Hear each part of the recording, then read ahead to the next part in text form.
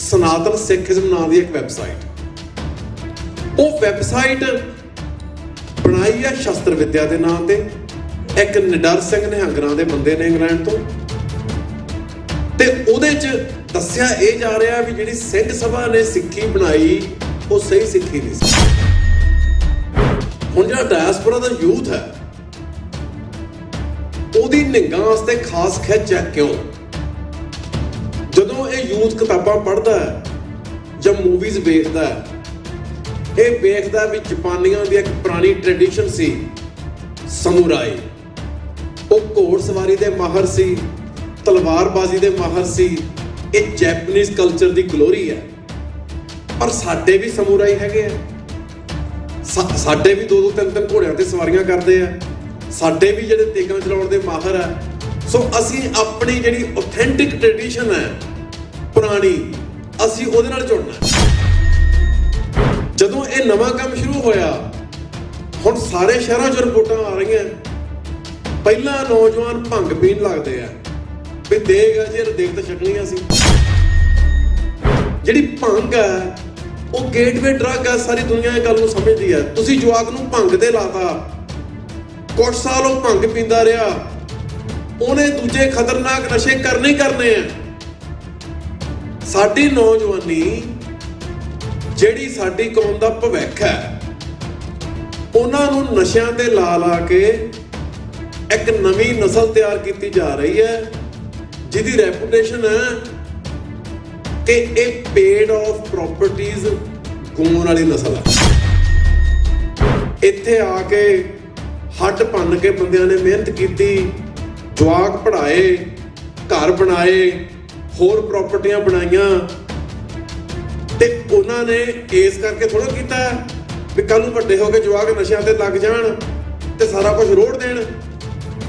ਪਹਿਲੀ ਜਨਰੇਸ਼ਨ ਨੇ ਜ਼ਿੰਦਗੀ ਤਾਂ ਜਿਉਂ ਕੇ ਵੇਖੀ ਨਹੀਂ। ਜਿਹੜਾ ਸਨਾਤਨਵਾਦ ਹੈ ਉਹ ਸਿੱਖਾਂ ਦੇ ਅੰਦਰ ਵੜ ਗਿਆ। ਤੁਸੀਂ ਵੀਡੀਓ ਵੇਖਦੇ ਆ, ਨਿਹੰਗਾਂ ਸਿੰਘਾਂ ਵਾਲੇ ਬਾਣੇ ਪਾਏ ਆ ਤੇ ਬੰਦੇ ਬੈਠੇ ਹਵਨ ਕਰ ਰਹੇ। ਬਾਣਾ ਜਿਹੜਾ ਗੁਰੂ ਮਹਾਰਾਜ ਨੇ ਸਾਨੂੰ ਦਿੱਤਾ, ਜੇ ਅਸੀਂ ਸਾਡਾ ਜੀਵਨ ਉਸ ਬਾਣੇ ਦੇ ਪੱਧਰ ਦਾ ਹੋਵੇ ਤਾਂ ਅਸੀਂ ਬਾਣਾ ਪਾਈਏ। ਉਹ ਬਾਣਾ ਰਿਪਰੈਜ਼ੈਂਟ ਕਰਦਾ। ਇੱਥੇ ਬਾਣਾ ਖੇਡ ਬਣ ਗਿਆ, ਬਾਣਾ ਫੈਂਸੀ ਡਰੈਸ ਬਣਾਉਂਦਾ ਇਹਨਾਂ ਨੇ, ਹਰ ਗੱਲ ਦਾ ਤਮਾਸ਼ਾ ਬਣਾਈ ਜਾ ਰਹੇ ਆ। ਬ੍ਰਾਹਮਣਵਾਦ ਇਹ ਕਦੇ ਨਹੀਂ ਕਹਿੰਦਾ ਕਿ ਜਿਹੜਾ ਦਲਿਤ ਹੈ, ਜਿਹਨੂੰ ਉਹ ਅਛੂਤ ਕਹਿੰਦਾ, ਉਹ ਬ੍ਰਹਮ ਗਿਆਨੀ ਬਣ ਸਕਦਾ। ਬ੍ਰਾਹਮਣਵਾਦ ਨਹੀਂ ਇਹ ਕਹਿ ਸਕਦਾ ਕਿ ਸਾਰਿਆਂ ਦੇ ਵਿੱਚ ਇੱਕੋ ਰੱਬ ਦੀ ਜੋਤ ਹੈ, ਸਾਰੇ ਹੀ ਪਵਿੱਤਰ ਹੈ। ਉੱਥੇ ਦਾ ਬ੍ਰਾਹਮਣ ਪਵਿੱਤਰ ਹੈ, ਬਾਕੀ ਅਪਵਿੱਤਰ ਹੈ।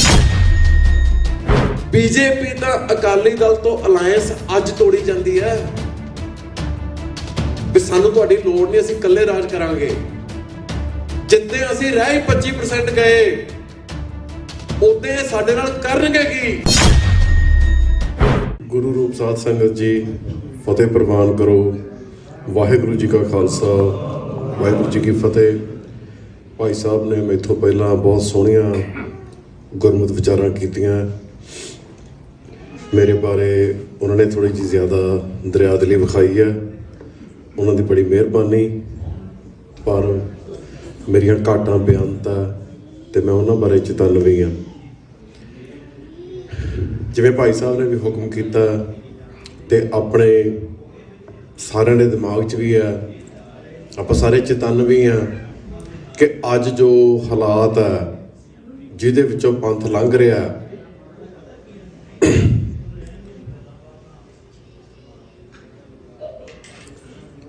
ਉਹ ਹਾਲਾਤ ਨੂੰ ਅਸੀਂ ਕਿਵੇਂ ਸਮਝਣਾ ਤੇ ਅੱਜ ਕੀ ਹੋ ਰਿਹਾ ਸਾਡੇ ਨਾਲ।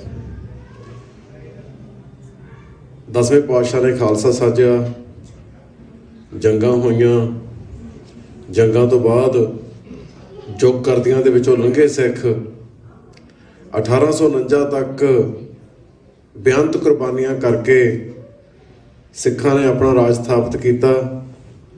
1849 ਜੋ ਰਾਜ ਖਤਮ ਹੋਇਆ, ਤੇ ਨਾਲ ਦੀ ਨਾਲ ਜਿਹੜੀਆਂ ਨਵੀਆਂ ਚੁਣੌਤੀਆਂ ਉਹ ਸ਼ੁਰੂ ਹੋ ਗਈਆਂ। ਹਿੰਦੂ ਜਿਹੜੀਆਂ ਰਿਵਾਈਵਲਿਸਟ ਤੇ ਰਿਫੋਰਮਿਸਟ ਮੂਵਮੈਂਟਸ ਚੱਲੀਆਂ ਤੇ ਉਹਨਾਂ ਮੂਵਮੈਂਟਸ ਨੇ ਇਹ ਦਾਅਵੇ ਕਰਨੇ ਸ਼ੁਰੂ ਕੀਤੇ ਕਿ ਸਿੱਖ ਜਿਹੜੇ ਆ ਉਹ ਹਿੰਦੂਆਂ ਦਾ ਹਿੱਸਾ। ਹੁਣ ਆਪਾਂ ਸਮਝਣਾ ਹੈ ਵੀ ਹੁਣ ਇਹ ਗੱਲ ਮੋਦੀ ਦੇ ਤਾਕਤ 'ਚ ਆਉਣ ਤੋਂ ਬਾਅਦ ਬਹੁਤ ਜ਼ਿਆਦਾ ਵੱਧ ਗਈ ਹੈ। RSS ਦਾ ਦਖਲ ਸਾਰੀਆਂ ਘੱਟ ਗਿਣਤੀਆਂ 'ਚ, ਖਾਸ ਤੌਰ 'ਤੇ ਸਿੱਖਾਂ 'ਚ ਬਹੁਤ ਜ਼ਿਆਦਾ ਹੋ ਗਿਆ। ਹੁਣ ਆਪਾਂ ਸਮਝਣਾ ਵੀ ਇਹ ਸਾਰਾ ਵਰਤਾਰਾ ਹੈ ਕੀ, ਇਹ ਕਿਵੇਂ ਚੱਲ ਰਿਹਾ ਤੇ ਇਹਦੇ ਬਾਰੇ ਅਸੀਂ ਕੀ ਕਰ ਸਕਦੇ ਹਾਂ। ਜਦੋਂ ਗੁਰੂ ਨਾਨਕ ਸਾਹਿਬ ਨੇ ਸਿੱਖੀ ਸਾਜੀ, ਉਹਦੇ 'ਚ ਜਿਹੜੀ ਵੱਡੀ ਬਖਸ਼ਿਸ਼ ਹੋਈ ਮਨੁੱਖ ਜਾਤੀ ਤੇ ਉਹ ਇਹ ਸੀ ਕਿ ਗੁਰੂ ਸਾਹਿਬ ਨੇ ਕਿਹਾ ਵੀ ਜਿਹੜਾ ਕਰਤਾ ਉਹ ਪੁਰਖ ਹੈ। ਪੁਰਖ ਤੋਂ ਭਾਵ ਹੁੰਦਾ ਲੇਟਿਆ ਹੋਇਆ ਜਾਂ ਰਮਿਆ ਹੋਇਆ। ਜਿਹੜਾ ਕਰਤਾ ਉਹ ਆਪਣੀ ਸਾਜੀ ਸ੍ਰਿਸ਼ਟੀ ਦੇ ਵਿੱਚ ਰਮਿਆ ਹੋਇਆ। ਆਸਾ ਦੀ ਵਾਰ 'ਚ ਵੀ ਆਉਂਦਾ, ਆਪੀ ਨੇ ਆਪ ਸਾਜਿਓ, ਆਪੀ ਨਾ ਰਚਿਓ ਨਾਓ, ਦੁਈ ਕੁਦਰਤ ਸਾਜੀਐ, ਕਰ ਆਸਮ ਡਿਠੋ ਚਾਓ। ਇਹਦਾ ਭਾਵ ਕੀ ਹੈ? ਇਹਦਾ ਭਾਵ ਹੈ ਹਰ ਮਨੁੱਖ ਦੇ ਵਿੱਚ ਵਾਹਿਗੁਰੂ ਦੀ ਜੋਤ ਦਾ ਨਿਵਾਸ ਹੈ। ਇਹ ਗੱਲ ਦਾ ਕੋਈ ਅਰਥ ਨਹੀਂ ਕਿਸੇ ਦੀ ਕੀ ਜ਼ਾਤ ਹੈ, ਕਿਸੇ ਦੀ ਕੀ ਨਸਲ ਹੈ, ਇਹ ਗੱਲ ਦਾ ਕੋਈ ਮਤਲਬ ਨਹੀਂ। ਜਿਹੜਾ ਵੀ ਜੀਵ ਪੈਦਾ ਹੋਇਆ ਉਹਦੇ 'ਚ ਇੱਕ ਅਕਾਲ ਪੁਰਖ ਦੀ ਜੋਤ ਹੈ।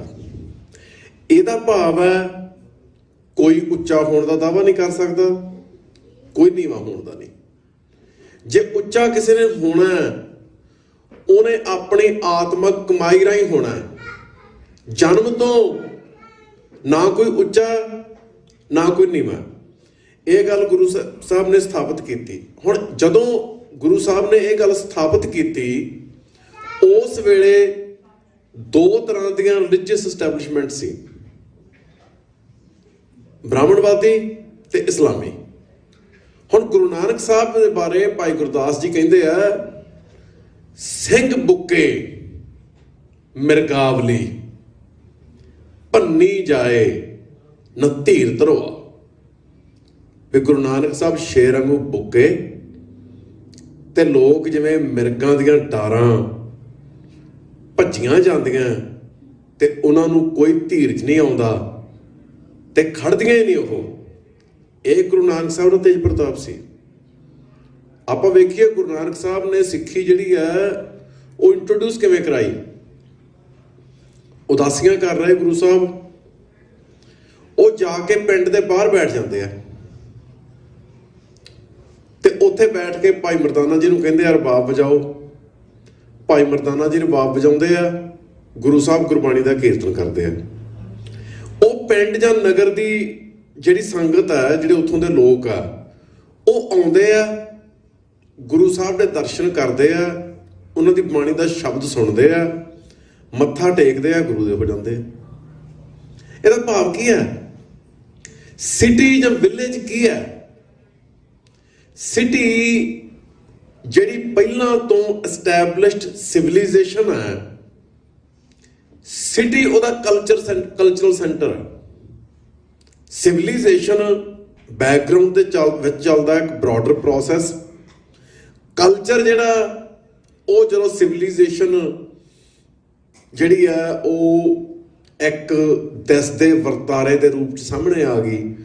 ਜਦੋਂ ਸਿਵਿਲਾਈਜੇਸ਼ਨਲ ਪ੍ਰੋਸੈਸ ਲੋਕਾਂ ਦੇ ਰੋਜ਼ਮਰਾ ਜੀਵਨ ਦੇ ਵਿੱਚ ਢਲ ਗਏ, ਉਹ ਸੱਭਿਆਚਾਰ ਬਣ ਜਾਂਦਾ। ਸੋ ਪਹਿਲੇ ਸਿਵਿਲਾਈਜੇਸ਼ਨਲ ਪ੍ਰੋਸੈਸਸ ਨੇ ਇੱਕ ਕਲਚਰ ਐਸਟੈਬਲਿਸ਼ ਕੀਤਾ। ਸਿਟੀ ਤੇ ਵਿਲੇਜ ਉਸ ਕਲਚਰ ਦੀ ਨੁਮਾਇੰਦਗੀ ਕਰ ਰਹੇ ਆ। ਕਲਚਰ ਕਿਹੜਾ? ਜਾਂ ਬ੍ਰਾਹਮਣਵਾਦੀ ਜਾਂ ਇਸਲਾਮੀ। ਗੁਰੂ ਸਾਹਿਬ ਸਿਟੀ ਦੇ ਵਿੱਚ ਐਂਟਰ ਨਹੀਂ ਹੋ ਰਹੇ। ਜਿਹੜੀ ਪ੍ਰੀ ਐਸਟੈਬਲਿਸ਼ਡ ਕਲਚਰਲ ਸਪੇਸ ਹੈ, ਗੁਰੂ ਸਾਹਿਬ ਉਹਦੇ ਵਿੱਚ ਨਹੀਂ ਜਾ ਰਹੇ। ਗੁਰੂ ਸਾਹਿਬ ਸਿਟੀ ਤੋਂ ਬਾਹਰ ਬੈਠਦੇ ਆ ਲਗਭਗ ਹਰ ਜਗ੍ਹਾ। ਤੇ ਨਵੀਂ ਜਿਹੜੀ ਕਲਚਰਲ ਸਪੇਸ ਹੈ ਉਹ ਗੁਰੂ ਸਾਹਿਬ ਦੇ ਨਾਲ ਆਪ ਮੁਹਾਰੀ ਇਮਰਜ ਹੁੰਦੀ ਹੈ। ਆਪ ਮੁਹਾਰੀ ਜਿਹੜੀ ਸੰਗਤ ਹੈ ਉਹ ਥਾਂ ਤੇ ਉਹ ਇਮਰਜ ਹੋਣੀ ਸ਼ੁਰੂ ਹੋ ਜਾਂਦੀ ਹੈ। ਹੁਣ ਆਪਾਂ ਆਮ ਹੀ ਕਹਿੰਦੇ ਆ ਸਿੱਖਾਂ ਦੀ ਆਬਾਦੀ 3 ਕਰੋੜ ਦੇ ਲਗਭਗ ਹੈ, ਪਰ ਇਹ ਫੈਕਟ ਹੈ ਕਿ ਹਿੰਦੁਸਤਾਨ ਦੇ ਵਿੱਚ 10 ਕਰੋੜ ਗੁਰੂ ਨਾਨਕ ਨਾਮ ਲੈਵਾ ਵਣਜਾਰੇ ਆ। 3.5 ਕਰੋੜ ਸਿੱਖਲੀਗਰ ਆ। ਜਿਹੜੇ 3.5 ਕਰੋੜ ਸਿੱਖਲੀਗਰ ਆ ਉਹ ਤਾਂ ਰਹਿਣੀ ਬਹਿਣੀ ਤੇ ਵੇਖਣੀ ਪਾਖਣੀ ਦੇ ਪੱਖੋਂ ਪੰਜਾਬ ਦੇ ਸਿੱਖਾਂ ਵਰਗੇ ਹੀ ਆ। ਕਿਸੇ ਦੀ ਦਾੜੀ ਰੱਖੀ ਆ, ਕਿਸੇ ਦੀ ਬੰਨੀ ਆ, ਕਿਸੇ ਦੀ ਕੱਟੀ ਆ, ਉਹੋ ਜਿਹੀਆਂ ਪੱਗਾਂ, ਉਹੋ ਜਿਹੇ ਕੱਪੜੇ ਆ। ਉਹ ਤਾਂ ਧੱਕੇ ਨਾਲ ਹੀ ਹਿੰਦੁਸਤਾਨ ਦੀ ਹਕੂਮਤ ਜਿਹੜੀ ਆ ਉਹ ਸੈਂਸਸ ਦੇ ਵਿੱਚ ਉਹਨਾਂ ਨੂੰ ਸਿੱਖ ਕਾਊਂਟ ਨਹੀਂ ਕਰਦੀ। ਜਿਹੜੇ 10 ਕਰੋੜ ਸਿੱਖਲੀਗਰ ਆ 1994 ਦੇ ਵਿੱਚ ਸਾਡਾ ਕੈਂਪ ਲੱਗਿਆ ਸੀ ਗਵਾਲੀਅਰ ਕਿਲੇ 'ਚ, ਗੁਰਮਤਿ ਕੈਂਪ। ਉਹ ਗੁਰਮਤਿ ਕਾਲਜ ਪਟਿਆਲਾ ਨੇ ਲਾਇਆ ਸੀ। ਉਹ ਕੈਂਪ ਦੇ ਵਿੱਚ ਵਣਜਾਰਿਆਂ ਨੇ ਗੁਰਬਾਣੀ ਦਾ ਕੀਰਤਨ ਕੀਤਾ, ਅੰਮ੍ਰਿਤਧਾਰੀ ਵਣਜਾਰਿਆਂ ਨੇ। ਜਿਹੜੇ ਪਿੰਡ ਤੋਂ ਆਏ ਸੀ ਉਹ ਪਿੰਡ ਦਾ ਨਾਂ ਸੀ ਰਹਿਤਪੁਰਾ। ਸਿੱਖ ਰਹਿਤ ਮਰਿਆਦਾ ਦੇ ਨਾਂ ਤੇ ਉਹ ਪਿੰਡ ਦਾ ਨਵਾਂ ਨਾਂ ਰੱਖਿਆ ਸੀ। ਜਿਹੜੇ ਪ੍ਰੋਫੈਸਰਾਂ ਨੇ ਉਹ ਕੈਂਪ ਲਾਇਆ ਸੀ, ਉਹਨਾਂ ਪ੍ਰੋਫੈਸਰਾਂ ਦੇ ਵਿੱਚੋਂ ਇੱਕ ਪ੍ਰੋਫੈਸਰ ਤੇ ਕੁਝ ਵਿਦਿਆਰਥੀ ਮਹਾਰਾਸ਼ਟਰ ਦੇ ਵਿੱਚ ਵਣਜਾਰਿਆਂ ਦੇ ਇਲਾਕੇ 'ਚ ਗਏ।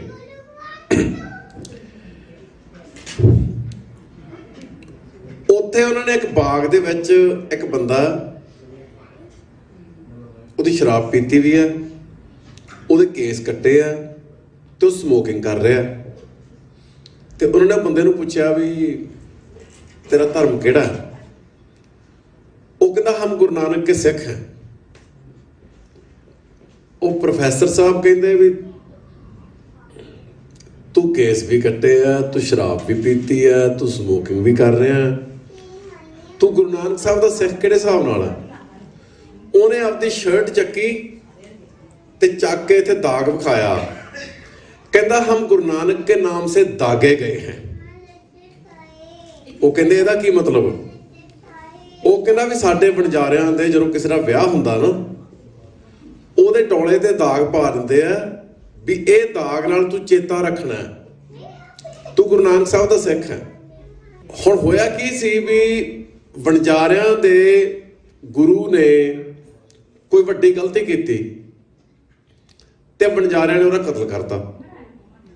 ਹਿੰਦੁਸਤਾਨ ਦੇ ਵਿੱਚ ਜਿੰਨੇ ਸਾਧੂ ਸੀ ਉਹਨਾਂ ਨੇ ਕਿਹਾ ਵੀ ਅਸੀਂ ਤੁਹਾਡੇ ਗੁਰੂ ਨਹੀਂ ਬਣਨਾ, ਤੇ ਵਣਜਾਰਿਆਂ ਨੂੰ ਇਹ ਸੀ ਵੀ ਅਸੀਂ ਨਗੁਰੇ ਜਾਵਾਂਗੇ।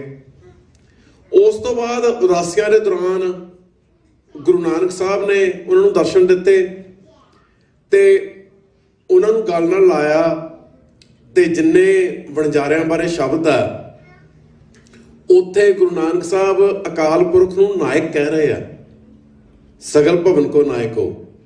ਵਣਜਾਰਿਆਂ ਦੇ ਕਬੀਲੇ ਦਾ ਮੁਖੀ ਹੁੰਦਾ ਜਿਹੜਾ, ਉਹਨੂੰ ਨਾਇਕ ਕਿਹਾ ਜਾਂਦਾ।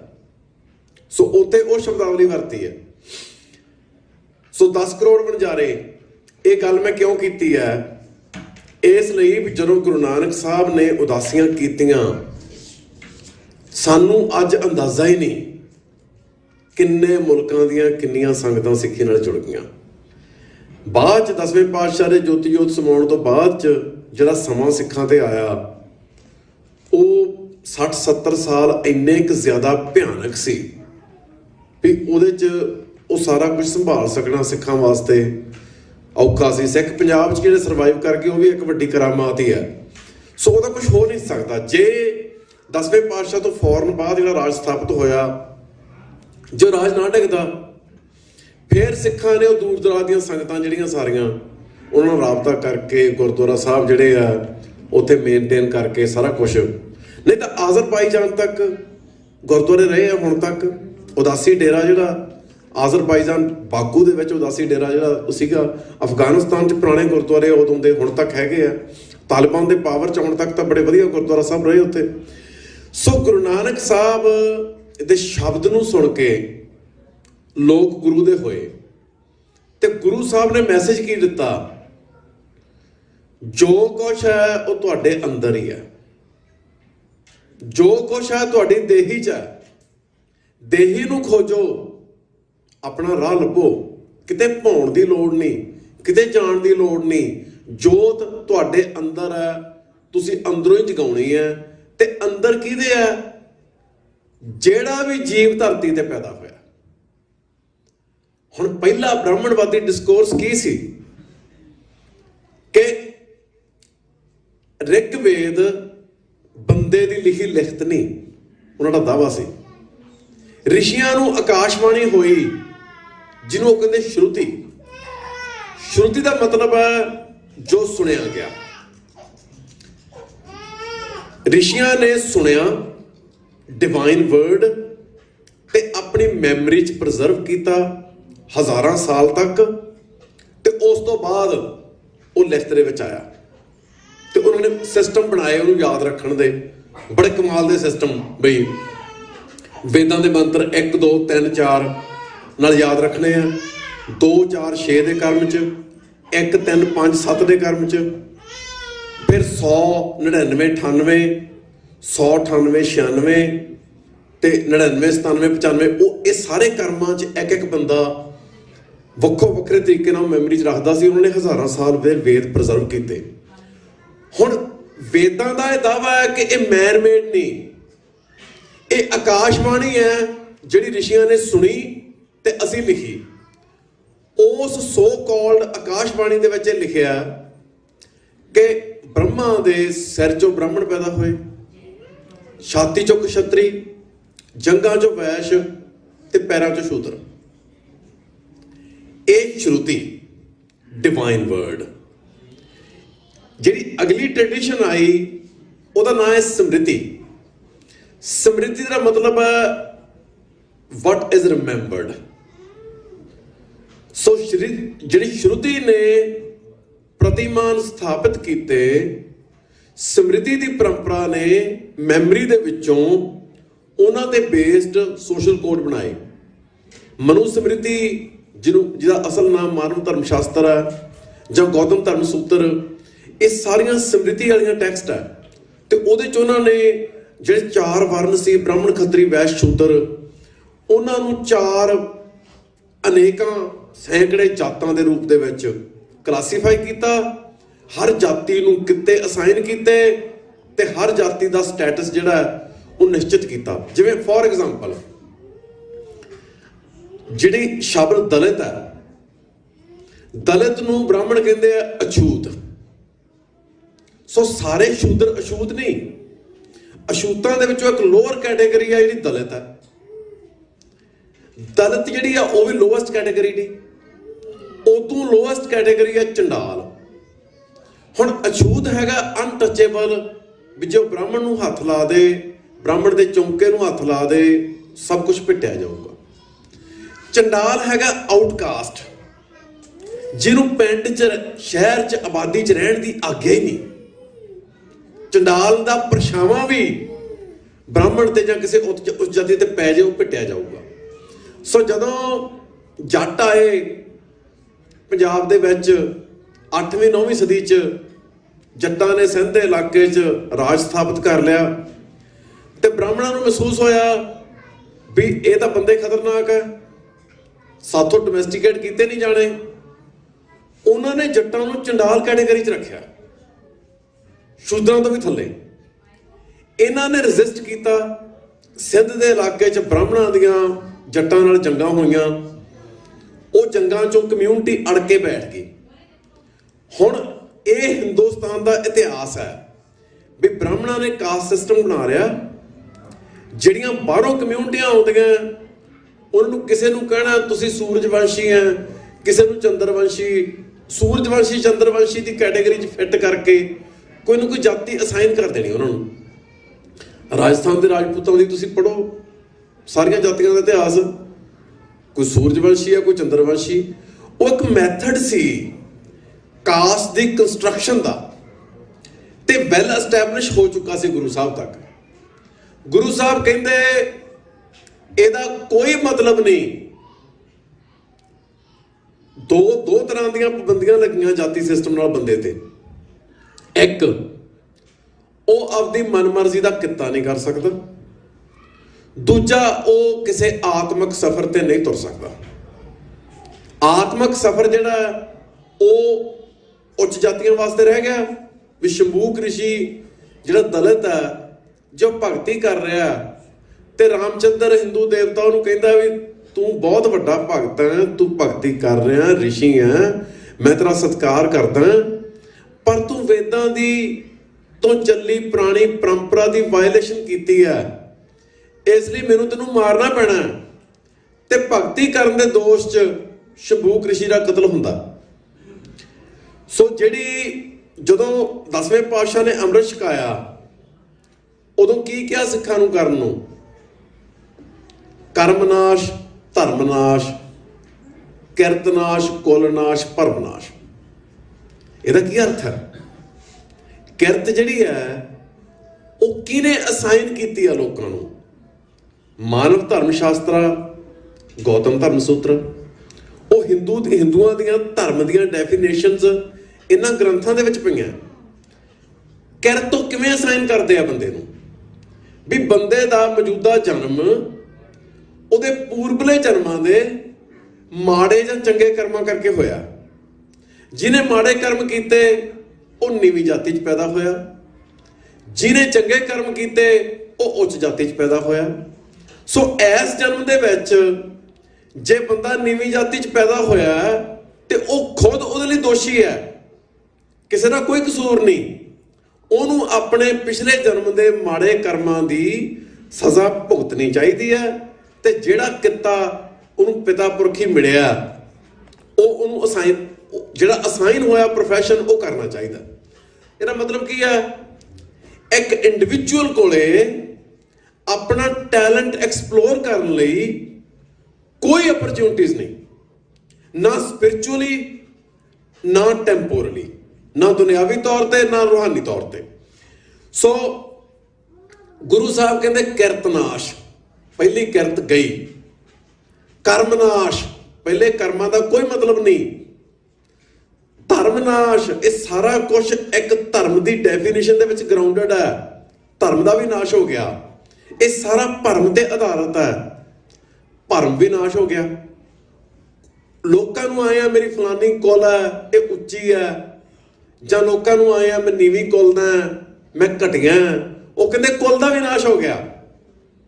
ਇਹ ਸਾਰਾ ਕੁਝ ਨਾਸ਼ ਕਰਕੇ ਬੰਦੇ ਨੇ ਅੰਮ੍ਰਿਤਧਾਰੀ ਸਿੱਖ ਬਣਨਾ, ਖਾਲਸਾ ਬਣਨਾ। ਪਿਛਲਾ ਜਿਹੜਾ ਉਹਦਾ ਸਾਡੇ ਹੁਣ ਨਾਲ ਕੋਈ ਸੰਬੰਧ ਨਹੀਂ। ਜੇ ਕੋਈ ਡਾਕਟਰ ਬਣਨਾ ਚਾਹੁੰਦਾ ਉਹਦੇ ਕੋਲ ਡਾਕਟਰ ਬਣਨ ਦੀ, ਵਕੀਲ ਬਣਨਾ ਚਾਹੁੰਦਾ ਵਕੀਲ ਬਣਨ ਦੀ, ਬਿਜ਼ਨਸ ਕਰਨਾ ਚਾਹੁੰਦਾ ਬਿਜ਼ਨਸ ਦੀ, ਹਰ ਤਰ੍ਹਾਂ ਦੀ ਅਪਰਚੂਨਿਟੀ ਦੁਨਿਆਵੀ ਤੌਰ ਤੇ ਰੂਹਾਨੀ ਤੌਰ ਤੇ ਹਰ ਬੰਦੇ ਕੋਲੇ ਹੋਣੀ ਚਾਹੀਦੀ ਹੈ।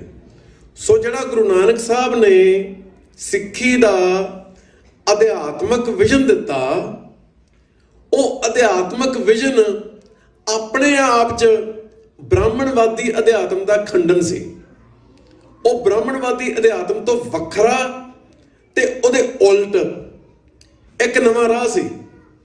ਪਰ ਬ੍ਰਾਹਮਣਵਾਦੀ ਜਿਹੜੇ ਆ ਉਹ ਸਿੱਖੀ ਤੋਂ ਦੇ ਪੈਦਾ ਹੋਣ ਤੋਂ 1500 ਸਾਲ ਪਹਿਲਾਂ ਵੱਡੇ ਚੈਲੰਜ ਹੈਂਡਲ ਕਰ ਚੁੱਕੇ ਸੀ। 1500 ਸਾਲ ਪਹਿਲਾਂ ਬੁੱਧ ਮਤ ਹਿੰਦੁਸਤਾਨ ਚੱਲ ਰਿਹਾ ਸੀ। ਬ੍ਰਾਹਮਣਾਂ ਨੇ ਕੀ ਕੀਤਾ? ਬੁੱਧ ਮਤ ਦੀ ਇੱਕ ਬ੍ਰਾਹਮਣਵਾਦੀ ਵਿਆਖਿਆ ਕਰਤੀ ਤੇ ਉਹਦਾ ਨਾਮ ਰੱਖਤਾ ਮਹਾਯਾਨ। ਮਹਾਯਾਨ ਦਾ ਮਤਲਬ ਹੈ ਗ੍ਰੇਟਰ ਵਹੀਕਲ, ਵੱਡਾ ਵਹੀਕਲ। ਜਿਹੜਾ ਅਸਲੀ ਬੁੱਧਿਜ਼ਮ ਸੀ ਉਹਦਾ ਨਾਮ ਰੱਖਤਾ ਹੀਨਯਾਨ। ਹੀਨਯਾਨ ਦਾ ਮਤਲਬ ਹੈ ਛੋਟਾ ਵਹੀਕਲ, ਘਟੀਆ ਵਹੀਕਲ।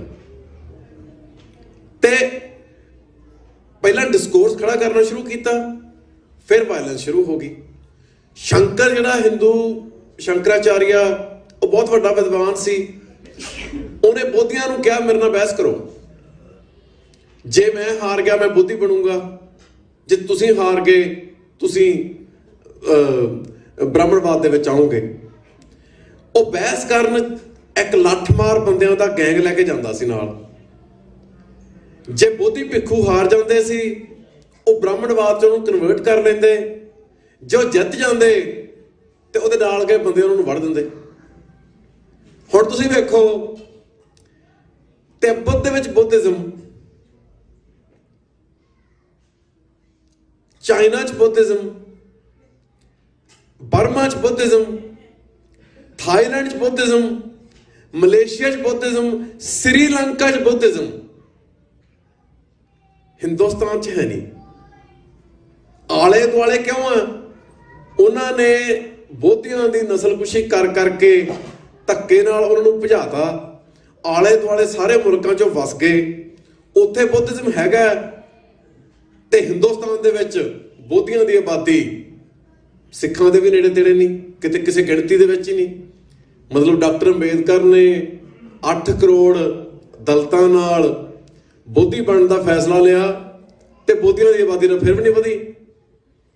जे 1930 दे विच 8 करोड़ बंदा वाकई बोधी बनया हुंदा ते वो 8 करोड़ का अज कोई 40-50 करोड़ बनया होना चाहिए सी, पर वो तो बेचारे किसी गिणती दे विच ही नहीं।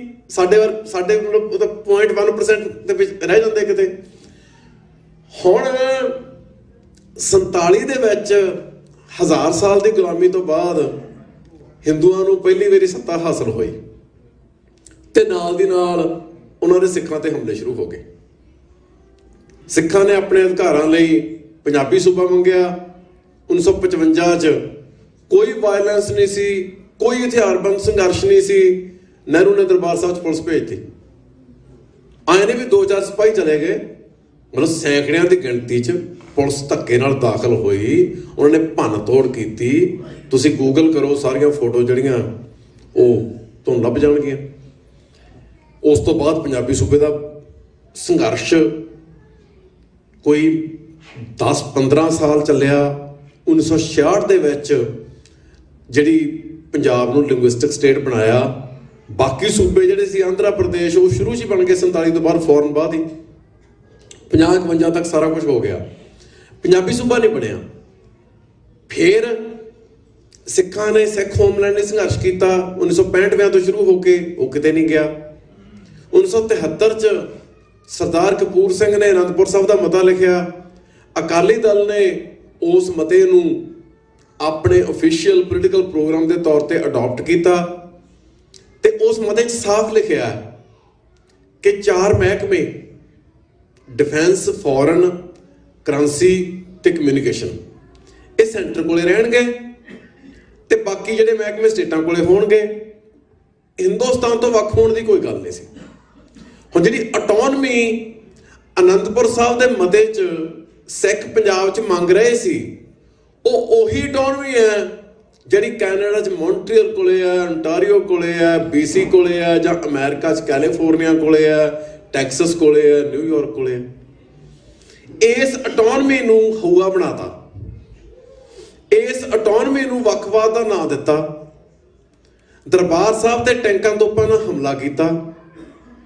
इंदिरा गांधी का कतल होया, सिखां दा स्टेट स्पॉन्सर्ड जेनोसाइड होया। पंजाब च संघर्ष चलिया, झूठे मुकाबलियां च अणपछातियां लाशां बना बना के साडे नौजवानों का घाण होया। उस तो बाद की है भी कांग्रेस स्पष्ट रूप च सैकुलरिज्म का नारा दे के हिंदूत्वी एजेंडा एडवांस कर रही सी। पर उस तो बाद होर उदू भी रैडिकल सीधा राइट विंग हिंदूइज्म आ गया।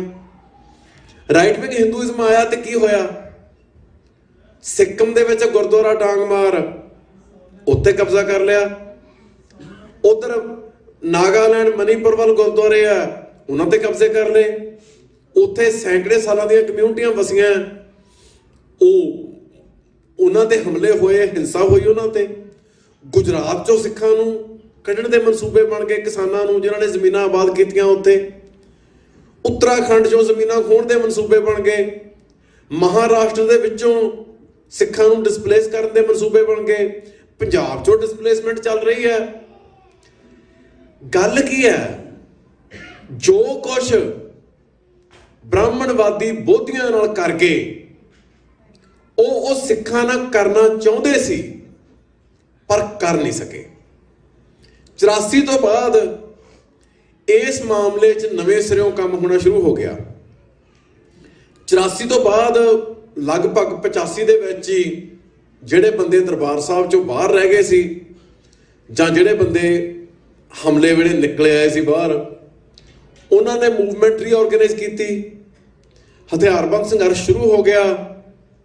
29 ਅਪ੍ਰੈਲ 1986 ਨੂੰ ਪੰਥਕ ਕਮੇਟੀ ਨੇ ਖਾਲਿਸਤਾਨ ਦਾ ਐਲਾਨ ਕਰਤਾ। ਇੰਡੀਅਨ ਸਟੇਟ ਜਿਹੜੀ ਹੈ ਉਹਦੇ ਲਈ ਇਹ ਵੱਡੀ ਗੱਲ ਹੈ ਕਿ ਐਡਾ ਹਮਲਾ ਹੋਇਆ, ਆਪਰੇਸ਼ਨ ਵੁੱਡਰੋਜ਼ ਹੋਇਆ, ਜਿਹਦੇ 'ਚ ਜੁਲਾਈ 1984 ਤੋਂ ਲੈ ਕੇ ਅਪ੍ਰੈਲ 1985 ਤੱਕ ਜਿਹੜਾ ਬਾਰਡਰ ਰੀਜਨ ਹੈ ਮਾਝੇ ਦਾ, ਉਹ 'ਚ ਲਗਾਤਾਰ ਨੌਜਵਾਨਾਂ ਦੀ ਨਸਲਕੁਸ਼ੀ ਹੋਈ। ਵੀ ਇਹ ਜਿਵੇਂ ਅਬਦਾਲੀ ਪੁੱਛਦਾ ਸੀ ਆਪਣੇ ਬੰਦਿਆਂ ਨੂੰ ਵੀ ਇਹ ਮਰਦੇ ਕਿਉਂ ਨਹੀਂ? ਉਹ ਕਹਿੰਦੇ ਜਿਹੜੇ ਦਰਬਾਰ ਸਾਹਿਬ ਦਾ ਸਰੋਵਰ ਆ, ਉੱਥੇ ਜਿਹੜਾ ਪਾਣੀ ਆ ਉਹ ਅੰਮ੍ਰਿਤ ਆ, ਉਹਦੇ ਕਰਕੇ ਮਰਦੇ ਨਹੀਂ। ਉਹਨੇ ਸਰੋਵਰ ਪੂਰਤਾ। ਹੁਣ ਸਟੇਟ ਜਿਹੜੀ ਹੈ ਇਹ ਜ਼ਿਆਦਾ ਸਫਿਸਟੀਕੇਟਡ ਹੋਈ ਸੀ। ਸੋ 1987 ਦੇ ਵਿੱਚ Harjot Oberoi Australian national university ਦੇ ਵਿੱਚ PhD ਸ਼ੁਰੂ ਕਰਦਾ। 94 'ਚ ਉਹਦੀ PhD ਦੀ ਕਿਤਾਬ ਛਪਦੀ ਹੈ ਕੰਸਟਰਕਸ਼ਨ ਆਫ ਰਿਲੀਜੀਅਸ ਬਾਉਂਡਰੀਜ਼।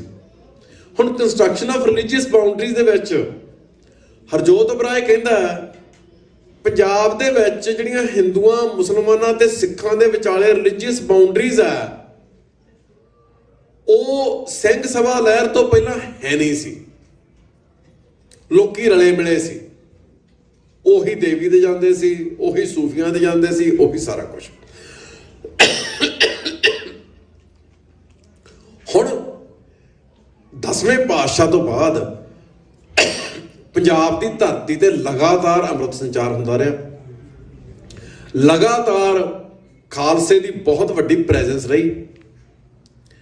ਜਿਹੜੇ ਲੋਕ ਖਾਲਸਾ ਫੌਜ ਦੇ ਵਿੱਚ ਸ਼ਾਮਲ ਹੋ ਕੇ ਬੰਦ-ਬੰਦ ਘਟਾਉਂਦੇ ਰਹੇ, ਚਰਖੜੀਆਂ ਤੇ ਚੜ੍ਹਦੇ ਰਹੇ, 60-70 ਸਾਲ ਮੁਗਲਾਂ ਤੇ ਅਫਗਾਨਾਂ ਨਾਲ ਲੜੇ, ਉਹ ਸੈਂਸ ਆਫ ਆਇਡੈਂਟੀਟੀ ਤੋਂ ਬਿਨਾਂ ਹੀ ਲੜ ਲਏ। ਜੇ ਰਿਲੀਜੀਅਸ ਬਾਉਂਡਰੀਜ਼ ਹੈ ਨਹੀਂ ਸੀ, ਫਿਰ ਜਦੋਂ ਮੁਸਲਮਾਨ ਜਹਾਦ ਦੀ ਕਾਲ ਦਿੰਦੇ ਸੀ ਮੁਗਲ, ਤੇ ਪੰਜਾਬ ਦੇ ਪਿੰਡਾਂ ਸ਼ਹਿਰਾਂ ਦੇ ਮੁਸਲਮਾਨ ਮੁਗਲ ਆਰਮੀ 'ਚ ਸ਼ਾਮਲ ਕਿਉਂ ਹੁੰਦੇ ਸੀ? 15,000 ਦੀ ਆਰਮੀ ਸੀ ਵਜ਼ੀਰ ਖਾਨ ਕੋਲੇ, 15,000 ਜਹਾਦੀ ਆਇਆ, 30,000 ਬੰਦਾ ਲੈ ਕੇ ਵਜ਼ੀਰ ਖਾਨ ਨੇ ਚੱਪੜਚਿੜੀ 'ਚ ਬਾਬਾ ਬੰਦਾ ਸਿੰਘ ਬਹਾਦਰ ਦਾ ਸਾਹਮਣਾ ਕੀਤਾ।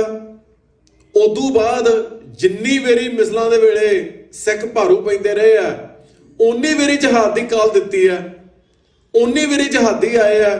ਜਹਾਦੀ ਕੌਣ ਸੀ? ਆਮ ਪਿੰਡਾਂ 'ਚ ਵਸਦੇ ਮੁਸਲਮਾਨ। ਜੇ ਜਹਾਦ ਦੀ ਕਾਲ ਨੂੰ ਪੋਜ਼ਿਟਿਵ ਰਿਸਪੌਂਸ ਮਿਲ ਰਿਹਾ, ਇਹਦਾ ਮਤਲਬ ਕੀ ਹੈ? ਰਿਲੀਜੀਅਸ ਬਾਉਂਡਰੀਜ਼ ਸਿੰਘ ਸਭਾ ਲਹਿਰ ਨੇ ਨਹੀਂ ਬਣਾਈਆਂ। ਰਿਲੀਜੀਅਸ ਬਾਉਂਡਰੀਜ਼ ਹੈਗੀਆਂ ਸੀ, ਸਦਾ ਹੀ ਹੈਗੀਆਂ ਸੀ। ਸਿੱਖੀ ਜਿਹੜੀ ਹੈ ਉਹ ਨਿਆਰਾ ਧਰਮ ਹੈ। ਉਹ ਗੁਰੂ ਸਾਹਿਬ ਨੇ ਕਿਹਾ ਨਾ ਹਮ ਹਿੰਦੂ ਨਾ ਮੁਸਲਮਾਨ, ਇਹ ਨਾ ਕੋ ਹਿੰਦੂ ਨਾ ਮੁਸਲਮਾਨ। ਗੁਰਬਾਣੀ ਦੇ ਵਿੱਚ ਨਾ ਹਮ ਹਿੰਦੂ ਨਾ ਮੁਸਲਮਾਨ, ਅੱਲਾ ਰਾਮ ਕੇ ਪਿੰਡ ਪ੍ਰਾਣ। ਹੁਣ ਆਪਾਂ ਗੱਲ ਕੀ ਕਰ ਰਹੇ ਹਾਂ ਵੀ ਹੁਣ ਜਦੋਂ ਦਾ ਮੋਦੀ ਪ੍ਰਧਾਨ ਮੰਤਰੀ ਬਣਿਆ, RSS ਨੇ ਜ਼ਿਆਦਾ ਸਿਰ ਚੁੱਕਿਆ ਤੇ ਸਨਾਤਨਵਾਦ ਦਾ ਜ਼ਿਆਦਾ ਪ੍ਰਚਾਰ ਹੋ ਰਿਹਾ। ਸਕੂਲਾਂ 'ਚ ਯੋਗਾ ਇੰਟਰੋਡਿਊਸ ਕਰਾ ਰਹੇ ਆ, ਸੰਸਕ੍ਰਿਤ ਇੰਟਰੋਡਿਊਸ ਕਰਾ ਰਹੇ ਆ। ਇਹਦੇ 'ਚ ਕੀ ਹੋਇਆ ਵੀ 2004 ਦੇ ਨੇੜੇ ਤੇੜੇ ਮੈਂ ਨੋਟਿਸ ਕੀਤਾ ਸਨਾਤਨ ਸਿੱਖਿਜ਼ਮ ਨਾਂ ਦੀ ਇੱਕ ਵੈਬਸਾਈਟ। ਉਹ ਵੈਬਸਾਈਟ ਬਣਾਈ ਆ ਸ਼ਸਤਰ ਵਿੱਦਿਆ ਦੇ ਨਾਂ ਤੇ, ਇੱਕ ਨਿਡਰ ਸਿੰਘ ਨਿਹੰਗ ਨਾਂ ਦੇ ਬੰਦੇ ਨੇ ਇੰਗਲੈਂਡ ਤੋਂ, ਤੇ ਉਹਦੇ 'ਚ ਦੱਸਿਆ ਇਹ ਜਾ ਰਿਹਾ ਵੀ ਜਿਹੜੀ ਸਿੰਘ ਸਭਾ ਨੇ ਸਿੱਖੀ ਬਣਾਈ ਉਹ ਸਹੀ ਸਿੱਖੀ ਨਹੀਂ ਸੀ, ਉਹ ਮਾਡਰਨ ਸਿੱਖੀ ਸੀ। ਜਿਹੜੇ ਅਸਲੀ ਸਿੱਖ ਹੈ, ਅਸਲੀ ਖਾਲਸਾ, ਉਹ ਨਿਹੰਗ ਆ। ਤੇ ਨਿਹੰਗ ਜਿਹੜੇ ਆ ਉਹਨਾਂ ਦਾ ਸੰਬੰਧ ਜੋੜਦਾ ਸ਼ਿਵ ਜੀ ਨਾਲ। ਸਾਰੀ ਸ਼ਸਤਰ ਵਿੱਦਿਆ ਦਾ ਸੰਬੰਧ ਸ਼ਿਵ ਜੀ ਨਾਲ ਜੋੜਦਾ। ਉਸ ਤੋਂ ਬਾਅਦ ਵੀਡੀਓ YouTube ਬਣ ਗਈ। ਵੀਡੀਓ ਦੇ ਉੱਤੇ ਜਿਹੜਾ ਮਤਲਬ ਨਿਹੰਗਾਂ ਨੇ, ਵੱਖੋ ਵੱਖ ਨਿਹੰਗ ਵਿਦਵਾਨਾਂ ਨੇ ਬਹੁਤ ਕਿਸਮ ਦੀ ਜਿਹੜੀ ਨੌਲੇਜ ਆ ਉਹ ਪ੍ਰੋਡਿਊਸ ਕਰਨੀ ਸ਼ੁਰੂ ਕੀਤੀ। ਗਿਆਨੀ ਸ਼ੇਰ ਸਿੰਘ ਨੇ ਨਾਰਥ ਅਮਰੀਕਾ ਦੇ ਦੌਰੇ ਕਰਨੇ ਸ਼ੁਰੂ ਕੀਤੇ ਤੇ ਸਿਆਟਲ ਦੇ ਵਿੱਚ ਉਹਨਾਂ ਦਾ ਸਟੇਸ਼ਨ ਬਣ ਗਿਆ, ਪੱਕੇ ਉਹ ਵਸ ਗਏ। ਤੇ ਬਾਕੀ ਥਾਵਾਂ ਤੇ ਜਾ ਕੇ ਗਿਆਨੀ ਸ਼ੇਰ ਸਿੰਘ ਨੇ ਜਿਹੜੇ ਨੌਜਵਾਨ ਸੀ ਉਹਨਾਂ ਨੂੰ ਆਪਣੇ ਨਾਲ ਜੋੜਨਾ ਸ਼ੁਰੂ ਕੀਤਾ। ਹੁਣ ਜਿਹੜਾ ਡਾਇਸਪੋਰਾ ਦਾ ਯੂਥ ਹੈ ਉਹਦੀ ਨਿਗਾਹ ਵਾਸਤੇ ਖਾਸ ਖਿੱਚ ਹੈ। ਕਿਉਂ? ਜਦੋਂ ਇਹ ਯੂਥ ਕਿਤਾਬਾਂ ਪੜ੍ਹਦਾ ਜਾਂ ਮੂਵੀਜ਼ ਵੇਖਦਾ, ਇਹ ਵੇਖਦਾ ਵੀ ਜਾਪਾਨੀਆਂ ਦੀ ਇੱਕ ਪੁਰਾਣੀ ਟ੍ਰੈਡੀਸ਼ਨ ਸੀ ਸਮੁਰਾਈ। ਉਹ ਘੋੜਸਵਾਰੀ ਦੇ ਮਾਹਰ ਸੀ, ਤਲਵਾਰਬਾਜ਼ੀ ਦੇ ਮਾਹਰ ਸੀ। ਇਹ ਜੈਪਨੀਜ਼ ਕਲਚਰ ਦੀ ਗਲੋਰੀ ਹੈ। ਪਰ ਸਾਡੇ ਵੀ ਸਮੁਰਾਈ ਹੈਗੇ ਆ, ਸਾਡੇ ਵੀ 2-2 3-3 ਘੋੜਿਆਂ ਤੇ ਸਵਾਰੀਆਂ ਕਰਦੇ ਆ, ਸਾਡੇ ਵੀ ਜਿਹੜੇ ਤੇਗਾਂ ਚਲਾਉਣ ਦੇ ਮਾਹਰ ਆ। ਸੋ ਅਸੀਂ ਆਪਣੀ ਜਿਹੜੀ ਆਥੈਂਟਿਕ ਟ੍ਰੈਡੀਸ਼ਨ ਹੈ ਪੁਰਾਣੀ, ਅਸੀਂ ਉਹਦੇ ਨਾਲ ਜੁੜਨਾ ਹੈ। ਸੋ ਨੌਜਵਾਨਾਂ ਵਾਸਤੇ ਦੁਮਾਲੇ ਦੀ, ਬਾਣੇ ਦੀ, ਸ਼ਸਤਰ ਵਿਦਿਆ ਦੀ, ਸ਼ਸਤਰ ਧਾਰਨ ਕਰਨ ਦੀ, ਘੋੜ ਸਵਾਰੀ ਦੀ ਇੱਕ ਖਾਸ ਅਪੀਲ ਸੀ। ਜਦੋਂ ਇਹਨਾਂ ਨੌਜਵਾਨਾਂ ਨੂੰ ਜੋੜਿਆ, ਪਹਿਲਾਂ ਜਿਹੜੇ ਯੂਥ ਹੁੰਦਾ ਸੀ, ਗੁਰਸਿੱਖ ਯੂਥ ਡਾਇਸਪੋਰਾ ਦੇ ਵਿੱਚ, ਉਹ 2 ਸਿੱਖ ਸੰਸਥਾਵਾਂ ਨਾਲ ਜੁੜਿਆ ਹੁੰਦਾ ਸੀ ਆਪਣੇ ਪਰਿਵਾਰਕ ਬੈਕਗ੍ਰਾਉਂਡ ਕਰਕੇ, ਅਖੰਡ ਕੀਰਤਨੀ ਜਥੇ ਨਾਲ ਜਾਂ ਦਮਦਮੀ ਟਕਸਾਲ ਨਾਲ। ਜਿਹੜਾ ਯੂਥ ਇਹਨਾਂ 2 ਸੰਸਥਾਵਾਂ ਨਾਲ ਜੁੜਿਆ ਸੀ ਉਹ ਸਿੱਖਾਂ ਦੀ ਆਜ਼ਾਦੀ ਦਾ ਮਦਈ ਹੁੰਦਾ ਸੀ, ਖਾਲਿਸਤਾਨ ਤੇ ਖੜਦਾ ਸੀ। 84 ਬਾਰੇ ਉਹਨਾਂ ਨੌਜਵਾਨਾਂ ਨੇ ਬਹੁਤ ਜ਼ਿਆਦਾ ਫੋਰਮ ਚਲਾਏ।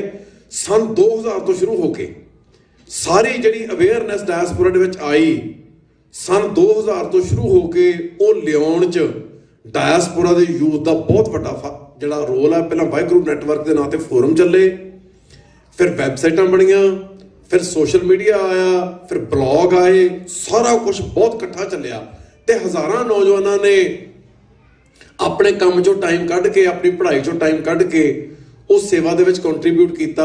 ਅਸੀਂ ਉਹਨਾਂ ਨੌਜਵਾਨਾਂ ਦੇ ਨਾਮ ਨਹੀਂ ਜਾਣਦੇ। ਉਹਨਾਂ ਨੌਜਵਾਨਾਂ 'ਚੋਂ ਕੋਈ ਨਸ਼ਾ ਨਹੀਂ ਸੀ ਕਰਦਾ, ਕੋਈ ਕੁਰੈਤ ਨਹੀਂ ਸੀ ਕਰਦਾ, ਕੋਈ ਭੰਗ ਨਹੀਂ ਸੀ ਪੀਂਦਾ, ਕੋਈ ਚਿੱਟਾ ਨਹੀਂ ਸੀ ਲਾਉਂਦਾ, ਕੋਈ ਸ਼ਰਾਬ ਨਹੀਂ ਸੀ ਪੀਂਦਾ, ਕੋਈ ਨੈਗੇਟਿਵ ਰਿਪੋਰਟ ਨਹੀਂ ਸੀ ਉਹਨਾਂ ਦੀ। ਤਾਂ ਲਾਈਫ 'ਚ ਬੜੇ ਸਕਸੈਸਫੁਲ ਹੈ ਨੌਜਵਾਨ। ਕੋਈ ਡਾਕਟਰ ਹੈ, ਕੋਈ ਵਕੀਲ ਹੈ, ਕਿਸੇ ਦਾ ਬਿਜ਼ਨਸ ਹੈ, ਬੜੇ ਵੈਲ ਸੈਟਲਡ ਆ ਸਾਰੇ। ਜਦੋਂ ਇਹ ਨਵਾਂ ਕੰਮ ਸ਼ੁਰੂ ਹੋਇਆ, ਹੁਣ ਸਾਰੇ ਸ਼ਹਿਰਾਂ 'ਚ ਰਿਪੋਰਟਾਂ ਆ ਰਹੀਆਂ, ਪਹਿਲਾਂ ਨੌਜਵਾਨ ਭੰਗ ਪੀਣ ਲੱਗਦੇ ਆ ਵੀ ਦੇਗ ਆ ਜੀ, ਦੇਗ ਤਾਂ ਛਕਣੀ ਆ ਸੀ। ਹੁਣ ਭੰਗ ਆ ਜਿਹੜੀ ਉਹ ਗੇਟਵੇ ਡਰੱਗ ਹੈ। ਹੁਣ ਡਰੱਗ ਦੇ ਵਿੱਚ ਜਿਵੇਂ ਕੀ ਆਵੇ, ਹੁਣ ਮੈਂ ਚਾਹ ਨਹੀਂ ਪੀਂਦਾ, ਮੈਂ ਸਵੇਰੇ ਉੱਠਦਾ ਪਾਣੀ ਦਾ ਗਲਾਸ ਪੀਣਾ, ਮੈਨੂੰ ਕੋਈ ਫਰਕ ਨਹੀਂ ਪੈਂਦਾ। ਹੁਣ ਸਾਡੇ ਪਰਿਵਾਰਾਂ ਦੇ ਜਿਹੜੇ ਮੈਂਬਰ ਚਾਹ ਤੇ ਲੱਗੇ ਆ, ਉਹਨਾਂ ਦਾ ਸਵੇਰੇ ਚਾਹ ਪੀਤੇ ਬਗੈਰ ਸਰੀਰ ਚੱਲਦਾ ਹੀ ਨਹੀਂ। ਜਿਹੜੇ ਲੋਕ ਅਫੀਮ ਖਾਂਦੇ ਆ, ਉਹ ਬਹੁਤ ਥੋੜੀ ਅਫੀਮ ਤੋਂ ਸ਼ੁਰੂ ਕਰਦੇ ਆ, ਫਿਰ ਉਹ ਵੱਧਦੀ ਜਾਂਦੀ ਹੈ। ਕਾਰਨ ਕੀ ਹੈ?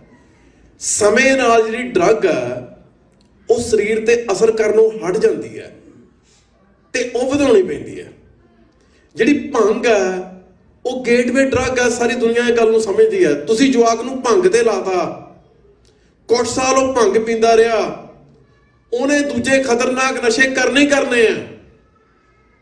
ਸਾਡੀ ਨੌਜਵਾਨੀ ਜਿਹੜੀ ਸਾਡੀ ਕੌਮ ਦਾ ਭਵਿੱਖ ਹੈ, ਉਹਨਾਂ ਨੂੰ ਨਸ਼ਿਆਂ ਤੇ ਲਾ ਕੇ ਇੱਕ ਨਵੀਂ ਨਸਲ ਤਿਆਰ ਕੀਤੀ ਜਾ ਰਹੀ ਹੈ, ਜਿਹਦੀ ਰੈਪੂਟੇਸ਼ਨ ਹੈ ਕਿ ਇਹ ਪੇਡ ਆਫ ਪ੍ਰੋਪਰਟੀਜ਼ ਗਾਉਣ ਵਾਲੀ ਨਸਲ ਹੈ।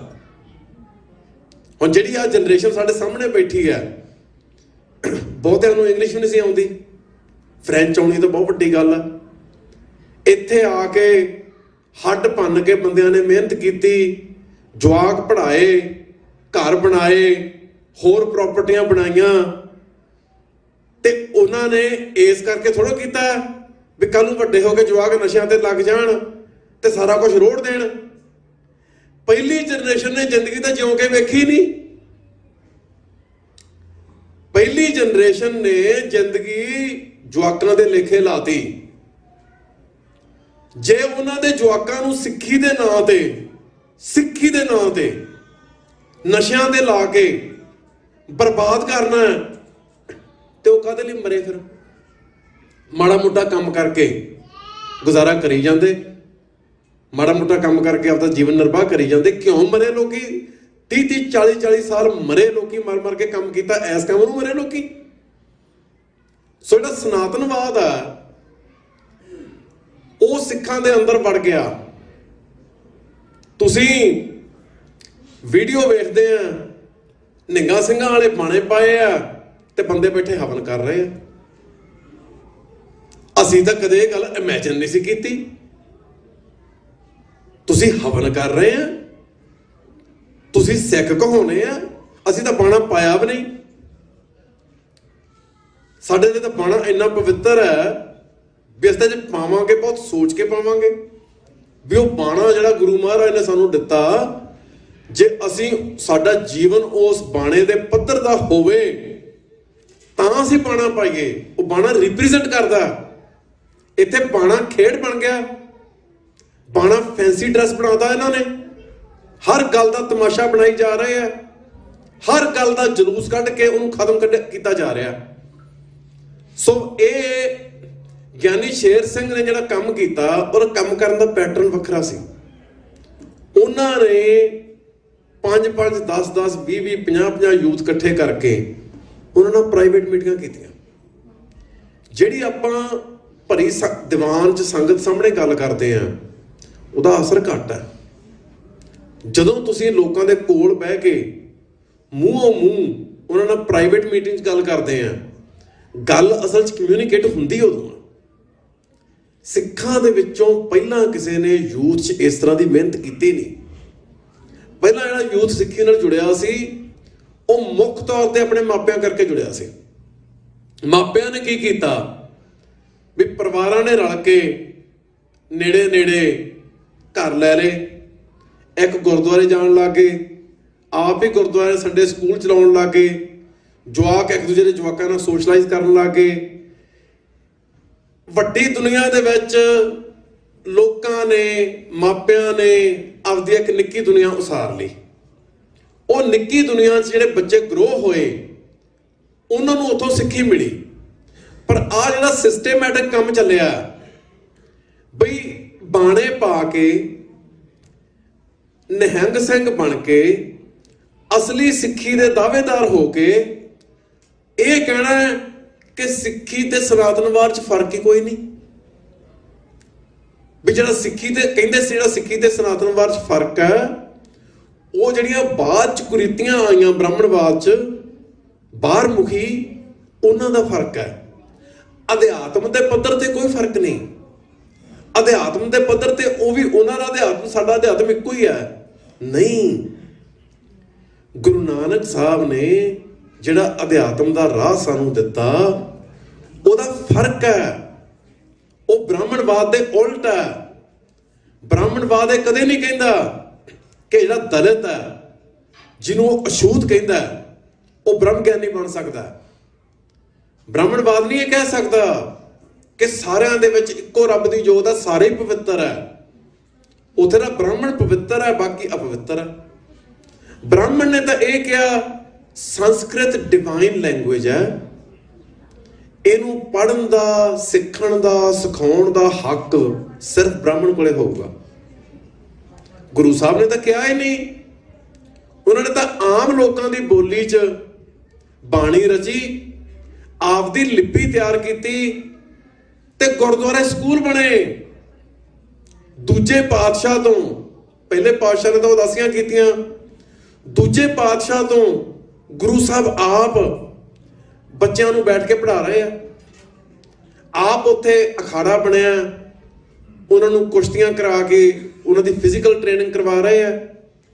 ਸੋ ਉਹ ਤਾਂ ਗੱਲ ਦਾ ਕੋਈ ਫਰਕ ਹੀ ਨਹੀਂ। ਤੁਸੀਂ ਛੇਵੇਂ ਪਾਤਸ਼ਾਹ ਦੀਆਂ ਜੰਗਾਂ ਵੇਖੋ, ਛੇਵੇਂ ਪਾਤਸ਼ਾਹ ਦੀਆਂ ਜੰਗਾਂ ਦੇ ਹਾਲ ਪੜ੍ਹੋ, ਉਹ ਸਾਰਾ ਗਿਆਨੀ ਗਿਆਨ ਸਿੰਘ ਨੇ ਤਵਾਰੀਖ ਗੁਰੂ ਖਾਲਸਾ 'ਚ ਵੇਰਵਾ ਦਿੱਤਾ, ਕਿਹੜੇ ਕਿਹੜੇ ਸਿੱਖ ਮੂਹਰੇ ਹੋ ਕੇ ਲੜੇ। ਉੱਥੇ ਕੋਈ ਜਾਤ ਦਾ ਫਰਕ ਹੀ ਨਹੀਂ। ਬ੍ਰਾਹਮਣ ਵੀ ਲੜ ਰਹੇ ਆ, ਦਲਿਤ ਵੀ ਲੜ ਰਹੇ ਆ, ਜੱਟ ਵੀ ਲੜ ਰਹੇ ਆ, ਤਰਖਾਣ ਵੀ ਲੜ ਰਹੇ ਆ, ਦਰਜੀ ਵੀ ਲੜ ਰਹੇ। ਕੋਈ ਜਾਤ ਦਾ ਮਤਲਬ ਹੀ ਨਹੀਂ। ਇਹ ਗੱਲ ਕੋਈ ਰਹੀ ਨਹੀਂ ਵੀ ਕਿਹੜੀ ਜਾਤੀ ਆ ਜਿਹੜੀ ਉਹ ਵਾਰੀਅਰ ਹੈ। ਇਹ ਤਾਂ ਬ੍ਰਾਹਮਣ ਸੀ ਵੀ ਕਸ਼ਤਰੀ ਵਾਰੀਅਰ ਹੈ, ਬਾਕੀ ਹੈ ਨਹੀਂ ਗੇ। ਗੁਰੂ ਸਾਹਿਬ ਨੇ ਤਾਂ ਹਰੇਕ ਦੇ ਅੰਦਰੋਂ ਹੀ ਬ੍ਰਹਮ ਗਿਆਨੀ ਜਗਾਇਆ, ਹਰੇਕ ਦੇ ਅੰਦਰੋਂ ਹੀ ਸੰਤ ਜਗਾਇਆ, ਹਰੇਕ ਦੇ ਅੰਦਰੋਂ ਹੀ ਸਿਪਾਹੀ ਜਗਾਇਆ। ਇਹ ਸਿੱਖੀ ਦਾ ਅਧਿਆਤਮ ਹੈ। ਬ੍ਰਾਹਮਣਵਾਦ ਦਾ ਅਧਿਆਤਮ ਇਹ ਨਹੀਂ ਹੈ। ਸੋ 2000 ਸਾਲ ਪਹਿਲਾਂ ਬ੍ਰਾਹਮਣਾਂ ਨੇ ਇਹ ਆਈਡੀਆ ਲੈ ਕੇ ਆਂਦਾ ਕਿ ਜਿਹੜੀ ਬੁੱਧ ਮਤ ਦੀ ਬ੍ਰਾਹਮਣਵਾਦੀ ਇੰਟਰਪ੍ਰੀਟੇਸ਼ਨ ਹੈ ਉਹ ਮਹਾਯਾਨ ਹੈ। ਜਿਹੜਾ ਪਹਿਲਾਂ ਤੋਂ ਚੱਲਦਾ ਅਸਲੀ ਬੁੱਧ ਮਤ ਹੈ ਉਹ ਹੀਨਯਾਨ ਹੈ। ਮਹਾਯਾਨ ਵੱਡਾ ਵਹੀਕਲ, ਹੀਨਯਾਨ ਛੋਟਾ ਵਹੀਕਲ। 2000 ਸਾਲ ਬਾਅਦ ਅੱਜ ਬ੍ਰਾਹਮਣ ਕਹਿ ਰਹੇ ਆ ਜਿਹੜੀ ਇਹਨਾਂ ਸੋ ਕਾਲਡ ਨਿਹੰਗਾਂ ਦੀ ਸਿੱਖੀ ਦੀ ਸਨਾਤਨੀ ਵਿਆਖਿਆ ਉਹ ਅਸਲੀ ਵਿਆਖਿਆ। ਜਿਹੜੀ ਵਿਆਖਿਆ ਖਾਲਸਾ ਪੰਥ ਮੰਨਦਾ ਉਹਨੂੰ ਕਹਿੰਦੇ ਸਿੰਘ ਸਭਾ ਨੇ ਤਿਆਰ ਕੀਤੀ। ਸਿੰਘ ਸਭਾ ਨੇ ਰਹਿਤ ਮਰਿਆਦਾ ਤਿਆਰ ਕੀਤੀ, ਪਰ ਗੁਰੂ ਸਾਹਿਬ ਦੇ 10ਵੇਂ ਪਾਤਸ਼ਾਹ ਦੇ ਜਿਹੜੇ ਸਮਕਾਲੀ ਕਵੀ ਹੈ ਭਾਈ ਨੰਦ ਲਾਲ ਜੀ ਗੋਇਆ, ਉਹਨਾਂ ਨੇ ਰਹਿਤਨਾਮਾ ਲਿਖਿਆ ਤੇ ਇਹ ਵੀ ਲਿਖਿਆ ਵੀ ਇਹ ਬਚਨ ਗੁਰੂ ਗੋਬਿੰਦ ਸਿੰਘ ਜੀ ਦੇ ਆ, ਲਿਖੇ ਨੰਦ ਲਾਲ ਨੇ ਆ। ਉਹਨਾਂ ਨੇ ਤਨਖਾਹਨਾਮਾ ਲਿਖਿਆ। ਉਦੋਂ ਬਾਅਦ ਚ 1699 ਚ ਖਾਲਸਾ ਸਾਜਨਾ ਹੋਈ। 1701 ਚ ਬਾਬਾ ਜੀਵਨ ਸਿੰਘ ਜਿਹੜੇ ਕਿ ਬਹੁਤ ਵੱਡੇ ਵਿਦਵਾਨ ਸੀ, ਉਹਨਾਂ ਨੇ ਲਿਖੀ ਕਿਤਾਬ ਸ੍ਰੀ ਗੁਰ ਕਥਾ। ਬਾਬਾ ਜੀਵਨ ਸਿੰਘ ਜੀ ਦਾ ਪਹਿਲਾ ਨਾਮ ਭਾਈ ਜੇਤਾ ਸੀ। ਉਹ ਦਿੱਲੀੋਂ 9ਵੇਂ ਪਾਤਸ਼ਾਹ ਦਾ ਸੀਸ ਅਨੰਦਪੁਰ ਸਾਹਿਬ ਲੈ ਕੇ ਆਏ ਸੀ। ਸਿੱਖਾਂ ਦੇ ਵਿੱਚ ਉਹ ਵਿਦਵਾਨ ਹੈ, ਕਿਤਾਬਾਂ ਲਿਖ ਰਹੇ ਆ। ਬ੍ਰਾਹਮਣ ਕਹਿੰਦੇ ਸੀ ਇਹ ਦਲਿਤ ਹੈ, ਅਛੂਤ ਹੈ, ਤਾਂ ਕੁਝ ਬਣ ਹੀ ਨਹੀਂ ਸਕਦਾ। ਉਹਦੇ ਵਿੱਚ ਸ੍ਰੀ ਗੁਰ ਕਥਾ ਦੇ ਵਿੱਚ 5 ਬਾਣੀਆਂ ਦੇ ਨਾਂ ਹੈ, 5 ਕਕਾਰਾਂ ਦੇ ਨਾਂ ਹੈ। ਜਿਹੜੀ ਸਿੰਘ ਸਭਾ ਨੇ ਰਹਿਤ ਤਿਆਰ ਕੀਤੀ ਉਹ ਭਾਈ ਨੰਦ ਲਾਲ ਦੇ ਤਨਖਾਹਨਾਮੇ ਤੇ ਰਹਿਤਨਾਮੇ ਤੋਂ ਵੱਖਰੀ ਕਿਵੇਂ ਹੈ? ਜਿਹੜੀ ਸਿੰਘ ਸਭਾ ਨੇ ਰਹਿਤ ਤਿਆਰ ਕੀਤੀ ਉਹ ਬਾਬਾ ਜੀਵਨ ਸਿੰਘ ਜੀ ਦੀ ਲਿਖੀ ਸ੍ਰੀ ਗੁਰ ਕਥਾ ਤੋਂ ਵੱਖਰੀ ਕਿਵੇਂ ਹੈ? ਪੱਟ ਗੁਰੂ ਸਾਹਿਬਾਨ ਦੇ ਸਮਕਾਲੀ ਸੀ। ਹਰ 6 ਮਹੀਨੇ ਪੱਟ ਗੁਰੂ ਸਾਹਿਬ ਕੋਲੇ ਜਾਂਦੇ ਸੀ, ਫਸਲ ਆਉਂਦੀ ਸੀ, ਉਹ ਚੋਂ ਦਾਣੇ ਲੈ ਆਉਂਦੇ ਸੀ ਤੇ 6 ਮਹੀਨਿਆਂ ਦਾ ਹਾਲ ਲਿਖ ਲੈਂਦੇ ਸੀ। ਪੱਟਾਂ ਦੀਆਂ ਵਹੀਆਂ ਦੇ ਵਿੱਚ ਅੰਮ੍ਰਿਤ ਸੰਚਾਰ ਦੀ ਵਿਧੀ ਲਿਖੀ ਆ। ਅੰਮ੍ਰਿਤ ਸੰਚਾਰ ਤੋਂ ਪਹਿਲਾਂ ਬੱਚੀ ਨੂੰ ਪਾਹੁਲ ਦੇਣ ਦੀ ਵਿਧੀ ਲਿਖੀ ਹੈ। ਅੰਮ੍ਰਿਤ ਸੰਚਾਰ ਵੇਲੇ 5 ਕਕਾਰਾਂ ਦੇ 5 ਬਾਣੀਆਂ ਦੇ ਨਾਮ ਲਿਖੇ ਆ। ਜੇ ਤਾਂ ਸਿੰਘ ਸਭਾ ਦੀ ਬਣਾਈ ਸਿੱਖ ਰਹਿਤ ਮਰਿਆਦਾ ਪੱਟਾਂ ਦੀਆਂ ਵਹੀਆਂ ਤੋਂ ਵੱਖਰੀ ਹੈ, ਫਿਰ ਤਾਂ ਅਸੀਂ ਇਹਨਾਂ ਦੀ ਗੱਲ ਸੁਣ ਲਈਏ।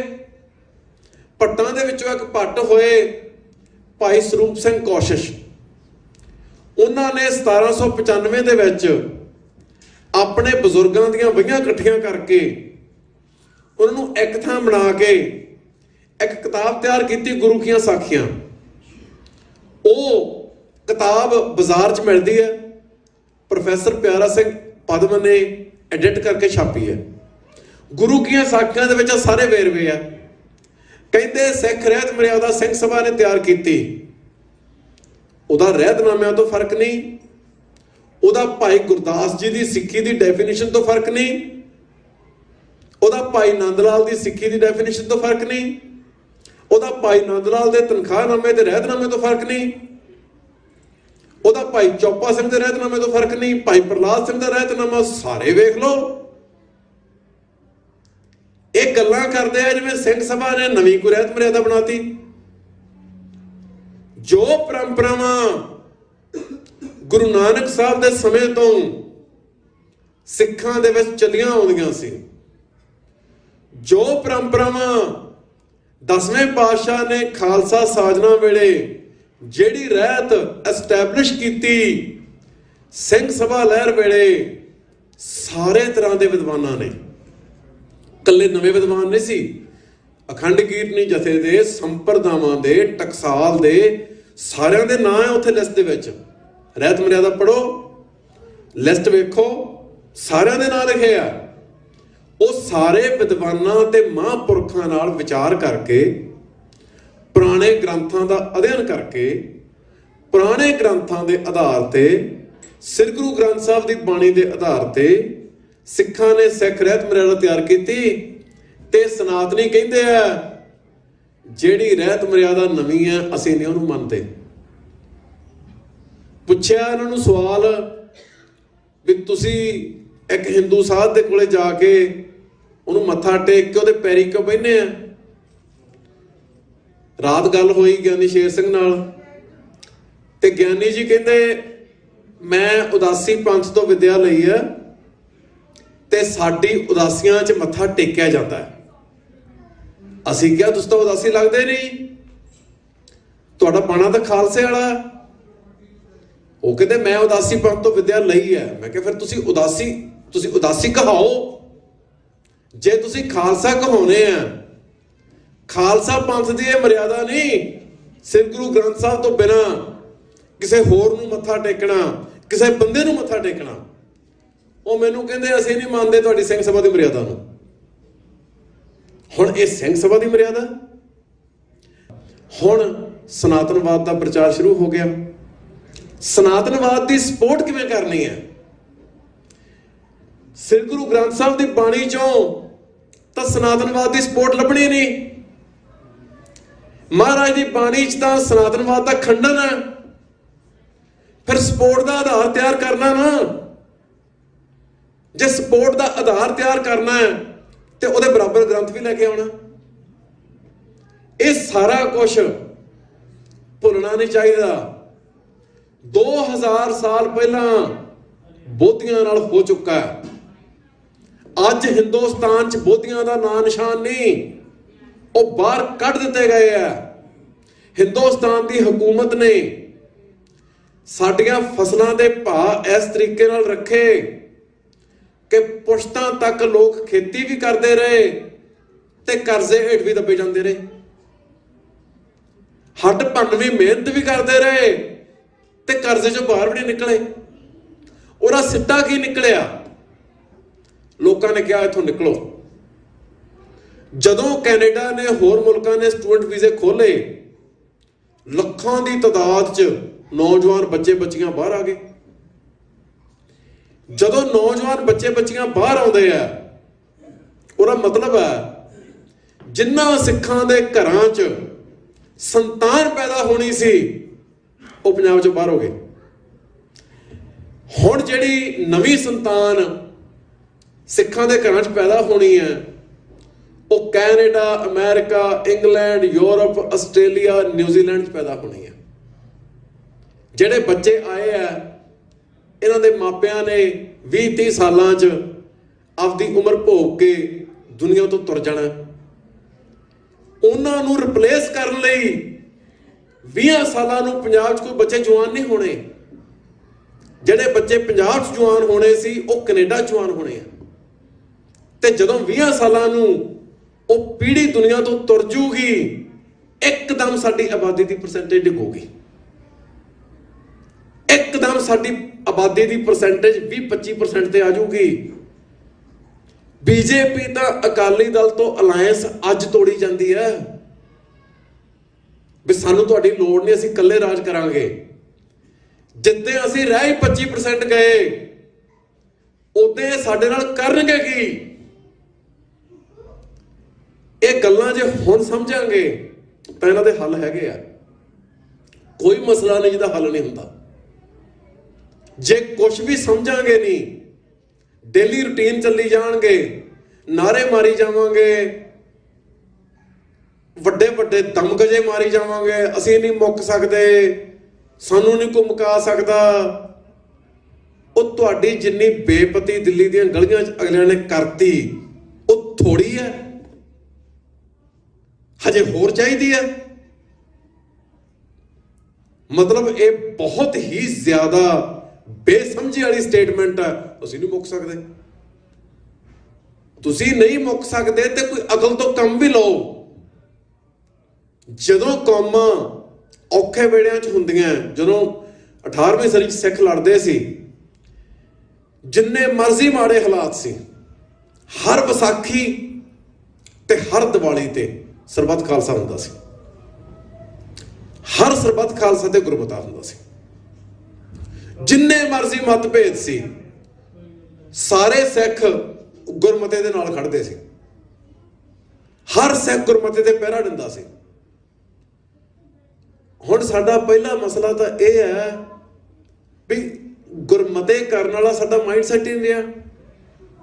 ਸਾਡੇ ਪਰਸਨਲ ਇੰਟਰਸਟ, ਸਾਡੀਆਂ ਇੱਕ ਦੂਜੇ ਨਾਲ ਖੁੰਦਕਾਂ ਉਹ ਇੰਨੀਆਂ ਵੱਡੀਆਂ ਹੋ ਗਈਆਂ। ਗੁਰਮਤੇ ਵਾਲਾ ਸਰਬਸੰਮਤੀ ਕਰਨ ਵਾਲਾ ਮਾਈਂਡ ਸੈਟ ਹੀ ਨਹੀਂ। ਗੁਰਮਤਾ ਤਾਂ ਹੋਊਗਾ ਨਾ ਜੇ ਬੰਦਾ ਕਹੂਗਾ ਠੀਕ ਹੈ, ਜੋ ਹੁੰਦਾ ਠੀਕ ਹੈ, ਜੋ ਪੰਥ ਫੈਸਲਾ ਕਰ ਰਿਹਾ ਅਸੀਂ ਉਹਦੇ ਨਾਲ ਆ, ਉੱਤੇ ਪਹਿਰਾ ਦੇਵਾਂਗੇ। ਕਿਸੇ ਨੂੰ ਘਾਟਾ ਹੋਵੇ, ਕਿਸੇ ਨੂੰ ਫਾਇਦਾ ਹੋਵੇ, ਨਾ ਹੋਵੇ। ਉਹਦੇ ਕਰਕੇ ਇੰਨੀ ਜ਼ਾਲਮ ਹਕੂਮਤ ਦੀ ਐਡੇ ਵੱਡੇ ਕਹਿਰ ਚੱਲਣ ਤੋਂ ਬਾਅਦ ਮਤਲਬ ਜਿਹੜਾ ਆਉਂਦਾ ਸੀ ਉਹ ਕਹਿੰਦਾ ਸੀ ਸਿੱਖਾਂ ਦਾ ਖੁਰਾ ਖੋਜ ਮਟਾਉਣਾ। ਅਬਦੁਲ ਸਮਦ ਖਾਂ, ਜ਼ਕਰੀਆ ਖਾਂ, ਯਾਹਿਆ ਖਾਂ, ਮੀਰ ਮੰਨੂ, ਲਖਪਤ ਰਾਏ, ਜਸਪਤ ਰਾਏ, ਨਾਦਰ ਸ਼ਾਹ, ਅਹਿਮਦ ਸ਼ਾਹ ਅਬਦਾਲੀ, ਉਹਦਾ ਪੁੱਤ ਤੈਮੂਰ ਸ਼ਾਹ, ਉਹਦਾ ਪੁੱਤ ਸ਼ਾਹ ਸ਼ੁਜਾ। ਗਿਣਤੀ ਕਰਨ ਲੱਗੀ ਤੇ ਗਿਣਤੀ ਨਹੀਂ ਹੁੰਦੀ। ਹਰ ਬੰਦੇ ਨੇ ਤਹਈਆ ਕੀਤਾ ਖੁਰਾ ਖੋਜ ਮਟਾਉਣਾ। ਜਦੋਂ ਸਿੱਖ ਤਾਕਤਵਰ ਹੁੰਦੇ ਸੀ, ਪਿੰਡਾਂ 'ਚੋਂ ਸਿੱਖਾਂ ਨੂੰ, ਬੀਬੀਆਂ ਨੂੰ, ਬੱਚਿਆਂ ਨੂੰ ਬੰਨ ਕੇ ਲੈ ਜਾਂਦੇ ਸੀ ਤੇ 100 150 ਬੰਦਾ ਲਾਹੌਰ ਦੇ ਨਖਾਸ ਚੌਕ 'ਚ ਰੋਜ਼ ਉਹਨਾਂ ਦੇ ਸਿਰ ਕਰਮ ਕੀਤੇ ਜਾਂਦੇ ਸੀ। ਉਸ ਹਾਲਾਤ 'ਚੋਂ ਅਸੀਂ ਸਰਵਾਈਵ ਕੀਤਾ। ਪਰ ਉਸ ਹਾਲਾਤ ਤੇ ਅੱਜ ਦੇ ਹਾਲਾਤ ਦਾ ਇੱਕ ਫਰਕ ਹੈ। ਉਦੋਂ ਸਾਡੇ ਮਨ ਨੂੰ ਗੁੰਮਰਾਹ ਕਰਨ ਵਾਲੇ ਡਿਸਕੋਰਸ ਹੈ ਨਹੀਂ ਸੀ। ਉਦੋਂ ਸਾਡੇ ਕੌਮ ਦੇ ਅੰਦਰ ਕੋਈ ਦੁਬਦਾ ਨਹੀਂ ਸੀ। ਅੰਦਰੋਂ ਅਸੀਂ ਇੱਕ ਮੁੱਠ ਸੀ, ਸਿੱਖੀ ਤੇ ਪੱਕੇ ਸੀ। ਹੁਣ ਸਾਡੇ ਅੰਦਰ ਹੀ ਉਹਨਾਂ ਨੇ ਬਹੁਤ ਸਾਰੇ ਵਿਚਾਰ ਚਲਾਏ ਹੋਏ ਆ। ਉਦੋਂ ਦੁਸ਼ਮਣ ਦਿਸਦਾ ਸੀ ਤੇ ਸਿੱਖ ਉਹਦਾ ਸਾਹਮਣਾ ਕਰਦੇ ਸੀ, ਉਹਦੇ ਨਾਲ ਲੜਦੇ ਵੀ ਸੀ, ਉਹਨੂੰ ਮਾਰਦੇ ਵੀ ਸੀ, ਮਰਦੇ ਵੀ ਸੀ। ਹੁਣ ਦੁਸ਼ਮਣ ਦਿਸਦਾ ਨਹੀਂ, ਉਹ ਨਿਹੰਗ ਸਿੰਘਾਂ ਵਾਲੇ ਚੋਲੇ ਪਾ ਕੇ ਸਾਡੇ ਵਿੱਚ ਹੀ ਆ ਗਿਆ। ਉਹ ਅੰਦਰੋਂ ਆਪਰੇਟ ਕਰ ਰਹੇ ਆ। ਕਦੇ ਸੁਖਬੀਰ ਬਾਦਲ ਅੰਦਰੋਂ ਆਪਰੇਟ ਕਰੀ ਜਾਂਦਾ, ਕਦੇ ਨਿਹੰਗ ਕਰੀ ਜਾਂਦੇ ਆ, ਕਦੇ ਕੋਈ ਸੰਪਰਦਾਇ ਕਰੀ ਜਾਂਦੇ ਆ, ਕਦੇ ਕੋਈ ਕਰੀ ਜਾਂਦੇ ਆ। ਅਸੀਂ ਅਵੇਸਲੇ ਆ। ਅਸੀਂ ਇਹਨਾਂ ਗੱਲਾਂ ਨੂੰ ਜਿੰਨੀ ਗੰਭੀਰਤਾ ਨਾਲ ਲੈਣਾ ਚਾਹੀਦਾ ਉਨੀ ਨਾਲ ਨਹੀਂ ਲੈ ਰਹੇ। ਪਰ ਜੇ ਅਸੀਂ ਇਹਨਾਂ ਮਸਲਿਆਂ ਬਾਰੇ ਸੋਚ ਵਿਚਾਰ ਕਰਨੀ ਸ਼ੁਰੂ ਕਰ ਦਈਏ ਤਾਂ ਪੰਜਾਬ ਤੋਂ ਹੋ ਰਹੀ ਡਿਸਪਲੇਸਮੈਂਟ ਸਮੇਤ ਕੋਈ ਮਸਲਾ ਨਹੀਂ ਜਿਹੜਾ ਹੱਲ ਨਹੀਂ ਕੀਤਾ ਜਾ ਸਕਦਾ। ਕੌਮ ਦੇ ਆਗੂਆਂ ਨੂੰ ਜ਼ਿੰਮੇਵਾਰ ਬਣਨ ਦੀ ਲੋੜ ਹੈ। ਕੌਮ ਦੇ ਆਗੂਆਂ ਨੂੰ ਸੂਝਵਾਨ ਹੋਣ ਦਾ ਸਬੂਤ ਦੇਣ ਦੀ ਲੋੜ ਹੈ। ਕੌਮ ਦੇ ਆਗੂਆਂ ਨੂੰ ਆਪਸੀ ਮਤਭੇਦ ਭੁਲਾ ਕੇ ਸਿਰ ਜੋੜ ਕੇ ਬੈਠਣ ਦੀ ਲੋੜ ਹੈ। ਕੰਮ ਜਿਹੜੇ ਆ ਉਹ ਇਕੱਲੇ ਮੈਦਾਨ 'ਚ ਨਹੀਂ ਹੁੰਦੇ, ਕੰਮ ਲਾਇਬ੍ਰੇਰੀਆਂ 'ਚ ਵੀ ਹੁੰਦੇ ਆ, ਕੰਮ ਡਿਸਕਸ਼ਨ ਫੋਰਮ ਦੇ ਵਿੱਚ ਵੀ ਹੁੰਦੇ ਆ। ਸੋ ਅੱਜ ਦਾ ਸਮਾਂ ਬੜਾ ਭਿਆਨਕ ਹੈ। ਸਨਾਤਨਵਾਦ ਸਿੱਖਾਂ ਜਿਵੇਂ ਫੈਲਾਇਆ ਜਾ ਰਿਹਾ, ਇਹ ਸਿੱਖਾਂ ਵਾਸਤੇ ਬਹੁਤ ਵੱਡੀ ਚੁਣੌਤੀ ਹੈ। ਦੁਨੀਆ ਦਾ ਦਸਤੂਰ ਹੈ, ਜਿਹੜਾ ਬੰਦਾ ਜੰਮਿਆ ਉਹਨੇ ਬਿਰਧ ਹੋ ਕੇ ਮਰਨਾ। ਅਸੀਂ ਵੀ ਮਰਨਾ। ਅਸੀਂ ਸਲਾਮਤ ਤਾਂ ਹੀ ਰਹਿ ਸਕਦੇ ਹਾਂ ਜੇ ਅਸੀਂ ਆਪਦੀ ਅਗਲੀ ਪੀੜ੍ਹੀ ਸੰਭਾਲਾਂਗੇ। ਅਗਲਿਆਂ ਨੇ ਸਾਡੀ ਅਗਲੀ ਪੀੜ੍ਹੀ ਦੀ ਸੰਗੀ 'ਚ ਹੱਥ ਪਾ ਲਿਆ। ਅਗਲਿਆਂ ਨੇ ਸਾਡੇ ਨੌਜਵਾਨਾਂ ਨੂੰ ਸਨਾਤਨੀ ਬਣਾ ਕੇ ਉਹਨਾਂ ਦੇ ਮਨ 'ਚ ਇਹ ਭਰਮ ਪਾਤਾ ਕਿ ਅਸਲੀ ਸਿੱਖ ਤੁਸੀਂ ਆ। ਅਗਲਿਆਂ ਨੇ ਸਾਡੇ ਨੌਜਵਾਨਾਂ ਨੂੰ ਨਿਹੰਗ ਸਿੰਘਾਂ ਵਾਲੇ ਬਾਣੇ ਪਵਾ ਕੇ ਨਸ਼ੇ ਕਰਨ ਦੀ ਖੁੱਲ੍ਹ ਦੇਤੀ। ਨਸ਼ੇ ਕਰਨਾ ਲੱਖ ਲਾਹਨਤ ਵਾਲੀ ਗੱਲ ਹੈ। ਨਸ਼ੇ ਕਰਨਾ, ਜਿਹੜਾ ਬੰਦਾ ਨਸ਼ੇ ਕਰਨ ਲੱਗ ਗਿਆ ਉਹ ਤਾਂ ਖਤਮ ਹੈ। ਹਰ ਰੋਜ਼ ਸਰੀਰ ਦੀ ਕੁਦਰਤੀ ਸਮਰੱਥਾ ਘਟੀ ਜਾਣੀ ਹੈ। ਹੁਣ ਸਾਡੀ ਅੱਧੀ ਉਮਰ ਲੰਘ ਗਈ, ਜ਼ਿੰਦਗੀ 'ਚ ਚਾਹ ਕੌਫੀ ਨੂੰ ਮੂੰਹ ਨਹੀਂ ਲਾਇਆ ਤੇ ਸਰੀਰ ਜਾਂਦਾ ਕਿਤੇ ਨਹੀਂ। ਪਾਣੀ ਪੀਂਦੇ ਆ ਸਾਰਾ ਦਿਨ, ਜਿਵੇਂ ਮਰਜ਼ੀ ਕੰਮ ਕਰਦੇ ਆ ਉਹਦਾ। ਜਿਹੜੇ ਬੰਦੇ ਨਸ਼ੇ ਦੇ ਲੱਗ ਗਏ ਉਹ ਤਾਂ ਨਸ਼ਾ ਵਧੀ ਜਾਣਾ ਤੇ ਸਰੀਰ ਅੰਦਰੋਂ ਉਹਨੇ ਖਾਈ ਜਾਣਾ। ਜਵਾਨੀ ਖਤਮ ਕੀਤੀ ਜਾ ਰਹੀ ਹੈ। ਸਿੱਖੀ ਦੇ ਨਾਂ ਤੇ ਗਿਣ ਮਿਥ ਕੇ ਸਾਡੇ ਯੂਥ ਨੂੰ ਬਰਬਾਦ ਕੀਤਾ ਜਾ ਰਿਹਾ। ਇਹ ਸਾਰਾ ਕੁਝ ਇੱਥੇ ਹੀ ਨਾ ਰੋਕਿਆ।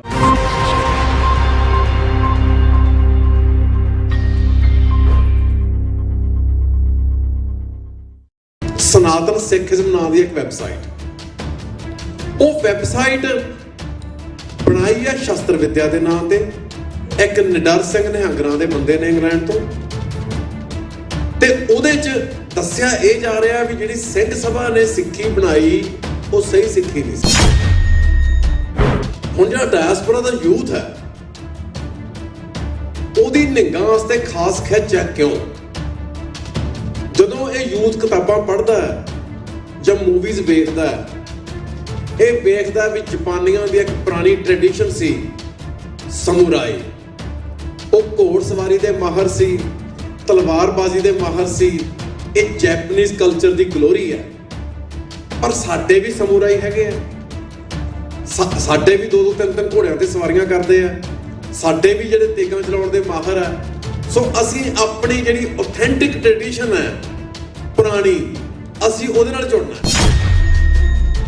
ਜਦੋਂ ਇਹ ਨਵਾਂ ਕੰਮ ਸ਼ੁਰੂ ਹੋਇਆ, ਹੁਣ ਸਾਰੇ ਸ਼ਹਿਰਾਂ 'ਚ ਰਿਪੋਰਟਾਂ ਆ ਰਹੀਆਂ, ਪਹਿਲਾਂ ਨੌਜਵਾਨ ਭੰਗ ਪੀਣ ਲੱਗਦੇ ਆ ਵੀ ਦੇਗ ਆ ਜੀ, ਦੇਗ ਤਾਂ ਛਕਣੀਆਂ ਸੀ। ਜਿਹੜੀ ਭੰਗ ਹੈ ਉਹ ਗੇਟਵੇ ਡਰੱਗ ਹੈ, ਸਾਰੀ ਦੁਨੀਆ ਇਹ ਗੱਲ ਨੂੰ ਸਮਝਦੀ ਹੈ। ਤੁਸੀਂ ਜਵਾਕ ਨੂੰ ਭੰਗ ਤੇ ਲਾਤਾ, ਕੁਝ ਸਾਲ ਉਹ ਭੰਗ ਪੀਂਦਾ ਰਿਹਾ, ਉਹਨੇ ਦੂਜੇ ਖਤਰਨਾਕ ਨਸ਼ੇ ਕਰਨੇ ਹੀ ਕਰਨੇ ਆ। ਸਾਡੀ ਨੌਜਵਾਨੀ ਜਿਹੜੀ ਸਾਡੀ ਕੌਮ ਦਾ ਭਵਿੱਖ ਹੈ, ਉਹਨਾਂ ਨੂੰ ਨਸ਼ਿਆਂ ਤੇ ਲਾ ਕੇ ਇੱਕ ਨਵੀਂ ਨਸਲ ਤਿਆਰ ਕੀਤੀ ਜਾ ਰਹੀ ਹੈ, ਜਿਹਦੀ ਰੈਪੂਟੇਸ਼ਨ ਹੈ ਕਿ ਇਹ ਪੇਡ ਆਫ ਪ੍ਰੋਪਰਟੀਜ਼ ਗਾਉਣ ਵਾਲੀ ਨਸਲ ਹੈ। ਇੱਥੇ ਆ ਕੇ ਹੱਡ ਭੰਨ ਕੇ ਬੰਦਿਆਂ ਨੇ ਮਿਹਨਤ ਕੀਤੀ, ਜਵਾਕ ਪੜ੍ਹਾਏ, ਘਰ ਬਣਾਏ, ਹੋਰ ਪ੍ਰਾਪਰਟੀਆਂ ਬਣਾਈਆਂ, ਤੇ ਉਹਨਾਂ ਨੇ ਇਸ ਕਰਕੇ ਥੋੜਾ ਕੀਤਾ ਵੀ ਕੱਲ ਨੂੰ ਵੱਡੇ ਹੋ ਕੇ ਜਵਾਕ ਨਸ਼ਿਆਂ ਤੇ ਲੱਗ ਜਾਣ ਤੇ ਸਾਰਾ ਕੁਝ ਰੋੜ ਦੇਣ। ਪਹਿਲੀ ਜਨਰੇਸ਼ਨ ਨੇ ਜ਼ਿੰਦਗੀ ਤਾਂ ਜਿਉਂ ਕੇ ਵੇਖੀ ਨਹੀਂ। ਜਿਹੜਾ ਸਨਾਤਨਵਾਦ ਹੈ ਉਹ ਸਿੱਖਾਂ ਦੇ ਅੰਦਰ ਵੜ ਗਿਆ। ਤੁਸੀਂ ਵੀਡੀਓ ਵੇਖਦੇ ਆ, ਨਿੰਗਾ ਸਿੰਘਾਂ ਵਾਲੇ ਬਾਣੇ ਪਾਏ ਆ ਤੇ ਬੰਦੇ ਬੈਠੇ ਹਵਨ ਕਰ ਰਹੇ ਆ। ਬਾਣਾ ਜਿਹੜਾ ਗੁਰੂ ਮਹਾਰਾਜ ਨੇ ਸਾਨੂੰ ਦਿੱਤਾ, ਜੇ ਅਸੀਂ ਸਾਡਾ ਜੀਵਨ ਉਸ ਬਾਣੇ ਦੇ ਪੱਧਰ ਦਾ ਹੋਵੇ ਤਾਂ ਅਸੀਂ ਬਾਣਾ ਪਾਈਏ। ਉਹ ਬਾਣਾ ਰਿਪਰੈਜ਼ੈਂਟ ਕਰਦਾ। ਇੱਥੇ ਬਾਣਾ ਖੇਡ ਬਣ ਗਿਆ, ਬਾਣਾ ਫੈਂਸੀ ਡਰੈਸ ਬਣਾਉਂਦਾ ਇਹਨਾਂ ਨੇ, ਹਰ ਗੱਲ ਦਾ ਤਮਾਸ਼ਾ ਬਣਾਈ ਜਾ ਰਹੇ ਆ। ਬ੍ਰਾਹਮਣਵਾਦ ਇਹ ਕਦੇ ਨਹੀਂ ਕਹਿੰਦਾ ਕਿ ਜਿਹੜਾ ਦਲਿਤ ਹੈ, ਜਿਹਨੂੰ ਉਹ ਅਛੂਤ ਕਹਿੰਦਾ, ਉਹ ਬ੍ਰਹਮ ਗਿਆਨੀ ਬਣ ਸਕਦਾ। ਬ੍ਰਾਹਮਣਵਾਦ ਨਹੀਂ ਇਹ ਕਹਿ ਸਕਦਾ ਕਿ ਸਾਰਿਆਂ ਦੇ ਵਿੱਚ ਇੱਕੋ ਰੱਬ ਦੀ ਜੋਤ ਹੈ, ਸਾਰੇ ਹੀ ਪਵਿੱਤਰ ਹੈ। ਉੱਥੇ ਦਾ ਬ੍ਰਾਹਮਣ ਪਵਿੱਤਰ ਹੈ, ਬਾਕੀ ਅਪਵਿੱਤਰ ਹੈ। ਬੀਜੇਪੀ ਤਾਂ ਅਕਾਲੀ ਦਲ ਤੋਂ ਅਲਾਇੰਸ ਅੱਜ ਤੋੜੀ ਜਾਂਦੀ ਹੈ ਵੀ ਸਾਨੂੰ ਤੁਹਾਡੀ ਲੋੜ ਨਹੀਂ, ਅਸੀਂ ਇਕੱਲੇ ਰਾਜ ਕਰਾਂਗੇ। ਜਿੱਦੇ ਅਸੀਂ ਰਹਿ 25% ਗਏ, ਉਦੇ ਸਾਡੇ ਨਾਲ ਕਰਨਗੇ ਕੀ? ਗੁਰੂ ਰੂਪ ਸਾਧ ਸੰਗਤ ਜੀ, ਫਤਿਹ ਪ੍ਰਵਾਨ ਕਰੋ। ਵਾਹਿਗੁਰੂ ਜੀ ਕਾ ਖਾਲਸਾ, ਵਾਹਿਗੁਰੂ ਜੀ ਕੀ ਫਤਿਹ। ਭਾਈ ਸਾਹਿਬ ਨੇ ਮੈਥੋਂ ਪਹਿਲਾਂ ਬਹੁਤ ਸੋਹਣੀਆਂ ਗੁਰਮਤਿ ਵਿਚਾਰਾਂ ਕੀਤੀਆਂ। ਮੇਰੇ ਬਾਰੇ ਉਹਨਾਂ ਨੇ ਥੋੜ੍ਹੀ ਜਿਹੀ ਜ਼ਿਆਦਾ ਦਰਿਆਦਲੀ ਵਿਖਾਈ ਹੈ, ਉਹਨਾਂ ਦੀ ਬੜੀ ਮਿਹਰਬਾਨੀ। ਪਰ ਮੇਰੀਆਂ ਘਾਟਾਂ ਬੇਅੰਤ ਹੈ ਤੇ ਮੈਂ ਉਹਨਾਂ ਬਾਰੇ ਚੇਤੰਨਵੀ ਹਾਂ। ਜਿਵੇਂ ਭਾਈ ਸਾਹਿਬ ਨੇ ਵੀ ਹੁਕਮ ਕੀਤਾ ਤੇ ਆਪਣੇ ਸਾਰਿਆਂ ਦੇ ਦਿਮਾਗ 'ਚ ਵੀ ਹੈ, ਆਪਾਂ ਸਾਰੇ ਚੇਤੰਨਵੀ ਹਾਂ ਕਿ ਅੱਜ ਜੋ ਹਾਲਾਤ ਹੈ ਜਿਹਦੇ ਵਿੱਚੋਂ ਪੰਥ ਲੰਘ ਰਿਹਾ,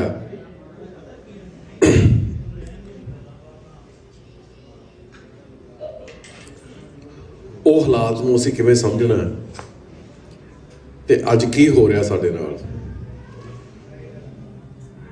10ਵੇਂ ਪਾਤਸ਼ਾਹ ਨੇ ਖਾਲਸਾ ਸਾਜਿਆ, ਜੰਗਾਂ ਹੋਈਆਂ, ਜੰਗਾਂ ਤੋਂ ਬਾਅਦ ਜੁਗ ਕਰਦੀਆਂ ਦੇ ਵਿੱਚੋਂ ਲੰਘੇ ਸਿੱਖ 1849 ਤੱਕ ਬੇਅੰਤ ਕੁਰਬਾਨੀਆਂ ਕਰਕੇ ਸਿੱਖਾਂ ਨੇ ਆਪਣਾ ਰਾਜ ਸਥਾਪਿਤ ਕੀਤਾ। 1849 ਜੋ ਰਾਜ ਖਤਮ ਹੋਇਆ ਤੇ ਨਾਲ ਦੀ ਨਾਲ ਜਿਹੜੀਆਂ ਨਵੀਆਂ ਚੁਣੌਤੀਆਂ ਉਹ ਸ਼ੁਰੂ ਹੋ ਗਈਆਂ।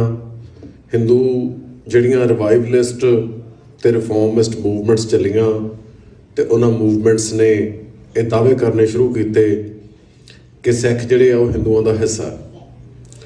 ਹੁਣ ਆਪਾਂ ਸਮਝਣਾ ਹੈ ਵੀ ਹੁਣ ਇਹ ਗੱਲ ਮੋਦੀ ਦੇ ਤਾਕਤ 'ਚ ਆਉਣ ਤੋਂ ਬਾਅਦ ਬਹੁਤ ਜ਼ਿਆਦਾ ਵੱਧ ਗਈ ਹੈ।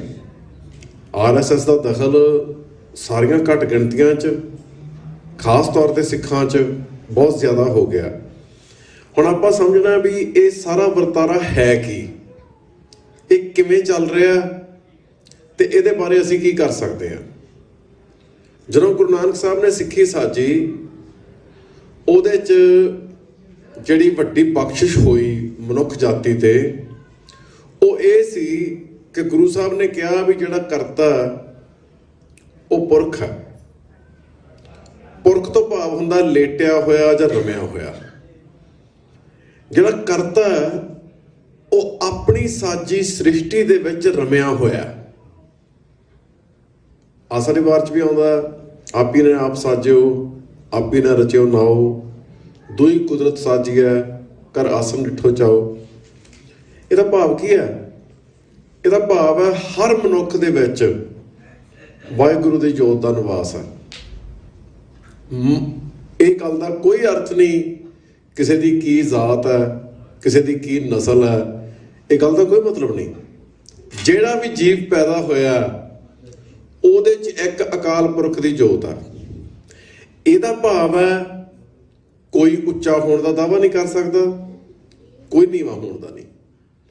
ਜੇ ਉੱਚਾ ਕਿਸੇ ਨੇ ਹੋਣਾ ਉਹਨੇ ਆਪਣੀ ਆਤਮਕ ਕਮਾਈ ਰਾਹੀਂ ਹੋਣਾ। ਜਨਮ ਤੋਂ ਨਾ ਕੋਈ ਉੱਚਾ ਨਾ ਕੋਈ ਨੀਵਾਂ। ਇਹ ਗੱਲ ਗੁਰੂ ਸਾਹਿਬ ਨੇ ਸਥਾਪਿਤ ਕੀਤੀ। ਹੁਣ ਜਦੋਂ ਗੁਰੂ ਸਾਹਿਬ ਨੇ ਇਹ ਗੱਲ ਸਥਾਪਿਤ ਕੀਤੀ, ਉਸ ਵੇਲੇ ਦੋ ਤਰ੍ਹਾਂ ਦੀਆਂ ਰਿਲੀਜੀਅਸ ਐਸਟੈਬਲਿਸ਼ਮੈਂਟ ਸੀ, ਬ੍ਰਾਹਮਣਵਾਦੀ ਤੇ ਇਸਲਾਮੀ। ਹੁਣ ਗੁਰੂ ਨਾਨਕ ਸਾਹਿਬ ਦੇ ਬਾਰੇ ਭਾਈ ਗੁਰਦਾਸ ਜੀ ਕਹਿੰਦੇ ਆ, ਸਿੰਘ ਬੁੱਕੇ ਮਿਰਗਾਵਲੀ ਭੰਨੀ ਜਾਏ ਨ ਧੀਰ ਧਰੋਆ। ਵੀ ਗੁਰੂ ਨਾਨਕ ਸਾਹਿਬ ਸ਼ੇਰ ਵਾਂਗੂ ਬੁੱਕੇ ਤੇ ਲੋਕ ਜਿਵੇਂ ਮਿਰਗਾਂ ਦੀਆਂ ਡਾਰਾਂ ਭੱਜੀਆਂ ਜਾਂਦੀਆਂ ਤੇ ਉਹਨਾਂ ਨੂੰ ਕੋਈ ਧੀਰਜ ਨਹੀਂ ਆਉਂਦਾ ਤੇ ਖੜਦੀਆਂ ਹੀ ਨਹੀਂ ਉਹ। ਇਹ ਗੁਰੂ ਨਾਨਕ ਸਾਹਿਬ ਦਾ ਤੇਜ ਪ੍ਰਤਾਪ ਸੀ। ਆਪਾਂ ਵੇਖੀਏ ਗੁਰੂ ਨਾਨਕ ਸਾਹਿਬ ਨੇ ਸਿੱਖੀ ਜਿਹੜੀ ਹੈ ਉਹ ਇੰਟਰੋਡਿਊਸ ਕਿਵੇਂ ਕਰਾਈ। ਉਦਾਸੀਆਂ ਕਰ ਰਹੇ ਗੁਰੂ ਸਾਹਿਬ, ਉਹ ਜਾ ਕੇ ਪਿੰਡ ਦੇ ਬਾਹਰ ਬੈਠ ਜਾਂਦੇ ਆ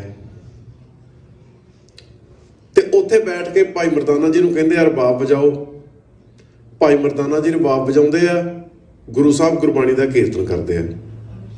ਉਹ ਪਿੰਡ ਜਾਂ ਨਗਰ ਦੀ ਜਿਹੜੀ ਸੰਗਤ ਹੈ, ਜਿਹੜੇ ਉੱਥੋਂ ਦੇ ਲੋਕ ਆ, ਉਹ ਆਉਂਦੇ ਆ, ਗੁਰੂ ਸਾਹਿਬ ਦੇ ਦਰਸ਼ਨ ਕਰਦੇ ਆ, ਉਹਨਾਂ ਦੀ ਬਾਣੀ ਦਾ ਸ਼ਬਦ ਸੁਣਦੇ ਆ, ਮੱਥਾ ਟੇਕਦੇ ਆ, ਗੁਰੂ ਦੇ ਹੋ ਜਾਂਦੇ ਆ। ਇਹਦਾ ਭਾਵ ਕੀ ਹੈ? ਸਿਟੀ ਜਾਂ ਵਿਲੇਜ ਕੀ ਹੈ? ਸਿਟੀ ਜਿਹੜੀ ਪਹਿਲਾਂ ਤੋਂ ਐਸਟੈਬਲਿਸ਼ਡ ਸਿਵਿਲਾਈਜੇਸ਼ਨ ਹੈ, ਸਿਟੀ ਉਹਦਾ ਕਲਚਰਲ ਸੈਂਟਰ ਹੈ। ਸਿਵਿਲਾਈਜੇਸ਼ਨ ਬੈਕਗਰਾਊਂਡ ਦੇ ਵਿੱਚ ਚੱਲਦਾ ਇੱਕ ਬ੍ਰੌਡਰ ਪ੍ਰੋਸੈਸ। ਕਲਚਰ ਜਿਹੜਾ ਉਹ ਜਦੋਂ ਸਿਵਿਲਾਈਜੇਸ਼ਨ ਜਿਹੜੀ ਹੈ ਉਹ ਇੱਕ ਦੇਸ਼ ਦੇ ਵਰਤਾਰੇ ਦੇ ਰੂਪ 'ਚ ਸਾਹਮਣੇ ਆ ਗਈ।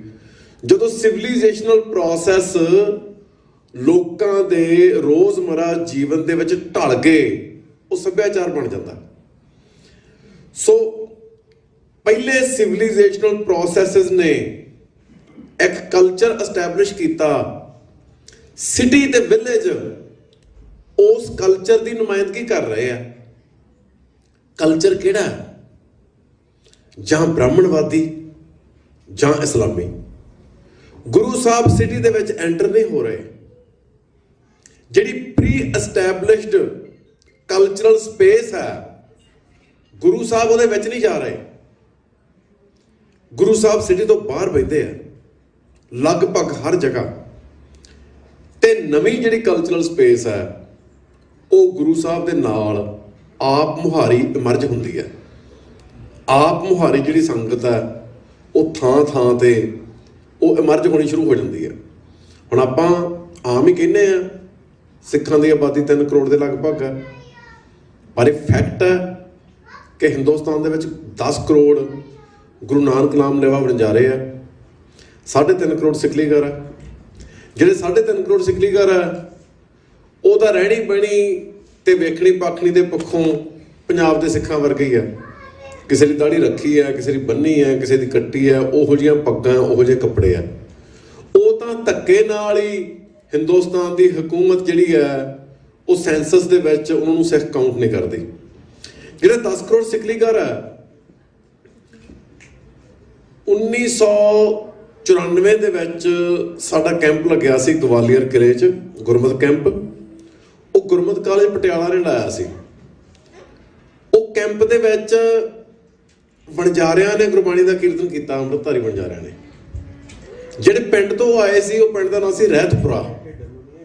ਸਿੱਖ ਰਹਿਤ ਮਰਿਆਦਾ ਦੇ ਨਾਂ ਤੇ ਉਹ ਪਿੰਡ ਦਾ ਨਵਾਂ ਨਾਂ ਰੱਖਿਆ ਸੀ। ਜਿਹੜੇ ਪ੍ਰੋਫੈਸਰਾਂ ਨੇ ਉਹ ਕੈਂਪ ਲਾਇਆ ਸੀ ਉਹਨਾਂ ਪ੍ਰੋਫੈਸਰਾਂ ਦੇ ਵਿੱਚੋਂ ਇੱਕ ਪ੍ਰੋਫੈਸਰ ਤੇ ਕੁਝ ਵਿਦਿਆਰਥੀ ਮਹਾਰਾਸ਼ਟਰ ਦੇ ਵਿੱਚ ਵਣਜਾਰਿਆਂ ਦੇ ਇਲਾਕੇ 'ਚ ਗਏ।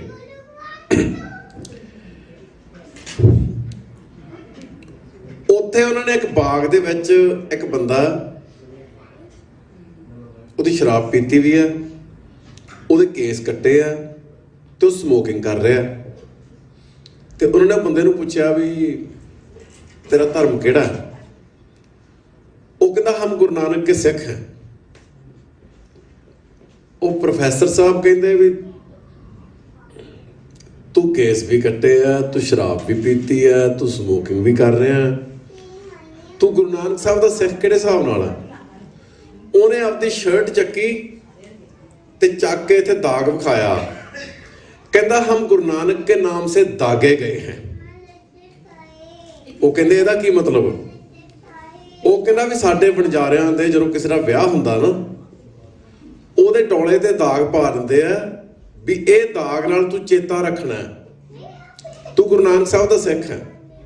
ਹੁਣ ਹੋਇਆ ਕੀ ਸੀ ਵੀ ਵਣਜਾਰਿਆਂ ਦੇ ਗੁਰੂ ਨੇ ਕੋਈ ਵੱਡੀ ਗਲਤੀ ਕੀਤੀ ਤੇ ਵਣਜਾਰਿਆਂ ਨੇ ਉਹਦਾ ਕਤਲ ਕਰਤਾ। ਹਿੰਦੁਸਤਾਨ ਦੇ ਵਿੱਚ ਜਿੰਨੇ ਸਾਧੂ ਸੀ ਉਹਨਾਂ ਨੇ ਕਿਹਾ ਵੀ ਅਸੀਂ ਤੁਹਾਡੇ ਗੁਰੂ ਨਹੀਂ ਬਣਨਾ, ਤੇ ਵਣਜਾਰਿਆਂ ਨੂੰ ਇਹ ਸੀ ਵੀ ਅਸੀਂ ਨਗੁਰੇ ਜਾਵਾਂਗੇ। ਉਸ ਤੋਂ ਬਾਅਦ ਉਦਾਸੀਆਂ ਦੇ ਦੌਰਾਨ ਗੁਰੂ ਨਾਨਕ ਸਾਹਿਬ ਨੇ ਉਹਨਾਂ ਨੂੰ ਦਰਸ਼ਨ ਦਿੱਤੇ ਤੇ ਉਹਨਾਂ ਨੂੰ ਗੱਲ ਨਾਲ ਲਾਇਆ ਤੇ ਜਿੰਨੇ ਵਣਜਾਰਿਆਂ ਬਾਰੇ ਸ਼ਬਦ ਆ ਉੱਥੇ ਗੁਰੂ ਨਾਨਕ ਸਾਹਿਬ ਅਕਾਲ ਪੁਰਖ ਨੂੰ ਨਾਇਕ ਕਹਿ ਰਹੇ ਆ। ਸਗਲ ਭਵਨ ਕੋ ਨਾਇਕੋ, ਵਣਜਾਰਿਆਂ ਦੇ ਕਬੀਲੇ ਦਾ ਮੁਖੀ ਹੁੰਦਾ ਜਿਹੜਾ ਉਹਨੂੰ ਨਾਇਕ ਕਿਹਾ ਜਾਂਦਾ। ਸੋ ਉੱਥੇ ਉਹ ਸ਼ਬਦਾਵਲੀ ਵਰਤੀ ਹੈ। ਸੋ 10 ਕਰੋੜ ਵਣਜਾਰੇ, ਇਹ ਗੱਲ ਮੈਂ ਕਿਉਂ ਕੀਤੀ ਹੈ? ਇਸ ਲਈ ਵੀ ਜਦੋਂ ਗੁਰੂ ਨਾਨਕ ਸਾਹਿਬ ਨੇ ਉਦਾਸੀਆਂ ਕੀਤੀਆਂ ਸਾਨੂੰ ਅੱਜ ਅੰਦਾਜ਼ਾ ਹੀ ਨਹੀਂ ਕਿੰਨੇ ਮੁਲਕਾਂ ਦੀਆਂ ਕਿੰਨੀਆਂ ਸੰਗਤਾਂ ਸਿੱਖੀ ਨਾਲ ਜੁੜ ਗਈਆਂ। ਬਾਅਦ 'ਚ 10ਵੇਂ ਪਾਤਸ਼ਾਹ ਦੇ ਜੋਤੀ ਜੋਤ ਸਮਾਉਣ ਤੋਂ ਬਾਅਦ 'ਚ ਜਿਹੜਾ ਸਮਾਂ ਸਿੱਖਾਂ ਤੇ ਆਇਆ ਉਹ 60-70 ਸਾਲ ਇੰਨੇ ਕੁ ਜ਼ਿਆਦਾ ਭਿਆਨਕ ਸੀ ਵੀ ਉਹਦੇ 'ਚ ਉਹ ਸਾਰਾ ਕੁਝ ਸੰਭਾਲ ਸਕਣਾ ਸਿੱਖਾਂ ਵਾਸਤੇ ਔਖਾ ਸੀ। ਸਿੱਖ ਪੰਜਾਬ 'ਚ ਜਿਹੜੇ ਸਰਵਾਈਵ ਕਰ ਗਏ ਉਹ ਵੀ ਇੱਕ ਵੱਡੀ ਕਰਾਮਾਤ ਹੀ ਹੈ। ਸੋ ਉਹਦਾ ਕੁਝ ਹੋ ਨਹੀਂ ਸਕਦਾ। ਜੇ 10ਵੇਂ ਪਾਤਸ਼ਾਹ ਤੋਂ ਫੌਰਨ ਬਾਅਦ ਜਿਹੜਾ ਰਾਜ ਸਥਾਪਿਤ ਹੋਇਆ, ਜੋ ਰਾਜ ਨਾ ਡਿੱਗਦਾ ਫਿਰ ਸਿੱਖਾਂ ਨੇ ਉਹ ਦੂਰ ਦਰਾਜ ਦੀਆਂ ਸੰਗਤਾਂ ਜਿਹੜੀਆਂ ਸਾਰੀਆਂ ਉਹਨਾਂ ਨਾਲ ਰਾਬਤਾ ਕਰਕੇ ਗੁਰਦੁਆਰਾ ਸਾਹਿਬ ਜਿਹੜੇ ਆ ਉੱਥੇ ਮੇਨਟੇਨ ਕਰਕੇ ਸਾਰਾ ਕੁਛ, ਨਹੀਂ ਤਾਂ ਆਜ਼ਰਬਾਈਜਾਨ ਤੱਕ ਗੁਰਦੁਆਰੇ ਰਹੇ ਆ ਹੁਣ ਤੱਕ। ਉਦਾਸੀ ਡੇਰਾ ਜਿਹੜਾ ਆਜ਼ਰਬਾਈਜਾਨ ਬਾਕੂ ਦੇ ਵਿੱਚ ਉਦਾਸੀ ਡੇਰਾ ਜਿਹੜਾ ਸੀਗਾ, ਅਫਗਾਨਿਸਤਾਨ 'ਚ ਪੁਰਾਣੇ ਗੁਰਦੁਆਰੇ ਉਦੋਂ ਦੇ ਹੁਣ ਤੱਕ ਹੈਗੇ ਆ। ਤਾਲਿਬਾਨ ਦੇ ਪਾਵਰ 'ਚ ਆਉਣ ਤੱਕ ਤਾਂ ਬੜੇ ਵਧੀਆ ਗੁਰਦੁਆਰਾ ਸਾਹਿਬ ਰਹੇ ਉੱਥੇ। ਸੋ ਗੁਰੂ ਨਾਨਕ ਸਾਹਿਬ ਦੇ ਸ਼ਬਦ ਨੂੰ ਸੁਣ ਕੇ ਲੋਕ ਗੁਰੂ ਦੇ ਹੋਏ ਤੇ ਗੁਰੂ ਸਾਹਿਬ ਨੇ ਮੈਸੇਜ ਕੀ ਦਿੱਤਾ? ਜੋ ਕੁਛ ਹੈ ਉਹ ਤੁਹਾਡੇ ਅੰਦਰ ਹੀ ਹੈ, ਜੋ ਕੁਛ ਹੈ ਤੁਹਾਡੀ ਦੇਹੀ 'ਚ ਹੈ। ਦੇਹੀ ਨੂੰ ਖੋਜੋ, ਆਪਣਾ ਰਾਹ ਲੱਭੋ। ਕਿਤੇ ਭੌਣ ਦੀ ਲੋੜ ਨਹੀਂ, ਕਿਤੇ ਜਾਣ ਦੀ ਲੋੜ ਨਹੀਂ। ਜੋਤ ਤੁਹਾਡੇ ਅੰਦਰ ਹੈ, ਤੁਸੀਂ ਅੰਦਰੋਂ ਹੀ ਜਗਾਉਣੀ ਹੈ। ਤੇ ਅੰਦਰ ਕਿਹਦੇ ਹੈ? ਜਿਹੜਾ ਵੀ ਜੀਵ ਧਰਤੀ ਤੇ ਪੈਦਾ ਹੋਇਆ। ਹੁਣ ਪਹਿਲਾ ਬ੍ਰਾਹਮਣਵਾਦੀ ਡਿਸਕੋਰਸ ਕੀ ਸੀ ਕਿ ਰਿਗਵੇਦ ਬੰਦੇ ਦੀ ਲਿਖੀ ਲਿਖਤ ਨਹੀਂ, ਉਹਨਾਂ ਦਾ ਦਾਅਵਾ ਸੀ। ਰਿਸ਼ੀਆਂ ਨੂੰ ਆਕਾਸ਼ਬਾਣੀ ਹੋਈ, ਜਿਹਨੂੰ ਉਹ ਕਹਿੰਦੇ ਸ਼ਰੂਤੀ। ਸ਼ਰੂਤੀ ਦਾ ਮਤਲਬ ਹੈ ਜੋ ਸੁਣਿਆ ਗਿਆ। ਰਿਸ਼ੀਆਂ ਨੇ ਸੁਣਿਆ ਡਿਵਾਈਨ ਵਰਡ ਤੇ ਆਪਣੀ ਮੈਮਰੀ 'ਚ ਪ੍ਰੀਜ਼ਰਵ ਕੀਤਾ ਹਜ਼ਾਰਾਂ ਸਾਲ ਤੱਕ, ਤੇ ਉਸ ਤੋਂ ਬਾਅਦ ਉਹ ਲਿਖਤ ਦੇ ਵਿੱਚ ਆਇਆ। ਤੇ ਉਹਨਾਂ ਨੇ ਸਿਸਟਮ ਬਣਾਏ ਉਹਨੂੰ ਯਾਦ ਰੱਖਣ ਦੇ, ਬੜੇ ਕਮਾਲ ਦੇ ਸਿਸਟਮ। ਬਈ ਵੇਦਾਂ ਦੇ ਮੰਤਰ 1 2 3 4 ਨਾਲ ਯਾਦ ਰੱਖਣੇ ਆ, 2 4 6 ਦੇ ਕਰਮ 'ਚ, 1 3 5 7 ਦੇ ਕਰਮ 'ਚ, ਫਿਰ 100 99 98 100 98 96 ਤੇ 99 97 95। ਉਹ ਇਹ ਸਾਰੇ ਕਰਮਾਂ 'ਚ ਇੱਕ ਇੱਕ ਬੰਦਾ ਵੱਖੋ ਵੱਖਰੇ ਤਰੀਕੇ ਨਾਲ ਮੈਮਰੀ 'ਚ ਰੱਖਦਾ ਸੀ। ਉਹਨਾਂ ਨੇ ਹਜ਼ਾਰਾਂ ਸਾਲ ਵੇਦ ਪ੍ਰੀਜ਼ਰਵ ਕੀਤੇ। ਹੁਣ ਵੇਦਾਂ ਦਾ ਇਹ ਦਾਅਵਾ ਹੈ ਕਿ ਇਹ ਮੈਨ ਮੇਡ ਨਹੀਂ, ਇਹ ਆਕਾਸ਼ਬਾਣੀ ਹੈ ਜਿਹੜੀ ਰਿਸ਼ੀਆਂ ਨੇ ਸੁਣੀ ਤੇ ਅਸੀਂ ਲਿਖੀ। ਉਸ ਸੋ ਕਾਲਡ ਆਕਾਸ਼ਬਾਣੀ ਦੇ ਵਿੱਚ ਇਹ ਲਿਖਿਆ ਕਿ ਬ੍ਰਹਮਾ ਦੇ ਸਿਰ ਚੋਂ ਬ੍ਰਾਹਮਣ ਪੈਦਾ ਹੋਏ, ਛਾਤੀ ਚੋਂ ਕਸ਼ਤਰੀ, ਜੰਗਾਂ ਚੋਂ ਵੈਸ਼ ਤੇ ਪੈਰਾਂ ਚੋਂ ਸ਼ੂਦਰ। ਇਹ ਸ਼ਰੂਤੀ ਡਿਵਾਈਨ ਵਰਡ। ਜਿਹੜੀ ਅਗਲੀ ਟ੍ਰੈਡੀਸ਼ਨ ਆਈ ਉਹਦਾ ਨਾਮ ਹੈ ਸਮ੍ਰਿਤੀ। ਸਮ੍ਰਿਤੀ ਦਾ ਮਤਲਬ ਹੈ what is remembered। ਸੋ ਜਿਹੜੀ ਸ਼ਰੂਤੀ ਨੇ ਪ੍ਰਤਿਮਾਨ ਸਥਾਪਿਤ ਕੀਤੇ, ਸਮ੍ਰਿਤੀ ਦੀ ਪਰੰਪਰਾ ਨੇ ਮੈਮਰੀ ਦੇ ਵਿੱਚੋਂ ਉਹਨਾਂ ਦੇ ਬੇਸਡ ਸੋਸ਼ਲ ਕੋਡ ਬਣਾਏ। ਮਨੂ ਸਮ੍ਰਿਤੀ, ਜਿਹਦਾ ਅਸਲ ਨਾਮ ਮਾਨਵ ਧਰਮ ਸ਼ਾਸਤਰ ਹੈ ਜਾਂ ਗੌਤਮ ਧਰਮ ਸੂਤਰ, ਇਹ ਸਾਰੀਆਂ ਸਮ੍ਰਿਤੀ ਵਾਲੀਆਂ ਟੈਕਸਟ ਹੈ। ਤੇ ਉਹਦੇ 'ਚ ਉਹਨਾਂ ਨੇ ਜਿਹੜੇ 4 ਵਰਨ ਸੀ, ਬ੍ਰਾਹਮਣ ਖੱਤਰੀ ਵੈਸ਼ ਸ਼ੂਦਰ, ਉਹਨਾਂ ਨੂੰ 4 ਅਨੇਕਾਂ ਸੈਂਕੜੇ ਜਾਤਾਂ ਦੇ ਰੂਪ ਦੇ ਵਿੱਚ ਕਲਾਸੀਫਾਈ ਕੀਤਾ। ਹਰ ਜਾਤੀ ਨੂੰ ਕਿੱਤੇ ਅਸਾਈਨ ਕੀਤੇ ਤੇ ਹਰ ਜਾਤੀ ਦਾ ਸਟੇਟਸ ਜਿਹੜਾ ਉਹ ਨਿਸ਼ਚਿਤ ਕੀਤਾ। ਜਿਵੇਂ ਫੋਰ ਐਗਜ਼ਾਮਪਲ ਜਿਹੜੀ ਸ਼ਬਦ ਦਲਿਤ ਹੈ, ਦਲਿਤ ਨੂੰ ਬ੍ਰਾਹਮਣ ਕਹਿੰਦੇ ਆ ਅਛੂਤ। ਸੋ ਸਾਰੇ ਸ਼ੂਦਰ ਅਛੂਤ ਨਹੀਂ, ਅਛੂਤਾਂ ਦੇ ਵਿੱਚੋਂ ਇੱਕ ਲੋਅਰ ਕੈਟੇਗਰੀ ਆ ਜਿਹੜੀ ਦਲਿਤ ਹੈ। ਦਲਿਤ ਜਿਹੜੀ ਆ ਉਹ ਵੀ ਲੋਐਸਟ ਕੈਟੇਗਰੀ ਨਹੀਂ, ਉਦੋਂ ਲੋਐਸਟ ਕੈਟੇਗਰੀ ਆ ਚੰਡਾਲ। ਹੁਣ ਅਛੂਤ ਹੈਗਾ ਅਨਟੱਚੇਬਲ, ਵੀ ਜੋ ਬ੍ਰਾਹਮਣ ਨੂੰ ਹੱਥ ਲਾ ਦੇ, ਬ੍ਰਾਹਮਣ ਦੇ ਚੌਂਕੇ ਨੂੰ ਹੱਥ ਲਾ ਦੇ, ਸਭ ਕੁਝ ਪਿੱਟਿਆ ਜਾਊਗਾ। ਚੰਡਾਲ ਹੈਗਾ ਆਊਟਕਾਸਟ, ਜਿਹਨੂੰ ਪਿੰਡ 'ਚ ਸ਼ਹਿਰ 'ਚ ਆਬਾਦੀ 'ਚ ਰਹਿਣ ਦੀ ਆਗਿਆ ਹੀ ਨਹੀਂ। ਚੰਡਾਲ ਦਾ ਪਰਛਾਵਾਂ ਵੀ ਬ੍ਰਾਹਮਣ ਤੇ ਜਾਂ ਕਿਸੇ ਉਸ ਜਾਤੀ ਤੇ ਪੈ ਜਾਏ ਉਹ ਪਿੱਟਿਆ ਜਾਊਗਾ। ਸੋ ਜਦੋਂ ਜੱਟ ਆਏ ਪੰਜਾਬ ਦੇ ਵਿੱਚ 8ਵੀਂ 9ਵੀਂ ਸਦੀ 'ਚ, ਜੱਟਾਂ ਨੇ ਸਿੰਧ ਦੇ ਇਲਾਕੇ 'ਚ ਰਾਜ ਸਥਾਪਿਤ ਕਰ ਲਿਆ ਤੇ ਬ੍ਰਾਹਮਣਾਂ ਨੂੰ ਮਹਿਸੂਸ ਹੋਇਆ ਵੀ ਇਹ ਤਾਂ ਬੰਦੇ ਖਤਰਨਾਕ ਹੈ, ਸਾਥੋਂ ਡੋਮੈਸਟੀਕੇਟ ਕੀਤੇ ਨਹੀਂ ਜਾਣੇ। ਉਹਨਾਂ ਨੇ ਜੱਟਾਂ ਨੂੰ ਚੰਡਾਲ ਕੈਟੇਗਰੀ 'ਚ ਰੱਖਿਆ, ਸ਼ੂਦਰਾਂ ਤੋਂ ਵੀ ਥੱਲੇ। ਇਹਨਾਂ ਨੇ ਰੈਜ਼ਿਸਟ ਕੀਤਾ। ਸਿੰਧ ਦੇ ਇਲਾਕੇ 'ਚ ਬ੍ਰਾਹਮਣਾਂ ਦੀਆਂ ਜੱਟਾਂ ਨਾਲ ਜੰਗਾਂ ਹੋਈਆਂ, ਉਹ ਜੰਗਾਂ 'ਚੋਂ ਕਮਿਊਨਿਟੀ ਅੜ ਕੇ ਬੈਠ ਗਈ। ਹੁਣ ਇਹ ਹਿੰਦੁਸਤਾਨ ਦਾ ਇਤਿਹਾਸ ਹੈ ਵੀ ਬ੍ਰਾਹਮਣਾਂ ਨੇ ਕਾਸਟ ਸਿਸਟਮ ਬਣਾ ਲਿਆ। ਜਿਹੜੀਆਂ ਬਾਹਰੋਂ ਕਮਿਊਨਿਟੀਆਂ ਆਉਂਦੀਆਂ, ਉਹਨਾਂ ਨੂੰ ਕਿਸੇ ਨੂੰ ਕਹਿਣਾ ਤੁਸੀਂ ਸੂਰਜਵੰਸ਼ੀ ਹੈ, ਕਿਸੇ ਨੂੰ ਚੰਦਰਵੰਸ਼ੀ। ਸੂਰਜਵੰਸ਼ੀ ਚੰਦਰਵੰਸ਼ੀ ਦੀ ਕੈਟੇਗਰੀ 'ਚ ਫਿੱਟ ਕਰਕੇ ਕੋਈ ਨਾ ਕੋਈ ਜਾਤੀ ਅਸਾਈਨ ਕਰ ਦੇਣੀ ਉਹਨਾਂ ਨੂੰ। ਰਾਜਸਥਾਨ ਦੇ ਰਾਜਪੂਤਾਂ ਦੀ ਤੁਸੀਂ ਪੜ੍ਹੋ ਸਾਰੀਆਂ ਜਾਤੀਆਂ ਦਾ ਇਤਿਹਾਸ, ਕੋਈ ਸੂਰਜਵੰਸ਼ੀ ਹੈ, ਕੋਈ ਚੰਦਰਵੰਸ਼ੀ। ਉਹ ਇੱਕ ਮੈਥਡ ਸੀ ਕਾਸਟ ਦੀ ਕੰਸਟਰਕਸ਼ਨ ਦਾ, ਤੇ ਵੈਲ ਐਸਟੈਬਲਿਸ਼ ਹੋ ਚੁੱਕਾ ਸੀ ਗੁਰੂ ਸਾਹਿਬ ਤੱਕ। ਗੁਰੂ ਸਾਹਿਬ ਕਹਿੰਦੇ ਇਹਦਾ ਕੋਈ ਮਤਲਬ ਨਹੀਂ। ਦੋ ਤਰ੍ਹਾਂ ਦੀਆਂ ਪਾਬੰਦੀਆਂ ਲੱਗੀਆਂ ਜਾਤੀ ਸਿਸਟਮ ਨਾਲ ਬੰਦੇ ਤੇ। ਇੱਕ, ਉਹ ਆਪਦੀ ਮਨਮਰਜ਼ੀ ਦਾ ਕਿੱਤਾ ਨਹੀਂ ਕਰ ਸਕਦਾ। ਦੂਜਾ, ਉਹ ਕਿਸੇ ਆਤਮਿਕ ਸਫ਼ਰ ਤੇ ਨਹੀਂ ਤੁਰ ਸਕਦਾ। ਆਤਮਿਕ ਸਫ਼ਰ ਜਿਹੜਾ ਉਹ ਉੱਚ ਜਾਤੀਆਂ ਵਾਸਤੇ ਰਹਿ ਗਿਆ ਵੀ ਸ਼ੰਭੂ ਰਿਸ਼ੀ ਜਿਹੜਾ ਦਲਿਤ ਹੈ ਜੋ ਭਗਤੀ ਕਰ ਰਿਹਾ, ਤੇ ਰਾਮਚੰਦਰ ਹਿੰਦੂ ਦੇਵਤਾ ਉਹਨੂੰ ਕਹਿੰਦਾ ਵੀ ਤੂੰ ਬਹੁਤ ਵੱਡਾ ਭਗਤ ਹੈ, ਤੂੰ ਭਗਤੀ ਕਰ ਰਿਹਾ, ਰਿਸ਼ੀ ਹੈ, ਮੈਂ ਤੇਰਾ ਸਤਿਕਾਰ ਕਰਦਾ, ਪਰ ਤੂੰ ਵੇਦਾਂ ਦੀ ਤੋਂ ਚੱਲੀ ਪੁਰਾਣੀ ਪਰੰਪਰਾ ਦੀ ਵਾਇਲੇਸ਼ਨ ਕੀਤੀ ਹੈ, ਇਸ ਲਈ ਮੈਨੂੰ ਤੈਨੂੰ ਮਾਰਨਾ ਪੈਣਾ। ਤੇ ਭਗਤੀ ਕਰਨ ਦੇ ਦੋਸ਼ 'ਚ ਸ਼ੰਭੂ ਰਿਸ਼ੀ ਦਾ ਕਤਲ ਹੁੰਦਾ। ਸੋ ਜਿਹੜੀ ਜਦੋਂ 10ਵੇਂ ਪਾਤਸ਼ਾਹ ਨੇ ਅੰਮ੍ਰਿਤ ਛਕਾਇਆ, ਉਦੋਂ ਕੀ ਕਿਹਾ ਸਿੱਖਾਂ ਨੂੰ ਕਰਨ ਨੂੰ? ਕਰਮਨਾਸ਼, ਧਰਮਨਾਸ਼, ਕਿਰਤਨਾਸ਼, ਕੁਲਨਾਸ਼, ਭਰਮਨਾਸ਼। ਇਹਦਾ ਕੀ ਅਰਥ ਹੈ? ਕਿਰਤ ਜਿਹੜੀ ਹੈ ਉਹ ਕਿਹਨੇ ਅਸਾਈਨ ਕੀਤੀ ਆ ਲੋਕਾਂ ਨੂੰ? ਮਾਨਵ ਧਰਮ ਸ਼ਾਸਤਰ, ਗੌਤਮ ਧਰਮ ਸੂਤਰ, ਉਹ ਹਿੰਦੂਆਂ ਦੀਆਂ ਧਰਮ ਦੀਆਂ ਡੈਫੀਨੇਸ਼ਨਸ ਇਹਨਾਂ ਗ੍ਰੰਥਾਂ ਦੇ ਵਿੱਚ ਪਈਆਂ। ਕਿਰਤ ਉਹ ਕਿਵੇਂ ਅਸਾਈਨ ਕਰਦੇ ਆ ਬੰਦੇ ਨੂੰ? ਵੀ ਬੰਦੇ ਦਾ ਮੌਜੂਦਾ ਜਨਮ ਉਹਦੇ ਪੂਰਬਲੇ ਜਨਮਾਂ ਦੇ ਮਾੜੇ ਜਾਂ ਚੰਗੇ ਕਰਮਾਂ ਕਰਕੇ ਹੋਇਆ। ਜਿਹਨੇ ਮਾੜੇ ਕਰਮ ਕੀਤੇ ਉਹ ਨੀਵੀਂ ਜਾਤੀ 'ਚ ਪੈਦਾ ਹੋਇਆ, ਜਿਹਨੇ ਚੰਗੇ ਕਰਮ ਕੀਤੇ ਉਹ ਉੱਚ ਜਾਤੀ 'ਚ ਪੈਦਾ ਹੋਇਆ। ਸੋ ਇਸ ਜਨਮ ਦੇ ਵਿੱਚ ਜੇ ਬੰਦਾ ਨੀਵੀਂ ਜਾਤੀ 'ਚ ਪੈਦਾ ਹੋਇਆ ਤੇ ਉਹ ਖੁਦ ਉਹਦੇ ਲਈ ਦੋਸ਼ੀ ਹੈ, ਕਿਸੇ ਦਾ ਕੋਈ ਕਸੂਰ ਨਹੀਂ।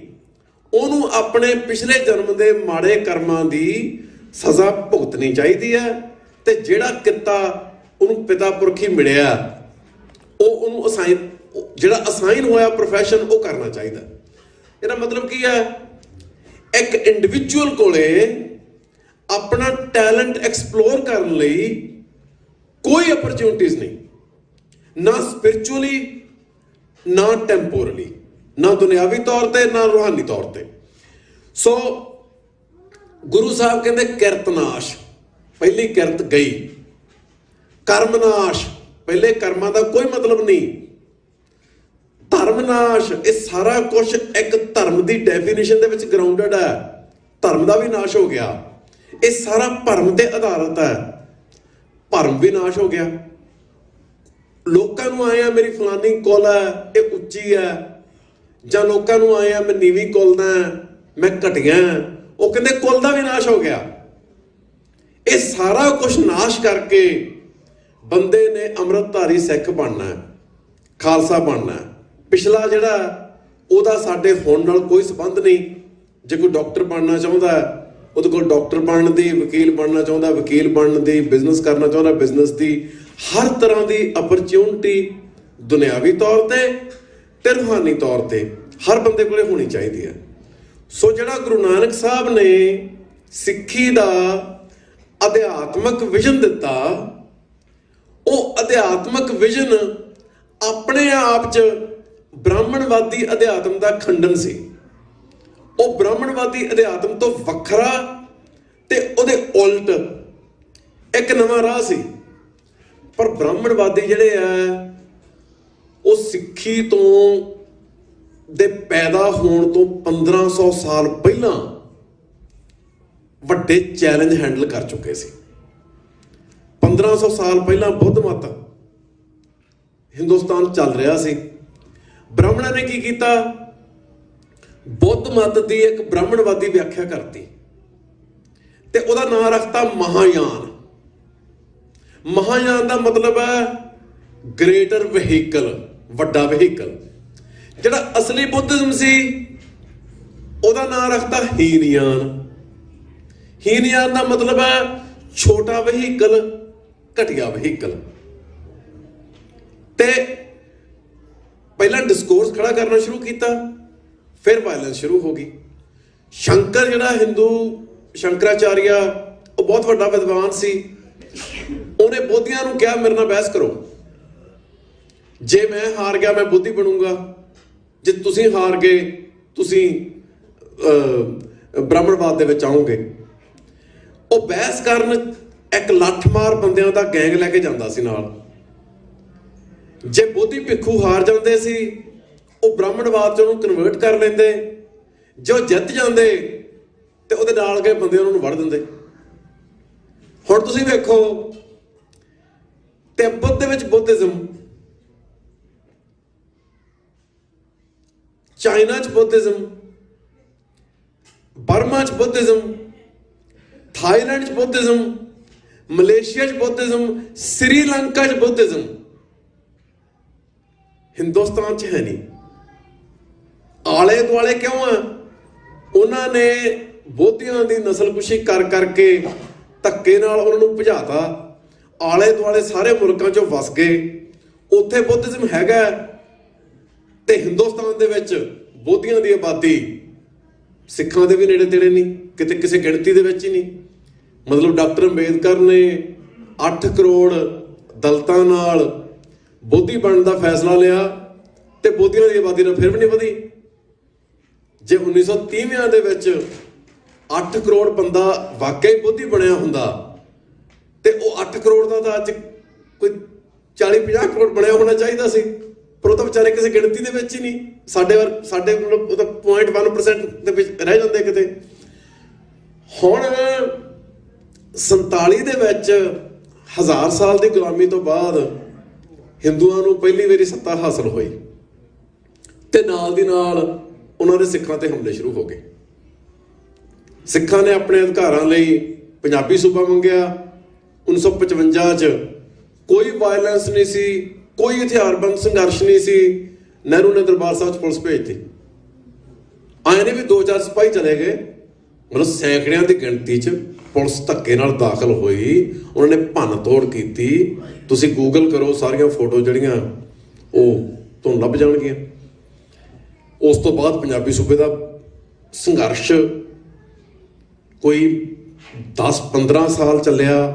1966 ਦੇ ਵਿੱਚ ਜਿਹੜੀ ਪੰਜਾਬ ਨੂੰ ਲਿੰਗੁਇਸਟਿਕ ਸਟੇਟ ਬਣਾਇਆ, ਬਾਕੀ ਸੂਬੇ ਜਿਹੜੇ ਸੀ ਆਂਧਰਾ ਪ੍ਰਦੇਸ਼ ਉਹ ਸ਼ੁਰੂ 'ਚ ਹੀ ਬਣ ਗਏ। 47 ਤੋਂ ਬਾਅਦ ਫੌਰਨ ਬਾਅਦ ਹੀ 50-51 ਤੱਕ ਸਾਰਾ ਕੁਝ ਹੋ ਗਿਆ। ਪੰਜਾਬੀ ਸੂਬਾ ਨਹੀਂ ਬਣਿਆ। ਫਿਰ ਸਿੱਖਾਂ ਨੇ ਸਿੱਖ ਹੋਮਲੈਂਡ ਲਈ ਸੰਘਰਸ਼ ਕੀਤਾ 1965 ਤੋਂ ਸ਼ੁਰੂ ਹੋ ਕੇ, ਉਹ ਕਿਤੇ ਨਹੀਂ ਗਿਆ। 1973 'ਚ ਸਰਦਾਰ ਕਪੂਰ ਸਿੰਘ ਨੇ ਅਨੰਦਪੁਰ ਸਾਹਿਬ ਦਾ ਮਤਾ ਲਿਖਿਆ।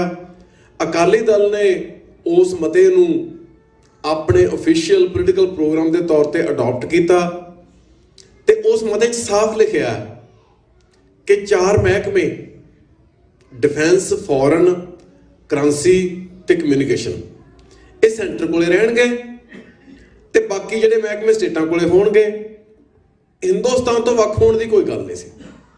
ਹੁਣ ਜਿਹੜੀ ਆਟੋਨਮੀ ਅਨੰਦਪੁਰ ਸਾਹਿਬ ਦੇ ਮਤੇ 'ਚ ਸਿੱਖ ਪੰਜਾਬ 'ਚ ਮੰਗ ਰਹੇ ਸੀ, ਉਹ ਉਹੀ ਆਟੋਨਮੀ ਹੈ ਜਿਹੜੀ ਕੈਨੇਡਾ 'ਚ ਮੌਂਟਰੀਅਲ ਕੋਲੇ ਆ, ਅੰਟਾਰੀਓ ਕੋਲੇ ਆ, BC ਕੋਲੇ ਆ, ਜਾਂ ਅਮਰੀਕਾ 'ਚ ਕੈਲੀਫੋਰਨੀਆ ਕੋਲੇ ਆ, ਟੈਕਸਸ ਕੋਲੇ ਆ, ਨਿਊਯਾਰਕ ਕੋਲੇ ਆ।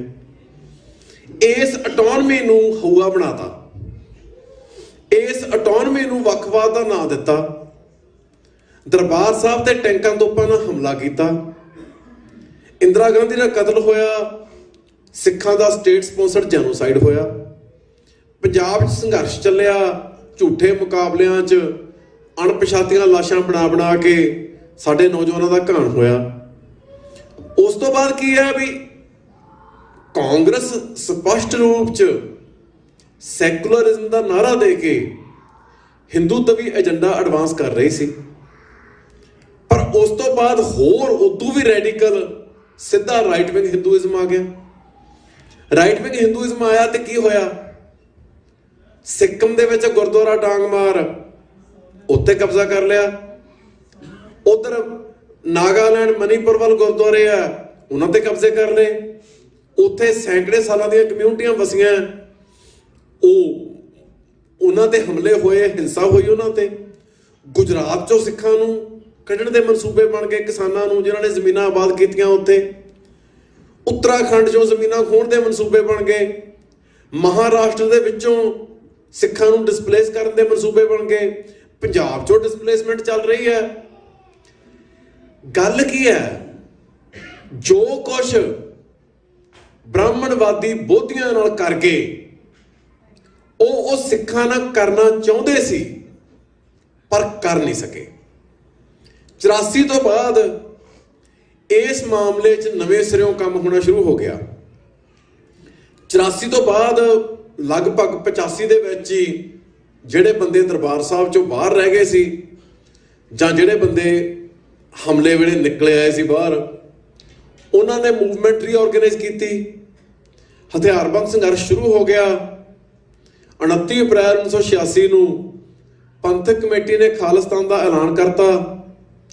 ਇੰਡੀਅਨ ਸਟੇਟ ਜਿਹੜੀ ਹੈ ਉਹਦੇ ਲਈ ਇਹ ਵੱਡੀ ਗੱਲ ਹੈ ਕਿ ਐਡਾ ਹਮਲਾ ਹੋਇਆ, ਆਪਰੇਸ਼ਨ ਵੁੱਡਰੋਜ਼ ਹੋਇਆ, ਜਿਹਦੇ 'ਚ ਜੁਲਾਈ 1984 ਤੋਂ ਲੈ ਕੇ ਅਪ੍ਰੈਲ 1985 ਤੱਕ ਜਿਹੜਾ ਬਾਰਡਰ ਰੀਜਨ ਹੈ ਮਾਝੇ ਦਾ, ਉਹ 'ਚ ਲਗਾਤਾਰ ਨੌਜਵਾਨਾਂ ਦੀ ਨਸਲਕੁਸ਼ੀ ਹੋਈ।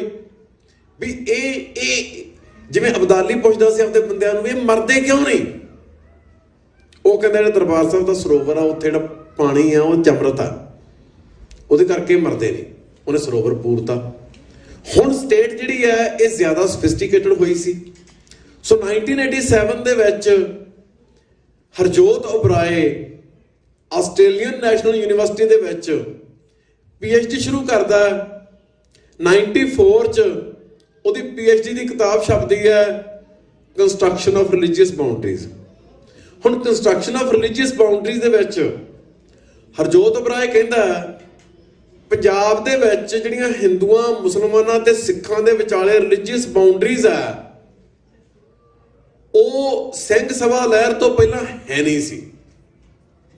ਲੋਕੀ ਰਲੇ ਮਿਲੇ ਸੀ, ਉਹੀ ਦੇਵੀ ਦੇ ਜਾਂਦੇ ਸੀ, ਉਹੀ ਸੂਫੀਆਂ ਦੇ ਜਾਂਦੇ ਸੀ, ਉਹੀ ਸਾਰਾ ਕੁਝ। ਹੁਣ 10ਵੇਂ ਪਾਤਸ਼ਾਹ ਤੋਂ ਬਾਅਦ ਪੰਜਾਬ ਦੀ ਧਰਤੀ ਤੇ ਲਗਾਤਾਰ ਅੰਮ੍ਰਿਤ ਸੰਚਾਰ ਹੁੰਦਾ ਰਿਹਾ। ਲਗਾਤਾਰ ਖਾਲਸੇ ਦੀ ਬਹੁਤ ਵੱਡੀ ਪ੍ਰੈਜ਼ੈਂਸ ਰਹੀ। ਜਿਹੜੇ ਲੋਕ ਖਾਲਸਾ ਫੌਜ ਦੇ ਵਿੱਚ ਸ਼ਾਮਲ ਹੋ ਕੇ ਬੰਦ-ਬੰਦ ਕਟਾਉਂਦੇ ਰਹੇ, ਚਰਖੜੀਆਂ ਤੇ ਚੜ੍ਹਦੇ ਰਹੇ, 60-70 ਸਾਲ ਮੁਗਲਾਂ ਤੇ ਅਫਗਾਨਾਂ ਨਾਲ ਲੜੇ, ਉਹ ਸੈਂਸ ਆਫ ਆਇਡੈਂਟੀਟੀ ਤੋਂ ਬਿਨਾਂ ਹੀ ਲੜ ਲਏ। ਜੇ ਰਿਲੀਜੀਅਸ ਬਾਉਂਡਰੀਜ਼ ਹੈ ਨਹੀਂ ਸੀ, ਫਿਰ ਜਦੋਂ ਮੁਸਲਮਾਨ ਜਹਾਦ ਦੀ ਕਾਲ ਦਿੰਦੇ ਸੀ ਮੁਗਲ, ਤੇ ਪੰਜਾਬ ਦੇ ਪਿੰਡਾਂ ਸ਼ਹਿਰਾਂ ਦੇ ਮੁਸਲਮਾਨ ਮੁਗਲ ਆਰਮੀ 'ਚ ਸ਼ਾਮਲ ਕਿਉਂ ਹੁੰਦੇ ਸੀ? 15,000 ਦੀ ਆਰਮੀ ਸੀ ਵਜ਼ੀਰ ਖਾਨ ਕੋਲੇ, 15,000 ਜਹਾਦੀ ਆਇਆ, 30,000 ਬੰਦਾ ਲੈ ਕੇ ਵਜ਼ੀਰ ਖਾਨ ਨੇ ਚੱਪੜਚਿੜੀ 'ਚ ਬਾਬਾ ਬੰਦਾ ਸਿੰਘ ਬਹਾਦਰ ਦਾ ਸਾਹਮਣਾ ਕੀਤਾ। ਉਦੋਂ ਬਾਅਦ ਜਿੰਨੀ ਵਾਰੀ ਮਿਸਲਾਂ ਦੇ ਵੇਲੇ ਸਿੱਖ ਭਾਰੂ ਪੈਂਦੇ ਰਹੇ ਆ, ਓਨੀ ਵਾਰੀ ਜਹਾਦ ਦੀ ਕਾਲ ਦਿੱਤੀ ਆ, ਓਨੀ ਵਾਰੀ ਜਹਾਦੀ ਆਏ ਆ। ਜਹਾਦੀ ਕੌਣ ਸੀ? ਆਮ ਪਿੰਡਾਂ 'ਚ ਵਸਦੇ ਮੁਸਲਮਾਨ। ਜੇ ਜਹਾਦ ਦੀ ਕਾਲ ਨੂੰ ਪੋਜ਼ਿਟਿਵ ਰਿਸਪੌਂਸ ਮਿਲ ਰਿਹਾ, ਇਹਦਾ ਮਤਲਬ ਕੀ ਆ? ਰਿਲੀਜੀਅਸ ਬਾਉਂਡਰੀਜ਼ ਸਿੰਘ ਸਭਾ ਲਹਿਰ ਨੇ ਨਹੀਂ ਬਣਾਈਆਂ। ਰਿਲੀਜੀਅਸ ਬਾਉਂਡਰੀਜ਼ ਹੈਗੀਆਂ ਸੀ, ਸਦਾ ਹੀ ਹੈਗੀਆਂ ਸੀ। ਸਿੱਖੀ ਜਿਹੜੀ ਹੈ ਉਹ ਨਿਆਰਾ ਧਰਮ ਹੈ। ਉਹ ਗੁਰੂ ਸਾਹਿਬ ਨੇ ਕਿਹਾ, ਨਾ ਹਮ ਹਿੰਦੂ ਨਾ ਮੁਸਲਮਾਨ, ਇਹ ਨਾ ਕੋ ਹਿੰਦੂ ਨਾ ਮੁਸਲਮਾਨ। ਗੁਰਬਾਣੀ ਦੇ ਵਿੱਚ ਨਾ ਹਮ ਹਿੰਦੂ ਨਾ ਮੁਸਲਮਾਨ, ਅੱਲਾ ਰਾਮ ਕੇ ਪਿੰਡ ਪ੍ਰਾਣ। ਹੁਣ ਆਪਾਂ ਗੱਲ ਕੀ ਕਰ ਰਹੇ ਹਾਂ ਵੀ ਹੁਣ ਜਦੋਂ ਦਾ ਮੋਦੀ ਪ੍ਰਧਾਨ ਮੰਤਰੀ ਬਣਿਆ, RSS ਨੇ ਜ਼ਿਆਦਾ ਸਿਰ ਚੁੱਕਿਆ ਤੇ ਸਨਾਤਨਵਾਦ ਦਾ ਜ਼ਿਆਦਾ ਪ੍ਰਚਾਰ ਹੋ ਰਿਹਾ। ਸਕੂਲਾਂ 'ਚ ਯੋਗਾ ਇੰਟਰੋਡਿਊਸ ਕਰਾ ਰਹੇ ਆ, ਸੰਸਕ੍ਰਿਤ ਇੰਟਰੋਡਿਊਸ ਕਰਾ ਰਹੇ ਆ।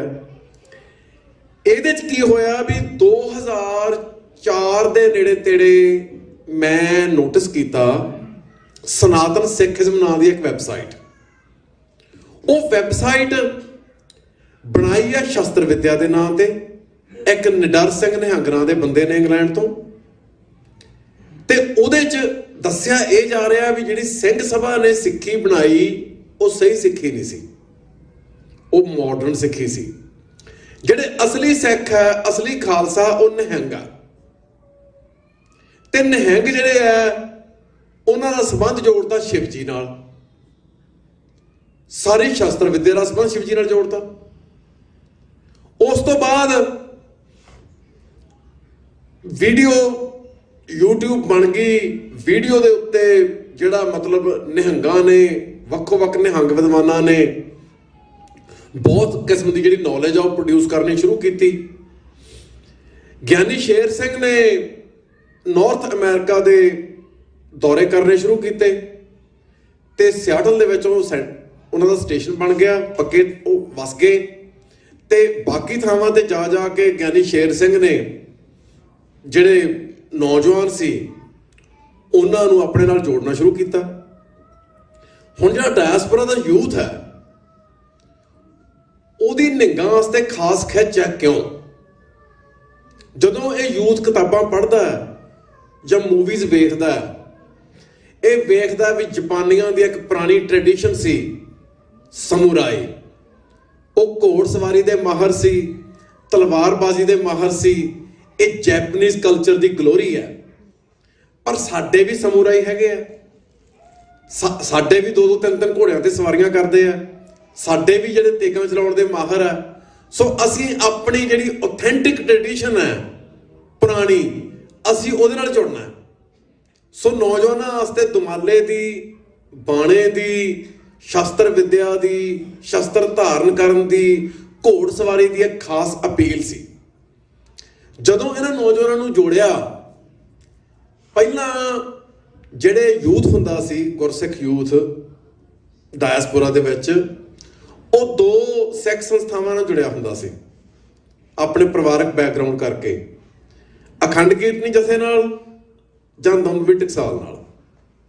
ਜਿਹੜਾ ਯੂਥ ਇਹਨਾਂ 2 ਸੰਸਥਾਵਾਂ ਨਾਲ ਜੁੜਿਆ ਸੀ ਉਹ ਸਿੱਖਾਂ ਦੀ ਆਜ਼ਾਦੀ ਦਾ ਮਦਈ ਹੁੰਦਾ ਸੀ, ਖਾਲਿਸਤਾਨ ਤੇ ਖੜਦਾ ਸੀ। 84 ਬਾਰੇ ਉਹਨਾਂ ਨੌਜਵਾਨਾਂ ਨੇ ਬਹੁਤ ਜ਼ਿਆਦਾ ਫੋਰਮ ਚਲਾਏ।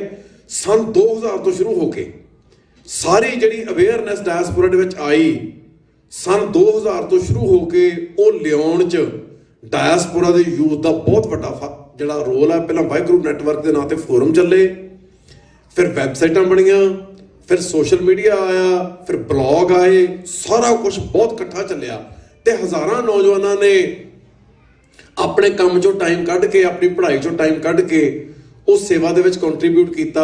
ਅਸੀਂ ਉਹਨਾਂ ਨੌਜਵਾਨਾਂ ਦੇ ਨਾਮ ਨਹੀਂ ਜਾਣਦੇ। ਉਹਨਾਂ ਨੌਜਵਾਨਾਂ 'ਚੋਂ ਕੋਈ ਨਸ਼ਾ ਨਹੀਂ ਸੀ ਕਰਦਾ, ਕੋਈ ਕੁਰੈਤ ਨਹੀਂ ਸੀ ਕਰਦਾ, ਕੋਈ ਭੰਗ ਨਹੀਂ ਸੀ ਪੀਂਦਾ, ਕੋਈ ਚਿੱਟਾ ਨਹੀਂ ਸੀ ਲਾਉਂਦਾ, ਕੋਈ ਸ਼ਰਾਬ ਨਹੀਂ ਸੀ ਪੀਂਦਾ, ਕੋਈ ਨੈਗੇਟਿਵ ਰਿਪੋਰਟ ਨਹੀਂ ਸੀ ਉਹਨਾਂ ਦੀ। ਤਾਂ ਲਾਈਫ 'ਚ ਬੜੇ ਸਕਸੈਸਫੁਲ ਹੈ ਨੌਜਵਾਨ। ਕੋਈ ਡਾਕਟਰ ਹੈ, ਕੋਈ ਵਕੀਲ ਹੈ, ਕਿਸੇ ਦਾ ਬਿਜ਼ਨਸ ਹੈ, ਬੜੇ ਵੈਲ ਸੈਟਲਡ ਆ ਸਾਰੇ। ਜਦੋਂ ਇਹ ਨਵਾਂ ਕੰਮ ਸ਼ੁਰੂ ਹੋਇਆ, ਹੁਣ ਸਾਰੇ ਸ਼ਹਿਰਾਂ 'ਚ ਰਿਪੋਰਟਾਂ ਆ ਰਹੀਆਂ। ਪਹਿਲਾਂ ਨੌਜਵਾਨ ਭੰਗ ਪੀਣ ਲੱਗਦੇ ਆ ਵੀ ਦੇਗ ਹੈ ਜੀ, ਦੇਗ ਤਾਂ ਛਕਣੀ ਆ ਸੀ। ਹੁਣ ਭੰਗ ਹੈ ਜਿਹੜੀ ਉਹ ਗੇਟਵੇ ਡਰੱਗ ਹੈ। ਹੁਣ ਡਰੱਗ ਦੇ ਵਿੱਚ ਜਿਵੇਂ ਕੀ ਆ, ਹੁਣ ਮੈਂ ਚਾਹ ਨਹੀਂ ਪੀਂਦਾ, ਮੈਂ ਸਵੇਰੇ ਉੱਠਦਾ ਪਾਣੀ ਦਾ ਗਲਾਸ ਪੀਣਾ, ਮੈਨੂੰ ਕੋਈ ਫਰਕ ਨਹੀਂ ਪੈਂਦਾ। ਹੁਣ ਸਾਡੇ ਪਰਿਵਾਰਾਂ ਦੇ ਜਿਹੜੇ ਮੈਂਬਰ ਚਾਹ ਤੇ ਲੱਗੇ ਆ, ਉਹਨਾਂ ਦਾ ਸਵੇਰੇ ਚਾਹ ਪੀਤੇ ਬਗੈਰ ਸਰੀਰ ਚੱਲਦਾ ਹੀ ਨਹੀਂ। ਜਿਹੜੇ ਲੋਕ ਅਫੀਮ ਖਾਂਦੇ ਆ, ਉਹ ਬਹੁਤ ਥੋੜੀ ਅਫੀਮ ਤੋਂ ਸ਼ੁਰੂ ਕਰਦੇ ਆ, ਫਿਰ ਉਹ ਵੱਧਦੀ ਜਾਂਦੀ ਹੈ। ਕਾਰਨ ਕੀ ਹੈ? ਸਮੇਂ ਨਾਲ ਜਿਹੜੀ ਡਰੱਗ ਆ ਉਹ ਸਰੀਰ ਤੇ ਅਸਰ ਕਰਨੋਂ ਹਟ ਜਾਂਦੀ ਹੈ ਤੇ ਉਹ ਵਧਾਉਣੀ ਪੈਂਦੀ ਹੈ।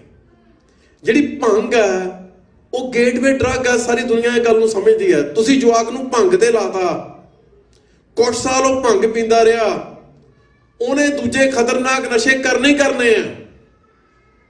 ਸਾਡੀ ਨੌਜਵਾਨੀ ਜਿਹੜੀ ਸਾਡੀ ਕੌਮ ਦਾ ਭਵਿੱਖ ਹੈ, ਉਹਨਾਂ ਨੂੰ ਨਸ਼ਿਆਂ ਤੇ ਲਾ ਲਾ ਕੇ ਇੱਕ ਨਵੀਂ ਨਸਲ ਤਿਆਰ ਕੀਤੀ ਜਾ ਰਹੀ ਹੈ, ਜਿਹਦੀ ਰੈਪੂਟੇਸ਼ਨ ਹੈ ਕਿ ਇਹ ਪੇਡ ਆਫ ਪ੍ਰੋਪਰਟੀਜ਼ ਗਾਉਣ ਵਾਲੀ ਨਸਲ ਹੈ। ਹੁਣ ਜਿਹੜੀ ਆ ਜਨਰੇਸ਼ਨ ਸਾਡੇ ਸਾਹਮਣੇ ਬੈਠੀ ਹੈ, ਬਹੁਤਿਆਂ ਨੂੰ ਇੰਗਲਿਸ਼ ਵੀ ਨਹੀਂ ਸੀ ਆਉਂਦੀ, ਫ੍ਰੈਂਚ ਆਉਣੀ ਤਾਂ ਬਹੁਤ ਵੱਡੀ ਗੱਲ ਹੈ।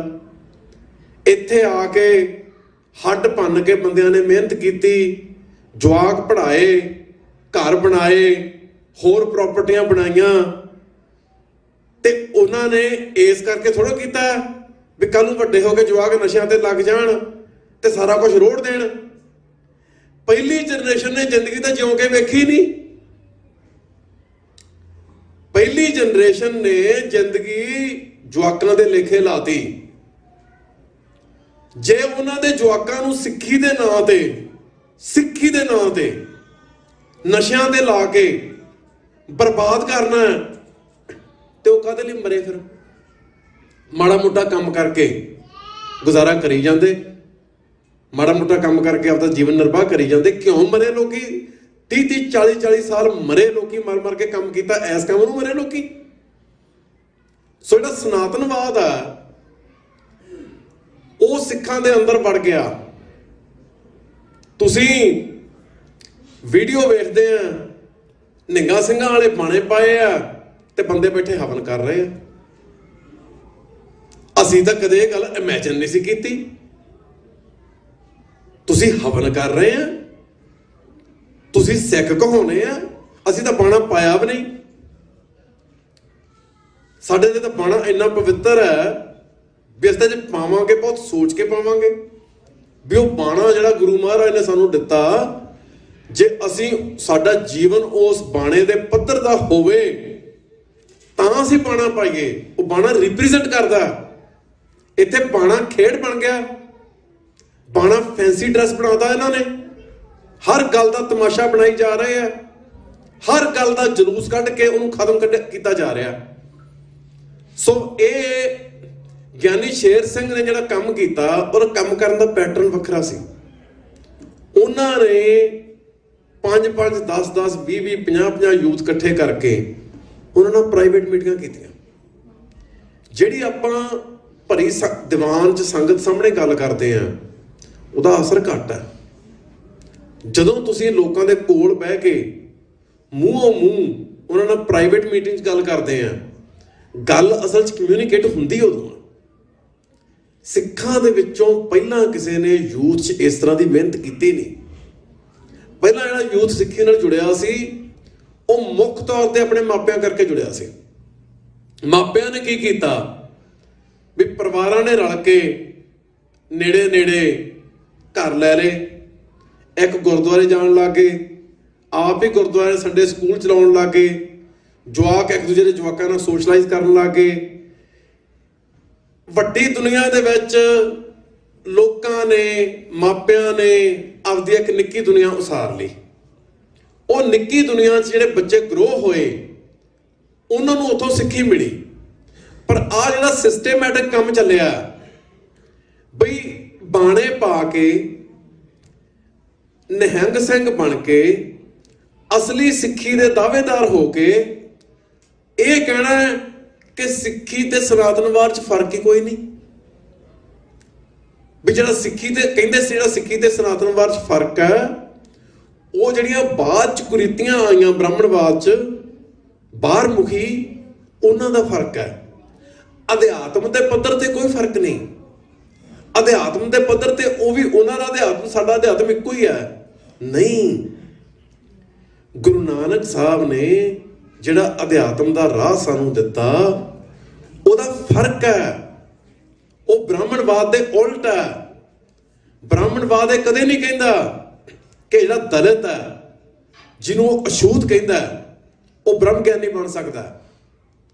ਬ੍ਰਾਹਮਣਵਾਦ ਨਹੀਂ ਇਹ ਕਹਿ ਸਕਦਾ ਕਿ ਸਾਰਿਆਂ ਦੇ ਵਿੱਚ ਇੱਕੋ ਰੱਬ ਦੀ ਜੋਤ ਹੈ, ਸਾਰੇ ਹੀ ਪਵਿੱਤਰ ਹੈ। ਉੱਥੇ ਦਾ ਬ੍ਰਾਹਮਣ ਪਵਿੱਤਰ ਹੈ, ਬਾਕੀ ਅਪਵਿੱਤਰ ਹੈ। ਬ੍ਰਾਹਮਣ ਨੇ ਤਾਂ ਇਹ ਕਿਹਾ ਸੰਸਕ੍ਰਿਤ ਡਿਵਾਈਨ ਲੈਂਗੁਏਜ ਹੈ, ਇਹਨੂੰ ਪੜ੍ਹਨ ਦਾ, ਸਿੱਖਣ ਦਾ, ਸਿਖਾਉਣ ਦਾ ਹੱਕ ਸਿਰਫ ਬ੍ਰਾਹਮਣ ਕੋਲੇ ਹੋਊਗਾ। ਗੁਰੂ ਸਾਹਿਬ ਨੇ ਤਾਂ ਕਿਹਾ ਹੀ ਨਹੀਂ। ਉਹਨਾਂ ਨੇ ਤਾਂ ਆਮ ਲੋਕਾਂ ਦੀ ਬੋਲੀ 'ਚ ਬਾਣੀ ਰਚੀ, ਆਪਦੀ ਲਿਪੀ ਤਿਆਰ ਕੀਤੀ ਤੇ ਗੁਰਦੁਆਰੇ ਸਕੂਲ ਬਣੇ। ਦੂਜੇ ਪਾਤਸ਼ਾਹ ਤੋਂ, ਪਹਿਲੇ ਪਾਤਸ਼ਾਹ ਨੇ ਤਾਂ ਉਦਾਸੀਆਂ ਕੀਤੀਆਂ, ਦੂਜੇ ਪਾਤਸ਼ਾਹ ਤੋਂ ਗੁਰੂ ਸਾਹਿਬ ਆਪ ਬੱਚਿਆਂ ਨੂੰ ਬੈਠ ਕੇ ਪੜ੍ਹਾ ਰਹੇ ਆ। ਆਪ ਉੱਥੇ ਅਖਾੜਾ ਬਣਿਆ, ਉਹਨਾਂ ਨੂੰ ਕੁਸ਼ਤੀਆਂ ਕਰਾ ਕੇ ਉਹਨਾਂ ਦੀ ਫਿਜ਼ੀਕਲ ਟ੍ਰੇਨਿੰਗ ਕਰਵਾ ਰਹੇ ਆ। ਸੋ ਉਹ ਤਾਂ ਗੱਲ ਦਾ ਕੋਈ ਫਰਕ ਹੀ ਨਹੀਂ। ਤੁਸੀਂ ਛੇਵੇਂ ਪਾਤਸ਼ਾਹ ਦੀਆਂ ਜੰਗਾਂ ਵੇਖੋ, ਛੇਵੇਂ ਪਾਤਸ਼ਾਹ ਦੇ ਜੰਗਾਂ ਦੇ ਹਾਲ ਪੜ੍ਹੋ, ਉਹ ਸਾਰਾ ਗਿਆਨੀ ਗਿਆਨ ਸਿੰਘ ਨੇ ਤਵਾਰੀਖ ਗੁਰੂ ਖਾਲਸਾ 'ਚ ਵੇਰਵਾ ਦਿੱਤਾ, ਕਿਹੜੇ ਕਿਹੜੇ ਸਿੱਖ ਮੂਹਰੇ ਹੋ ਕੇ ਲੜੇ। ਉੱਥੇ ਕੋਈ ਜਾਤ ਦਾ ਫਰਕ ਹੀ ਨਹੀਂ। ਬ੍ਰਾਹਮਣ ਵੀ ਲੜ ਰਹੇ ਆ, ਦਲਿਤ ਵੀ ਲੜ ਰਹੇ ਆ, ਜੱਟ ਵੀ ਲੜ ਰਹੇ ਆ, ਤਰਖਾਣ ਵੀ ਲੜ ਰਹੇ ਆ, ਦਰਜੀ ਵੀ ਲੜ ਰਹੇ। ਕੋਈ ਜਾਤ ਦਾ ਮਤਲਬ ਹੀ ਨਹੀਂ। ਇਹ ਗੱਲ ਕੋਈ ਰਹੀ ਨਹੀਂ ਵੀ ਕਿਹੜੀ ਜਾਤੀ ਆ ਜਿਹੜੀ ਉਹ ਵਾਰੀਅਰ ਹੈ। ਇਹ ਤਾਂ ਬ੍ਰਾਹਮਣ ਸੀ ਵੀ ਕਸ਼ਤਰੀ ਵਾਰੀਅਰ ਹੈ, ਬਾਕੀ ਹੈ ਨਹੀਂ ਗੇ। ਗੁਰੂ ਸਾਹਿਬ ਨੇ ਤਾਂ ਹਰੇਕ ਦੇ ਅੰਦਰੋਂ ਹੀ ਬ੍ਰਹਮ ਗਿਆਨੀ ਜਗਾਇਆ, ਹਰੇਕ ਦੇ ਅੰਦਰੋਂ ਹੀ ਸੰਤ ਜਗਾਇਆ, ਹਰੇਕ ਦੇ ਅੰਦਰੋਂ ਹੀ ਸਿਪਾਹੀ ਜਗਾਇਆ। ਇਹ ਸਿੱਖੀ ਦਾ ਅਧਿਆਤਮ ਹੈ। ਬ੍ਰਾਹਮਣਵਾਦ ਦਾ ਅਧਿਆਤਮ ਇਹ ਨਹੀਂ ਹੈ। ਸੋ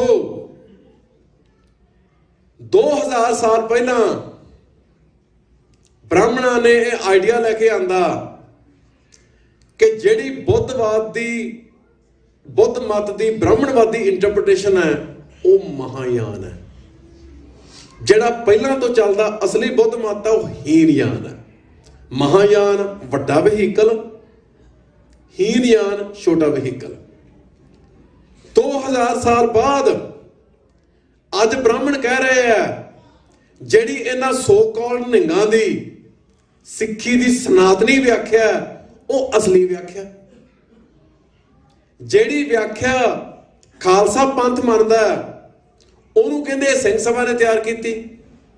ਸਿੰਘ ਸਭਾ ਨੇ ਰਹਿਤ ਮਰਿਆਦਾ ਤਿਆਰ ਕੀਤੀ, ਪਰ ਗੁਰੂ ਸਾਹਿਬ ਦੇ 10ਵੇਂ ਪਾਤਸ਼ਾਹ ਦੇ ਜਿਹੜੇ ਸਮਕਾਲੀ ਕਵੀ ਹੈ ਭਾਈ ਨੰਦ ਲਾਲ ਜੀ ਗੋਇਆ, ਉਹਨਾਂ ਨੇ ਰਹਿਤਨਾਮਾ ਲਿਖਿਆ ਤੇ ਇਹ ਵੀ ਲਿਖਿਆ ਵੀ ਇਹ ਬਚਨ ਗੁਰੂ ਗੋਬਿੰਦ ਸਿੰਘ ਜੀ ਦੇ ਆ, ਲਿਖੇ ਨੰਦ ਲਾਲ ਨੇ ਆ।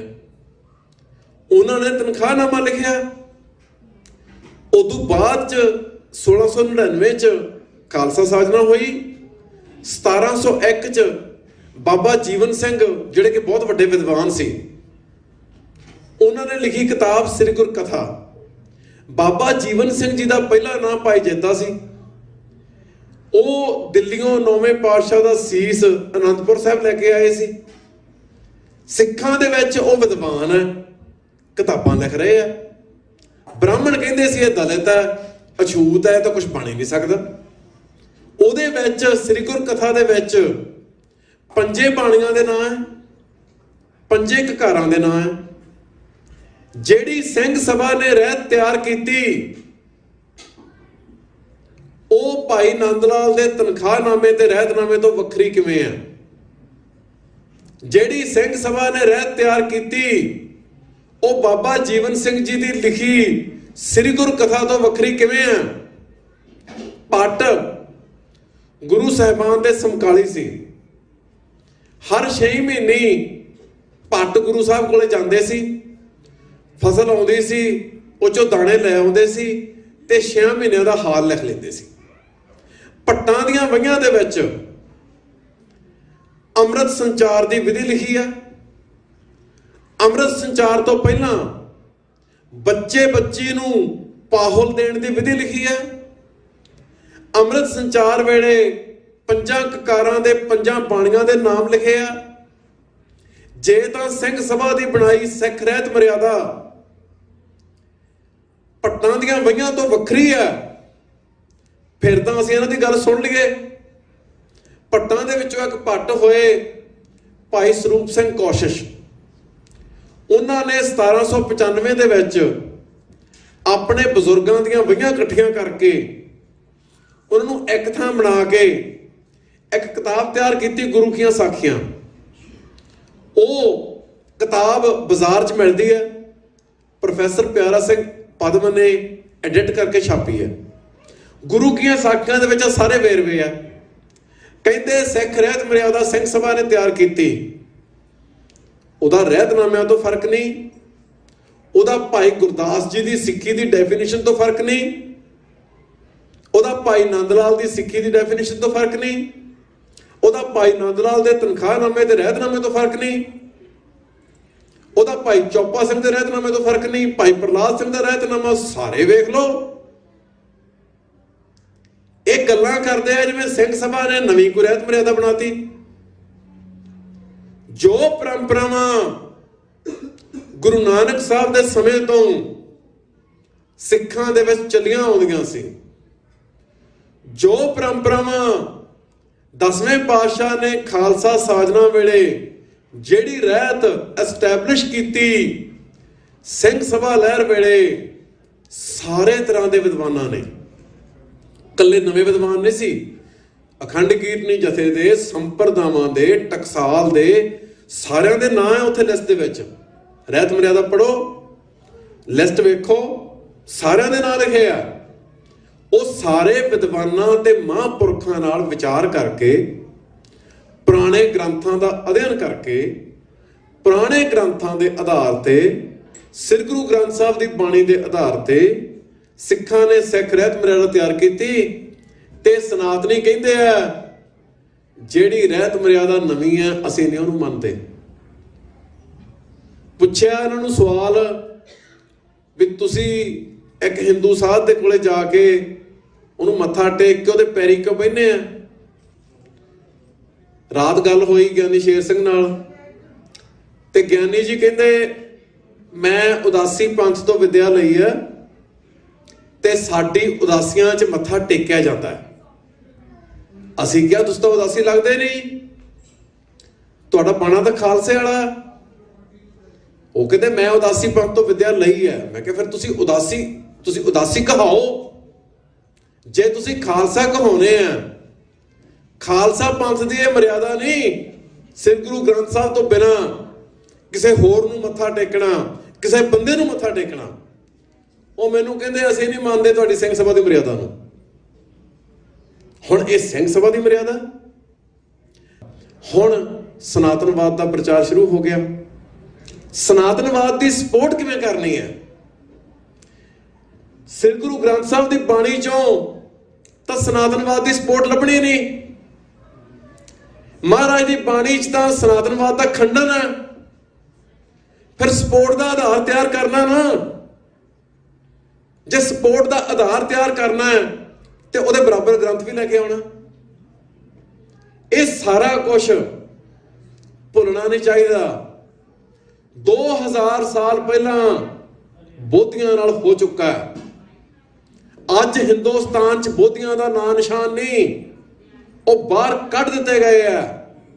ਹਿੰਦੁਸਤਾਨ ਦੀ ਹਕੂਮਤ ਨੇ ਸਾਡੀਆਂ ਫਸਲਾਂ ਦੇ ਭਾਅ ਇਸ ਤਰੀਕੇ ਨਾਲ ਰੱਖੇ ਕਿ ਪੁਸ਼ਤਾਂ ਤੱਕ ਲੋਕ ਖੇਤੀ ਵੀ ਕਰਦੇ ਰਹੇ ਤੇ ਕਰਜ਼ੇ ਹੇਠ ਵੀ ਦੱਬੇ ਜਾਂਦੇ ਰਹੇ। ਹੱਡ ਭੰਨ ਵੀ ਮਿਹਨਤ ਵੀ ਕਰਦੇ ਰਹੇ ਤੇ ਕਰਜ਼ੇ ਚੋਂ ਬਾਹਰ ਵੀ ਨਹੀਂ ਨਿਕਲੇ। ਉਹਦਾ ਸਿੱਟਾ ਕੀ ਨਿਕਲਿਆ? ਲੋਕਾਂ ਨੇ ਕਿਹਾ ਇੱਥੋਂ ਨਿਕਲੋ। ਜਦੋਂ ਕੈਨੇਡਾ ਨੇ ਹੋਰ ਮੁਲਕਾਂ ਨੇ ਸਟੂਡੈਂਟ ਵੀਜ਼ੇ ਖੋਲੇ, ਲੱਖਾਂ ਦੀ ਤਾਦਾਦ 'ਚ ਨੌਜਵਾਨ ਬੱਚੇ ਬੱਚੀਆਂ ਬਾਹਰ ਆ ਗਏ। ਜਦੋਂ ਨੌਜਵਾਨ ਬੱਚੇ ਬੱਚੀਆਂ ਬਾਹਰ ਆਉਂਦੇ ਆ, ਉਹਦਾ ਮਤਲਬ ਹੈ ਜਿਨ੍ਹਾਂ ਸਿੱਖਾਂ ਦੇ ਘਰਾਂ 'ਚ ਸੰਤਾਨ ਪੈਦਾ ਹੋਣੀ ਸੀ ਉਹ ਪੰਜਾਬ 'ਚੋਂ ਬਾਹਰ ਹੋ ਗਏ। ਹੁਣ ਜਿਹੜੀ ਨਵੀਂ ਸੰਤਾਨ ਸਿੱਖਾਂ ਦੇ ਘਰਾਂ 'ਚ ਪੈਦਾ ਹੋਣੀ ਹੈ ਉਹ Canada, America, England, Europe, Australia, New Zealand 'ਚ ਪੈਦਾ ਹੋਣੀ ਹੈ। ਜਿਹੜੇ ਬੱਚੇ ਆਏ ਆ ਇਹਨਾਂ ਦੇ ਮਾਪਿਆਂ ਨੇ 20-30 ਸਾਲਾਂ 'ਚ ਆਪਦੀ ਉਮਰ ਭੋਗ ਕੇ ਦੁਨੀਆ ਤੋਂ ਤੁਰ ਜਾਣਾ। ਉਹਨਾਂ ਨੂੰ ਰਿਪਲੇਸ ਕਰਨ ਲਈ 20 ਸਾਲਾਂ ਨੂੰ ਪੰਜਾਬ 'ਚ ਕੋਈ ਬੱਚੇ ਜਵਾਨ ਨਹੀਂ ਹੋਣੇ। ਜਿਹੜੇ ਬੱਚੇ ਪੰਜਾਬ 'ਚ ਜਵਾਨ ਹੋਣੇ ਸੀ ਉਹ ਕੈਨੇਡਾ 'ਚ ਜਵਾਨ ਹੋਣੇ ਆ। ਤੇ ਜਦੋਂ 20 ਸਾਲਾਂ ਨੂੰ ਉਹ ਪੀੜ੍ਹੀ ਦੁਨੀਆ ਤੋਂ ਤੁਰ ਜੂਗੀ, ਇੱਕਦਮ ਸਾਡੀ ਆਬਾਦੀ ਦੀ ਪਰਸੈਂਟੇਜ ਡਿੱਗੂਗੀ। ਇੱਕਦਮ ਸਾਡੀ ਆਬਾਦੀ ਦੀ ਪਰਸੈਂਟੇਜ 20-25% ਤੇ ਆ ਜਾਊਗੀ। ਬੀਜੇਪੀ ਤਾਂ ਅਕਾਲੀ ਦਲ ਤੋਂ ਅਲਾਇੰਸ ਅੱਜ ਤੋੜੀ ਜਾਂਦੀ ਹੈ ਵੀ ਸਾਨੂੰ ਤੁਹਾਡੀ ਲੋੜ ਨਹੀਂ, ਅਸੀਂ ਇਕੱਲੇ ਰਾਜ ਕਰਾਂਗੇ। ਜਿੱਦੇ ਅਸੀਂ ਰਹਿ 25% ਗਏ, ਉਦੋਂ ਸਾਡੇ ਨਾਲ ਕਰਨਗੇ ਕੀ? ਇਹ ਗੱਲਾਂ ਜੇ ਹੁਣ ਸਮਝਾਂਗੇ ਤਾਂ ਇਹਨਾਂ ਦੇ ਹੱਲ ਹੈਗੇ ਆ। ਕੋਈ ਮਸਲਾ ਨਹੀਂ ਜਿਹਦਾ ਹੱਲ ਨਹੀਂ ਹੁੰਦਾ। ਜੇ ਕੁਝ ਵੀ ਸਮਝਾਂਗੇ ਨਹੀਂ, ਡੇਲੀ ਰੂਟੀਨ ਚੱਲੀ ਜਾਣਗੇ, ਨਾਰੇ ਮਾਰੀ ਜਾਵਾਂਗੇ, ਵੱਡੇ ਵੱਡੇ ਦਮਗਜੇ ਮਾਰੀ ਜਾਵਾਂਗੇ, ਅਸੀਂ ਨਹੀਂ ਮੁੱਕ ਸਕਦੇ, ਸਾਨੂੰ ਨਹੀਂ ਕੋਈ ਮੁਕਾ ਸਕਦਾ। ਉਹ ਤੁਹਾਡੀ ਜਿੰਨੀ ਬੇਪਤੀ ਦਿੱਲੀ ਦੀਆਂ ਗਲੀਆਂ 'ਚ ਅਗਲਿਆਂ ਨੇ ਕਰਤੀ ਉਹ ਥੋੜੀ ਹੈ, ਹਜੇ ਹੋਰ ਚਾਹੀਦੀ ਹੈ। ਮਤਲਬ ਇਹ ਬਹੁਤ ਹੀ ਜ਼ਿਆਦਾ ਬੇਸਮਝੀ ਵਾਲੀ ਸਟੇਟਮੈਂਟ ਹੈ। ਤੁਸੀਂ ਨਹੀਂ ਮੁੱਕ ਸਕਦੇ। ਤੁਸੀਂ ਨਹੀਂ ਮੁੱਕ ਸਕਦੇ ਤੇ ਕੋਈ ਅਕਲ ਤੋਂ ਕੰਮ ਵੀ ਲਓ। ਜਦੋਂ ਕੌਮਾਂ ਔਖੇ ਵੇੜਿਆਂ 'ਚ ਹੁੰਦੀਆਂ, ਜਦੋਂ 18ਵੀਂ ਸਦੀ 'ਚ ਸਿੱਖ ਲੜਦੇ ਸੀ, ਜਿੰਨੇ ਮਰਜ਼ੀ ਮਾੜੇ ਹਾਲਾਤ ਸੀ, ਹਰ ਵਿਸਾਖੀ ਤੇ ਹਰ ਦੀਵਾਲੀ ਤੇ ਸਰਬੱਤ ਖਾਲਸਾ ਹੁੰਦਾ ਸੀ। ਹਰ ਸਰਬੱਤ ਖਾਲਸਾ ਤੇ ਗੁਰਮਤਾ ਹੁੰਦਾ ਸੀ। ਜਿੰਨੇ ਮਰਜ਼ੀ ਮਤਭੇਦ ਸੀ, ਸਾਰੇ ਸਿੱਖ ਗੁਰਮਤੇ ਦੇ ਨਾਲ ਖੜਦੇ ਸੀ। ਹਰ ਸਿੱਖ ਗੁਰਮਤੇ ਦੇ ਪਹਿਰਾ ਦਿੰਦਾ ਸੀ। ਹੁਣ ਸਾਡਾ ਪਹਿਲਾ ਮਸਲਾ ਤਾਂ ਇਹ ਹੈ ਵੀ ਗੁਰਮਤੇ ਕਰਨ ਵਾਲਾ ਸਾਡਾ ਮਾਈਂਡ ਸੈਟ ਹੀ ਨਹੀਂ ਰਿਹਾ। ਸਾਡੇ ਪਰਸਨਲ ਇੰਟਰਸਟ, ਸਾਡੀਆਂ ਇੱਕ ਦੂਜੇ ਨਾਲ ਖੁੰਦਕਾਂ ਉਹ ਇੰਨੀਆਂ ਵੱਡੀਆਂ ਹੋ ਗਈਆਂ। ਗੁਰਮਤੇ ਵਾਲਾ ਸਰਬਸੰਮਤੀ ਕਰਨ ਵਾਲਾ ਮਾਈਂਡ ਸੈਟ ਹੀ ਨਹੀਂ। ਗੁਰਮਤਾ ਤਾਂ ਹੋਊਗਾ ਨਾ ਜੇ ਬੰਦਾ ਕਹੂਗਾ ਠੀਕ ਹੈ, ਜੋ ਹੁੰਦਾ ਠੀਕ ਹੈ, ਜੋ ਪੰਥ ਫੈਸਲਾ ਕਰ ਰਿਹਾ ਅਸੀਂ ਉਹਦੇ ਨਾਲ ਆ, ਉੱਤੇ ਪਹਿਰਾ ਦੇਵਾਂਗੇ। ਕਿਸੇ ਨੂੰ ਘਾਟਾ ਹੋਵੇ, ਕਿਸੇ ਨੂੰ ਫਾਇਦਾ ਹੋਵੇ, ਨਾ ਹੋਵੇ। ਉਹਦੇ ਕਰਕੇ ਇੰਨੀ ਜ਼ਾਲਮ ਹਕੂਮਤ ਦੀ ਐਡੇ ਵੱਡੇ ਕਹਿਰ ਚੱਲਣ ਤੋਂ ਬਾਅਦ ਮਤਲਬ ਜਿਹੜਾ ਆਉਂਦਾ ਸੀ ਉਹ ਕਹਿੰਦਾ ਸੀ ਸਿੱਖਾਂ ਦਾ ਖੁਰਾ ਖੋਜ ਮਿਟਾਉਣਾ। ਅਬਦੁਲ ਸਮਦ ਖਾਂ, ਜ਼ਕਰੀਆ ਖਾਂ, ਯਾਹਿਆ ਖਾਂ, ਮੀਰ ਮੰਨੂ, ਲਖਪਤ ਰਾਏ, ਜਸਪਤ ਰਾਏ, ਨਾਦਰ ਸ਼ਾਹ, ਅਹਿਮਦ ਸ਼ਾਹ ਅਬਦਾਲੀ, ਉਹਦਾ ਪੁੱਤ ਤੈਮੂਰ ਸ਼ਾਹ, ਉਹਦਾ ਪੁੱਤ ਸ਼ਾਹ ਸ਼ੁਜਾ। ਗਿਣਤੀ ਕਰਨ ਲੱਗੀ ਤੇ ਗਿਣਤੀ ਨਹੀਂ ਹੁੰਦੀ। ਹਰ ਬੰਦੇ ਨੇ ਤਹਈਆ ਕੀਤਾ ਖੁਰਾ ਖੋਜ ਮਿਟਾਉਣਾ। ਜਦੋਂ ਸਿੱਖ ਤਾਕਤਵਰ ਹੁੰਦੇ ਸੀ, ਪਿੰਡਾਂ ਚੋਂ ਸਿੱਖਾਂ ਨੂੰ, ਬੀਬੀਆਂ ਨੂੰ, ਬੱਚਿਆਂ ਨੂੰ ਬੰਨ ਕੇ ਲੈ ਜਾਂਦੇ ਸੀ ਤੇ 100 150 ਬੰਦਾ ਲਾਹੌਰ ਦੇ ਨਖਾਸ ਚੌਕ 'ਚ ਰੋਜ਼ ਉਹਨਾਂ ਦੇ ਸਿਰ ਕਰਮ ਕੀਤੇ ਜਾਂਦੇ ਸੀ। ਉਸ ਹਾਲਾਤ ਚੋਂ ਅਸੀਂ ਸਰਵਾਈਵ ਕੀਤਾ। ਪਰ ਉਸ ਹਾਲਾਤ ਤੇ ਅੱਜ ਦੇ ਹਾਲਾਤ ਦਾ ਇੱਕ ਫਰਕ ਹੈ। ਉਦੋਂ ਸਾਡੇ ਮਨ ਨੂੰ ਗੁੰਮਰਾਹ ਕਰਨ ਵਾਲੇ ਡਿਸਕੋਰਸ ਹੈ ਨਹੀਂ ਸੀ। ਉਦੋਂ ਸਾਡੇ ਕੌਮ ਦੇ ਅੰਦਰ ਕੋਈ ਦੁਬਦਾ ਨਹੀਂ ਸੀ। ਅੰਦਰੋਂ ਅਸੀਂ ਇੱਕ ਮੁੱਠ ਸੀ, ਸਿੱਖੀ ਤੇ ਪੱਕੇ ਸੀ। ਹੁਣ ਸਾਡੇ ਅੰਦਰ ਹੀ ਉਹਨਾਂ ਨੇ ਬਹੁਤ ਸਾਰੇ ਵਿਚਾਰ ਚਲਾਏ ਹੋਏ ਆ। ਉਦੋਂ ਦੁਸ਼ਮਣ ਦਿਸਦਾ ਸੀ ਤੇ ਸਿੱਖ ਉਹਦਾ ਸਾਹਮਣਾ ਕਰਦੇ ਸੀ, ਉਹਦੇ ਨਾਲ ਲੜਦੇ ਵੀ ਸੀ, ਉਹਨੂੰ ਮਾਰਦੇ ਵੀ ਸੀ, ਮਰਦੇ ਵੀ ਸੀ। ਹੁਣ ਦੁਸ਼ਮਣ ਦਿਸਦਾ ਨਹੀਂ, ਉਹ ਨਿਹੰਗ ਸਿੰਘਾਂ ਵਾਲੇ ਚੋਲੇ ਪਾ ਕੇ ਸਾਡੇ ਵਿੱਚ ਹੀ ਆ ਗਿਆ। ਉਹ ਅੰਦਰੋਂ ਆਪਰੇਟ ਕਰ ਰਹੇ ਆ। ਕਦੇ ਸੁਖਬੀਰ ਬਾਦਲ ਅੰਦਰੋਂ ਆਪਰੇਟ ਕਰੀ ਜਾਂਦਾ, ਕਦੇ ਨਿਹੰਗ ਕਰੀ ਜਾਂਦੇ ਆ, ਕਦੇ ਕੋਈ ਸੰਪਰਦਾਇ ਕਰੀ ਜਾਂਦੇ ਆ, ਕਦੇ ਕੋਈ ਕਰੀ ਜਾਂਦੇ ਆ। ਅਸੀਂ ਅਵੇਸਲੇ ਆ। ਅਸੀਂ ਇਹਨਾਂ ਗੱਲਾਂ ਨੂੰ ਜਿੰਨੀ ਗੰਭੀਰਤਾ ਨਾਲ ਲੈਣਾ ਚਾਹੀਦਾ ਉਨੀ ਨਾਲ ਨਹੀਂ ਲੈ ਰਹੇ। ਪਰ ਜੇ ਅਸੀਂ ਇਹਨਾਂ ਮਸਲਿਆਂ ਬਾਰੇ ਸੋਚ ਵਿਚਾਰ ਕਰਨੀ ਸ਼ੁਰੂ ਕਰ ਦਈਏ ਤਾਂ ਪੰਜਾਬ ਤੋਂ ਹੋ ਰਹੀ ਡਿਸਪਲੇਸਮੈਂਟ ਸਮੇਤ ਕੋਈ ਮਸਲਾ ਨਹੀਂ ਜਿਹੜਾ ਹੱਲ ਨਹੀਂ ਕੀਤਾ ਜਾ ਸਕਦਾ। ਕੌਮ ਦੇ ਆਗੂਆਂ ਨੂੰ ਜ਼ਿੰਮੇਵਾਰ ਬਣਨ ਦੀ ਲੋੜ ਹੈ। ਕੌਮ ਦੇ ਆਗੂਆਂ ਨੂੰ ਸੂਝਵਾਨ ਹੋਣ ਦਾ ਸਬੂਤ ਦੇਣ ਦੀ ਲੋੜ ਹੈ। ਕੌਮ ਦੇ ਆਗੂਆਂ ਨੂੰ ਆਪਸੀ ਮਤਭੇਦ ਭੁਲਾ ਕੇ ਸਿਰ ਜੋੜ ਕੇ ਬੈਠਣ ਦੀ ਲੋੜ ਹੈ। ਕੰਮ ਜਿਹੜੇ ਆ ਉਹ ਇਕੱਲੇ ਮੈਦਾਨ 'ਚ ਨਹੀਂ ਹੁੰਦੇ, ਕੰਮ ਲਾਇਬ੍ਰੇਰੀਆਂ 'ਚ ਵੀ ਹੁੰਦੇ ਆ, ਕੰਮ ਡਿਸਕਸ਼ਨ ਫੋਰਮ ਦੇ ਵਿੱਚ ਵੀ ਹੁੰਦੇ ਆ। ਸੋ ਅੱਜ ਦਾ ਸਮਾਂ ਬੜਾ ਭਿਆਨਕ ਹੈ। ਸਨਾਤਨਵਾਦ ਸਿੱਖਾਂ ਜਿਵੇਂ ਫੈਲਾਇਆ ਜਾ ਰਿਹਾ, ਇਹ ਸਿੱਖਾਂ ਵਾਸਤੇ ਬਹੁਤ ਵੱਡੀ ਚੁਣੌਤੀ ਹੈ। ਦੁਨੀਆ ਦਾ ਦਸਤੂਰ ਹੈ, ਜਿਹੜਾ ਬੰਦਾ ਜੰਮਿਆ ਉਹਨੇ ਬਿਰਧ ਹੋ ਕੇ ਮਰਨਾ। ਅਸੀਂ ਵੀ ਮਰਨਾ। ਅਸੀਂ ਸਲਾਮਤ ਤਾਂ ਹੀ ਰਹਿ ਸਕਦੇ ਹਾਂ ਜੇ ਅਸੀਂ ਆਪਦੀ ਅਗਲੀ ਪੀੜ੍ਹੀ ਸੰਭਾਲਾਂਗੇ। ਅਗਲਿਆਂ ਨੇ ਸਾਡੀ ਅਗਲੀ ਪੀੜ੍ਹੀ ਦੀ ਸੰਗੀ 'ਚ ਹੱਥ ਪਾ ਲਿਆ। ਅਗਲਿਆਂ ਨੇ ਸਾਡੇ ਨੌਜਵਾਨਾਂ ਨੂੰ ਸਨਾਤਨੀ ਬਣਾ ਕੇ ਉਹਨਾਂ ਦੇ ਮਨ 'ਚ ਇਹ ਭਰਮ ਪਾਤਾ ਕਿ ਅਸਲੀ ਸਿੱਖ ਤੁਸੀਂ ਆ। ਅਗਲਿਆਂ ਨੇ ਸਾਡੇ ਨੌਜਵਾਨਾਂ ਨੂੰ ਨਿਹੰਗ ਸਿੰਘਾਂ ਵਾਲੇ ਬਾਣੇ ਪਵਾ ਕੇ ਨਸ਼ੇ ਕਰਨ ਦੀ ਖੁੱਲ੍ਹ ਦੇਤੀ। ਨਸ਼ੇ ਕਰਨਾ ਲੱਖ ਲਾਹਨਤ ਵਾਲੀ ਗੱਲ ਹੈ। ਨਸ਼ੇ ਕਰਨ, ਜਿਹੜਾ ਬੰਦਾ ਨਸ਼ੇ ਕਰਨ ਲੱਗ ਗਿਆ ਉਹ ਤਾਂ ਖਤਮ ਹੈ। ਹਰ ਰੋਜ਼ ਸਰੀਰ ਦੀ ਕੁਦਰਤੀ ਸਮਰੱਥਾ ਘਟੀ ਜਾਣੀ ਹੈ। ਹੁਣ ਸਾਡੀ ਅੱਧੀ ਉਮਰ ਲੰਘ ਗਈ, ਜ਼ਿੰਦਗੀ 'ਚ ਚਾਹ ਕੌਫੀ ਨੂੰ ਮੂੰਹ ਨਹੀਂ ਲਾਇਆ ਤੇ ਸਰੀਰ ਜਾਂਦਾ ਹੀ ਕਿਤੇ ਨਹੀਂ। ਪਾਣੀ ਪੀਂਦੇ ਆ ਸਾਰਾ ਦਿਨ, ਜਿਵੇਂ ਮਰਜ਼ੀ ਕੰਮ ਕਰਦੇ ਆ ਉਹਦਾ। ਜਿਹੜੇ ਬੰਦੇ ਨਸ਼ੇ ਦੇ ਲਾਗੇ ਉਹ ਤਾਂ ਨਸ਼ਾ ਵਧੀ ਜਾਣਾ ਤੇ ਸਰੀਰ ਅੰਦਰੋਂ ਉਹਨੇ ਖਾਈ ਜਾਣਾ। ਜਵਾਨੀ ਖਤਮ ਕੀਤੀ ਜਾ ਰਹੀ ਹੈ। ਸਿੱਖੀ ਦੇ ਨਾਂ ਤੇ ਗਿਣ ਮਿਥ ਕੇ ਸਾਡੇ ਯੂਥ ਨੂੰ ਬਰਬਾਦ ਕੀਤਾ ਜਾ ਰਿਹਾ। ਇਹ ਸਾਰਾ ਕੁਝ ਇੱਥੇ ਹੀ ਨਾ ਰੋਕਿਆ।